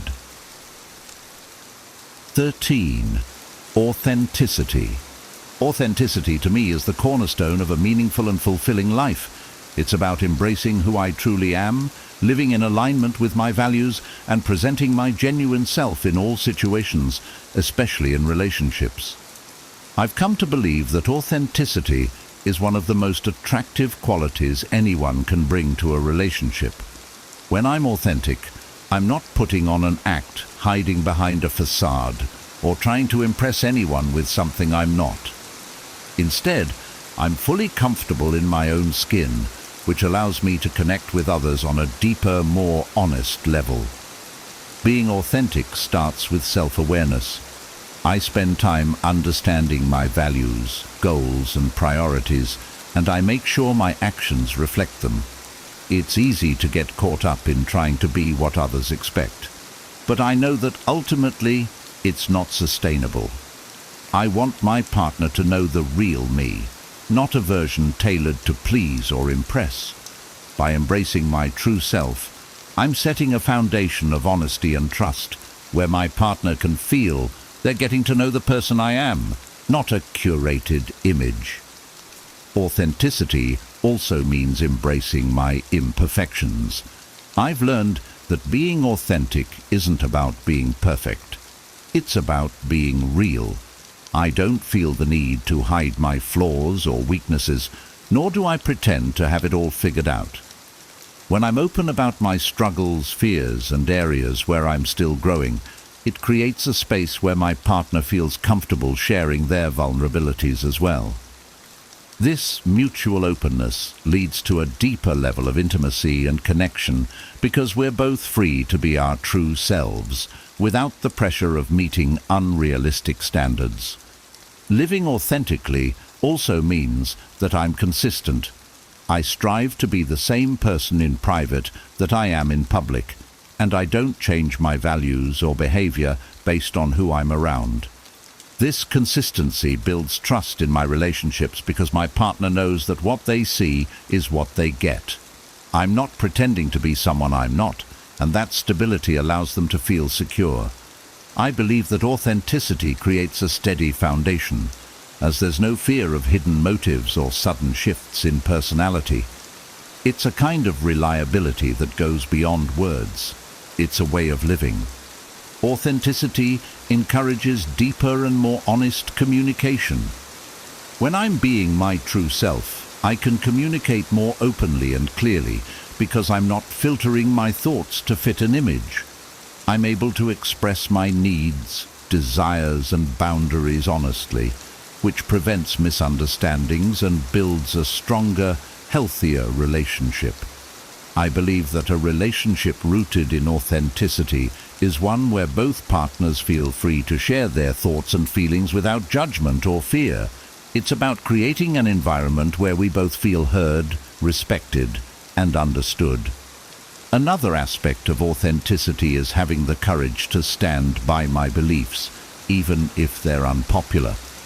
I'm not afraid to disagree or hold a different viewpoint, as long as it aligns with my values. I know that being authentic sometimes means going against the crowd, but I'm committed to living in a way that feels true to me.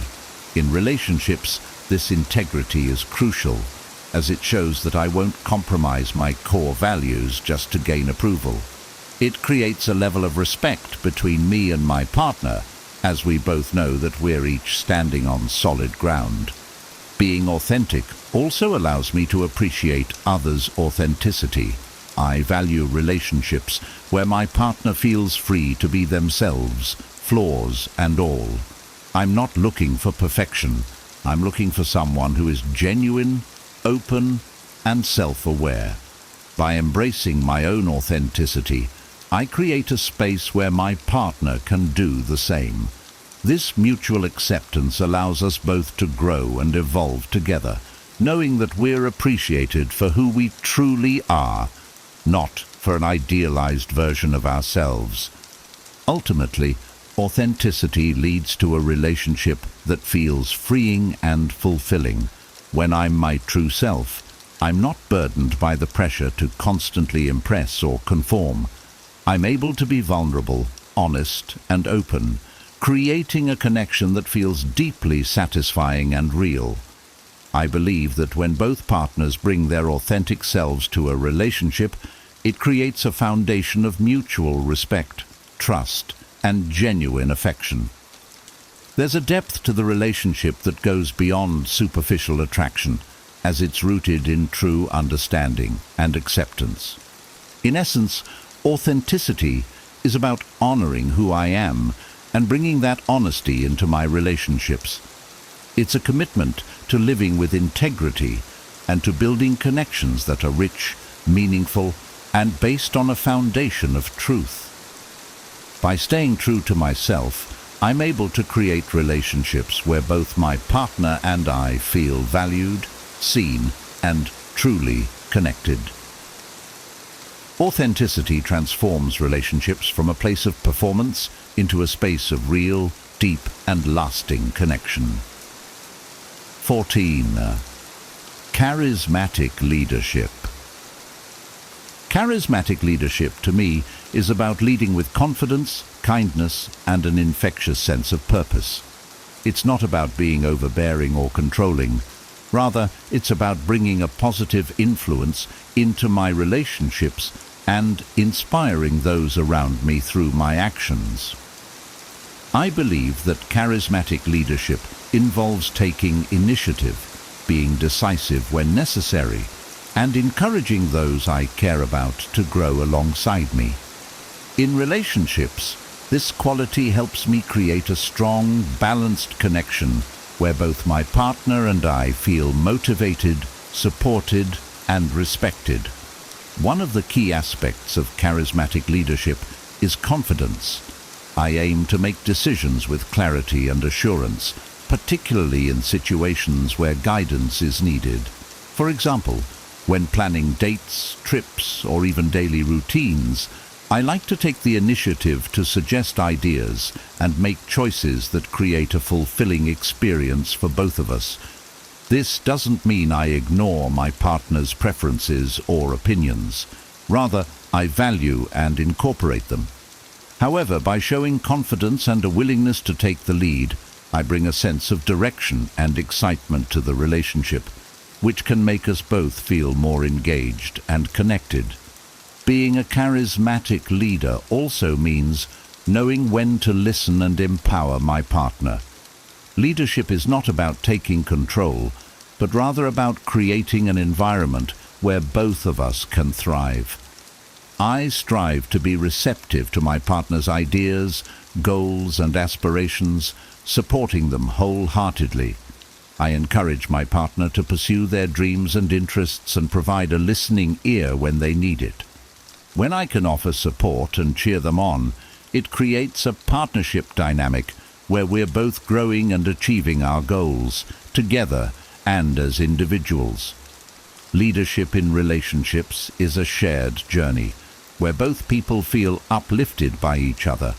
Another component of charismatic leadership is being able to handle challenges with grace. Life isn't always smooth, and relationships inevitably face difficulties. I believe that true leadership is shown in how I respond to these challenges. Instead of panicking or avoiding problems, I try to approach them calmly and focus on finding solutions. By remaining grounded and clear-headed, I offer stability to my partner and show that we can face difficulties as a team. This resilience inspires trust, as my partner knows they can count on me to handle tough times with a steady hand and a positive outlook. Charismatic leadership also involves making others feel valued and appreciated. In relationships, I believe it's important to genuinely recognize my partner's contributions and qualities. I want to create an environment where my partner feels seen, heard, and respected, whether it's by expressing gratitude for the little things they do, complimenting their strengths, or acknowledging their efforts. I show my appreciation openly. This type of encouragement is at the heart of charismatic leadership. It's about making those around you feel confident, inspired, and valued, which brings out the best in them and strengthens the connection. Part of being a charismatic leader is taking responsibility. I hold myself accountable for my actions, decisions, and emotions. When I make a mistake, I own up to it, rather than shifting blame or avoiding it. This accountability shows my partner that I'm trustworthy and willing to learn and grow. By being responsible for myself, I set a standard of integrity and respect, which I believe is essential for any healthy relationship. Taking responsibility also means being proactive in addressing issues before they escalate, showing my partner that I'm committed to maintaining a positive and open dynamic. Charismatic leadership doesn't require that I always be in the spotlight or make every decision. Rather, it's about fostering an environment of mutual respect, open communication, and shared growth. I want to inspire confidence and curiosity in my partner, so we both feel encouraged to take risks, try new things, and explore life together. Whether it's by planning a surprise, supporting them through a challenging time, or simply being a strong, positive presence in their life, I aim to bring a sense of joy, motivation, and energy to our relationship. Ultimately, charismatic leadership in relationships is about creating a balance where both partners feel supported, respected, and uplifted. It's a way of bringing energy, resilience, and warmth into the relationship, inspiring each other to grow and become better versions of ourselves. I see charismatic leadership as a quality that strengthens the bond between us, making the relationship feel dynamic, exciting, and meaningful. When I lead with kindness, confidence, and openness, I'm not only enriching my own life, but also creating a relationship where both of us feel valued and empowered. In essence, charismatic leadership is about being a positive force in my partner's life, someone who inspires, supports, and uplifts. It's about taking initiative with respect and integrity, being present and encouraging, and approaching challenges with resilience and grace. By embracing this quality, I strive to build a relationship that's not only grounded in trust and respect, but also infused with a shared sense of purpose and joy. This approach to leadership creates a foundation where both of us can thrive, individually and together, as we navigate life hand in hand. 15. Passionate interests. Passionate interests bring a unique depth and vibrancy to my life, and they are something I consider essential not only for personal fulfillment, but also for creating a dynamic, inspiring relationship. When I'm genuinely passionate about something, whether it's a hobby, a skill, a career goal, or a personal project, it shows that I'm engaged with life, constantly learning and striving for more.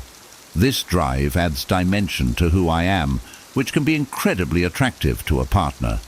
Passion isn't just about having interests.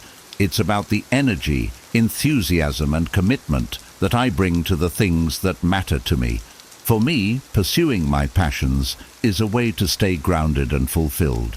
When I'm actively engaged in something I care about, it gives me a sense of purpose and excitement. I wake up feeling energized, knowing that I'm working towards something meaningful. This enthusiasm naturally spills over into other areas of my life, including my relationships. I found that having passions makes me a more interesting and engaged partner, as I'm not solely focused on the relationship for fulfillment. Instead, I bring my own joy, inspiration, and stories to share, which adds richness to our connection. Having passionate interests also helps me maintain a healthy balance between my relationship and personal life. I believe that a relationship thrives when both partners have space to pursue their individual goals and dreams. By dedicating time to my passions, I'm not only investing in my personal growth, but also giving my partner the freedom to explore their own interests. This balance prevents codependency and keeps the relationship fresh, as we both have our own lives to bring back to the relationship. When we come together, we have new experiences, insights, and growth to share, which makes our connection stronger. My passions are a source of resilience and self-confidence. When I commit to a goal and work towards it, even through setbacks, I build a stronger sense of self-worth. I know that my value isn't tied to anyone else. It comes from within, from the things I achieve and the joy I find in my pursuits. This inner strength and confidence make me a more balanced partner, as I'm not seeking validation solely from the relationship. Instead, I feel secure and fulfilled, which allows me to contribute positively to the partnership without relying on it for my happiness. Sharing my passions with my partner also opens up opportunities for connection. I love introducing them to the things I care about, whether it's a new hobby, a favorite book, or an exciting project I'm working on. This sharing allows us to explore each other's worlds and learn more about what drives and inspires us. I'm equally interested in learning about my partner's passions and supporting them in their pursuits. By taking an active interest in each other's hobbies and goals, we build a relationship that's enriched with shared experiences and mutual support. Moreover, my passionate interests push me to constantly grow and evolve. They challenge me, stretch my abilities, and keep me curious about the world. I believe that when I'm dedicated to personal growth, I bring new perspectives and fresh energy into the relationship. I want to be with someone who sees my dedication to self-improvement as a strength and who is inspired to pursue their own growth as well. When both partners are committed to bettering themselves, it creates a dynamic where we're continuously learning, adapting, and evolving together, which keeps the relationship alive and exciting. Another important aspect of having passionate interests is the sense of independence it fosters. I'm not defined by my relationship. I have my own identity, goals, and purpose outside of it. This independence is attractive because it shows that I'm a whole person on my own, and I'm not looking for someone to complete me. I want a relationship where both of us feel complete as individuals and come together to create something even greater. My passions help me maintain this sense of wholeness, allowing me to bring my best self to the relationship and inspiring my partner to do the same. Ultimately, passionate interests give me a sense of direction and fulfillment that goes beyond the relationship itself. They make me a more grounded, resilient, and engaging partner, and they allow me to contribute positively to the relationship without expecting it to fulfill all my needs. By having my own interests, I'm able to keep the relationship balanced and dynamic, creating a partnership where both of us feel free to explore and grow. In essence, passionate interests are more than just hobbies or goals. They are an essential part of who I am. They fuel my growth, bring joy to my life, and make me a more self-assured, fulfilled, and engaging partner. By living with passion and purpose, I create a relationship where both of us feel inspired and supported. This approach to life and love fosters a connection that's rich, balanced, and full of genuine excitement, as we both bring our unique energies and dreams into a shared journey.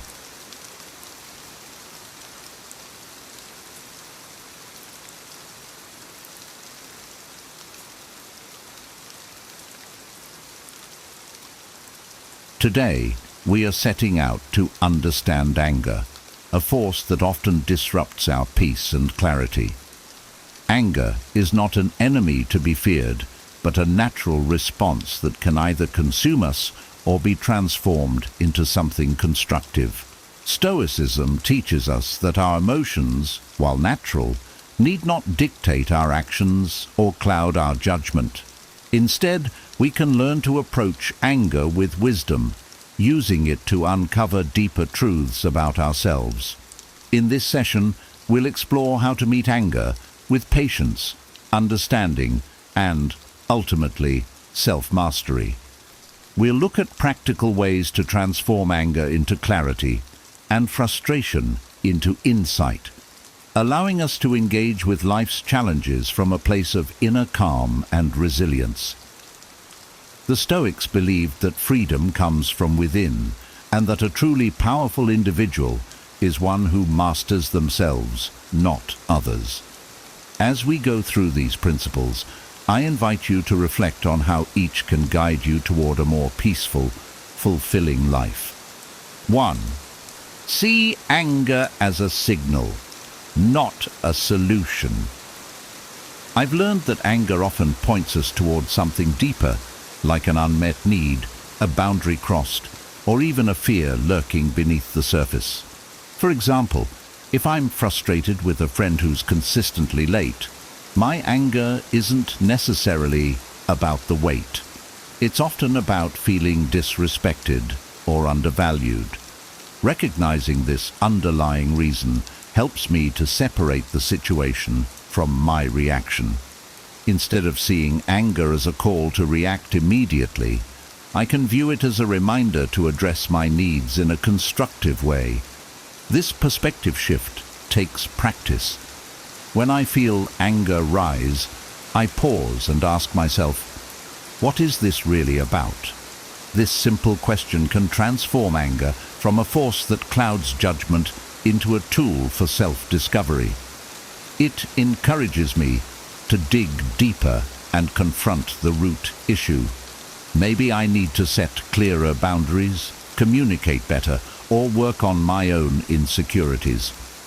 Viewing anger as a signal rather than a solution also makes interactions more productive.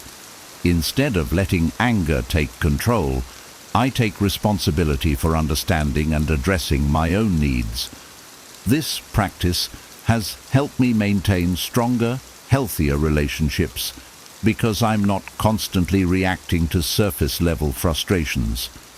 Instead, I'm tackling the underlying issues, which leads to growth for everyone involved. It's about using anger as a catalyst for change, not as fuel for conflict. 2. Treat patience as a muscle to strengthen. I used to think patience was something you either had or didn't. But Stoic philosophy taught me that patience is a skill, like a muscle you can train and strengthen over time. Imagine waiting in a long line or dealing with traffic. Two situations that used to make me tense up.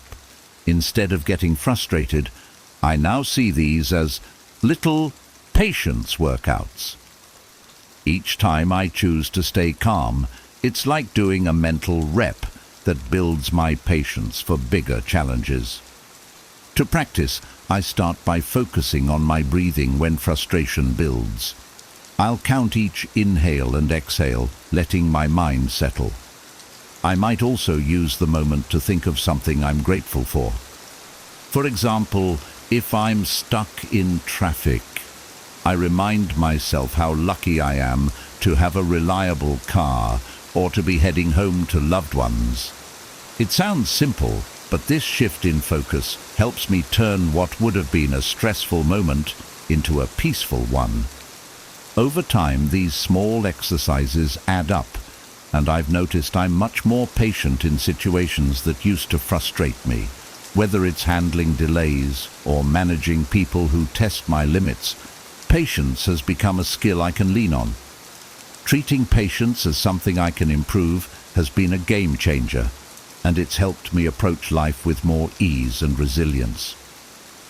3. Recognize what's within your control. One of the most transformative Stoic principles is the idea of control. There's so much in life we have zero power over, from other people's behavior to unexpected events. This used to frustrate me endlessly because I felt like things were happening to me. But Stoicism teaches us to focus only on what we can control: our actions, our responses, and our mindset. For instance, if someone acts rudely, it's tempting to take it personally and react in kind. But recognizing that I can't control their behavior, only my response, gives me a new sense of freedom. Instead of feeling like a victim to their actions, I focus on how I choose to react. This shift has been incredibly empowering. I no longer waste energy trying to change things that are beyond my control. Instead, I invest that energy into areas where I can make a real difference, like my own thoughts and behaviors. I also apply this to broader life situations. If a project at work doesn't go as planned, or a trip gets cancelled, I remind myself that while I can't change these outcomes, I can control how I react. Maybe I use that extra time to pursue a hobby or spend time with family. This mindset shift has made my life much more peaceful because I'm no longer fighting against the inevitable. Instead, I'm focusing on what's within my reach. 4. Use mindfulness to catch yourself early. Mindfulness has been a game changer for me when it comes to managing anger. It's easy to get caught up in the heat of the moment, especially when something triggers us unexpectedly. But practicing mindfulness, staying aware of my thoughts and feelings in real time, has helped me catch anger early before it spirals out of control. When I feel that initial surge of frustration, I take a deep breath and focus on the sensation of breathing. This simple act brings me back to the present and creates a little mental pause. In that space, I can decide whether the situation really warrants a big reaction or if it's something I can let go of. Often I find that this quick pause is enough to see things more clearly. For example, if I get a frustrating email, I no longer fire off a response right away. I breathe, let the initial reaction settle, and come back to it when I'm calm. This practice of mindfulness has saved me from saying or doing things I'd regret. Over time, I've become better at recognizing anger as it arises, allowing me to control it rather than let it control me. Mindfulness isn't a cure-all, but it's a powerful tool. It gives me the space to choose my response consciously, rather than being driven by emotion. The more I practice, the more natural it becomes, helping me stay grounded in the moments that matter most. 5. Turn anger into curiosity. I used to see anger as something to suppress or avoid, but Stoicism introduced me to a different approach, turning anger into curiosity. Instead of reacting right away, I now try to ask myself, why does this bother me? This question shifts my focus from the external trigger to my internal response, helping me understand the deeper reasons behind my anger. For instance, if a friend makes a hurtful comment, my immediate reaction might be to feel defensive. But instead of snapping back, I pause and ask, what's really going on here? Sometimes I realize the comment triggered an insecurity of mine, or maybe I'm just tired and more sensitive. This insight doesn't excuse rude behavior, but it helps me respond thoughtfully instead of react impulsively. Curiosity also allows me to see the other person's perspective. Maybe they're dealing with their own issues or didn't mean to come across the way they did. By approaching anger with curiosity, I turn potentially tense moments into opportunities for growth and understanding. This approach has not only helped me manage my anger, but has also deepened my empathy and improved my relationships. 6. Practice empathy toward others' flaws. It's easy to get frustrated with others when they mess up or don't meet our expectations. But Stoicism reminds me to see these moments as opportunities to practice empathy. For instance, if someone makes a mistake at work or acts rudely, I try to consider what they might be going through. Maybe they're stressed, dealing with personal issues, or simply had a rough day. Instead of reacting with anger, I remind myself that they're human too, just like me. This shift from judgment to empathy has helped me stay calm and respond with compassion rather than frustration. It doesn't mean excusing poor behavior, it just means choosing understanding over anger. This mindset has not only made me more patient, but also improved my relationships, as people feel more comfortable around someone who sees their flaws with kindness. 7. Forgive to find freedom.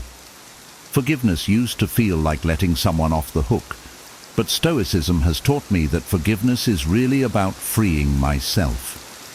When I hold on to anger, I'm carrying that burden around with me, replaying events that only weigh me down. But when I choose to forgive, I'm not saying the hurtful behavior was okay. I'm simply releasing its hold over my peace of mind. One way I practice forgiveness is by reminding myself, I release this because it no longer serves me. Saying this out loud or in my mind gives me a sense of closure. Over time, I've noticed that forgiveness isn't about the other person at all. It's about choosing peace for myself. And when I let go of anger, I make space for more positive emotions, like compassion and joy. 8. Embrace the impermanence of feelings. One powerful Stoic insight is the recognition that everything, our anger, happiness, even challenges, is temporary. This concept has helped me immensely, especially during tough times. When I feel overwhelmed by anger, I remind myself, this, too, shall pass. Knowing that emotions are fleeting helps me ride out the storm without making impulsive decisions I might later regret. It's like watching waves crash on the shore. They come and go, but they don't stay. Realizing that anger is just a passing wave gives me the patience to let it flow without getting swept away. This practice helps me avoid saying or doing things I'll regret, all because I know the feeling is temporary. 9. Stop expecting others to understand. Sometimes my frustration stems from expecting others to get me, to understand my point of view. But not everyone will, and that's okay. When I let go of the need for others to fully understand or validate my feelings, I feel lighter and more at peace. I remind myself that my inner peace isn't dependent on others' opinions or approval. This doesn't mean I stop expressing myself, but I'm no longer waiting for a specific reaction. By releasing the expectation that others should see things my way, I feel less frustration and more acceptance, creating space for calm and mutual respect in my interactions. 10. Reflect on past anger to build future resilience. Reflecting on past moments when I let anger take over has been invaluable. I'll look back and ask myself, what could I have done differently? Did my reaction help or hurt the situation? This isn't about self-blame. It's about learning and growing so I can handle similar situations better in the future. Each reflection builds my resilience, helping me recognize patterns and improve my responses over time. By understanding how I handled past situations, I prepare myself to respond more calmly and constructively when anger inevitably comes up again. This process has helped me develop greater emotional strength and wisdom over time. Thank you for joining me on this journey to understand anger through a Stoic lens. Remember, Stoicism isn't about suppressing emotions, but about mastering our responses to them. Anger, like any emotion, is fleeting and doesn't have to define us. When we choose patience over impulse, we gain true freedom, the power to shape our own actions and find peace within, regardless of external circumstances. If these Stoic principles resonate with you and you're eager to cultivate more resilience and calm in your life, please give this video a like and consider subscribing to the channel. Together, we can continue exploring insights that bring us closer to inner strength and wisdom. And if you have your own thoughts or stories on managing anger, drop them in the comments below. I'd love to hear from you. Let's keep building a community centered on growth and wisdom.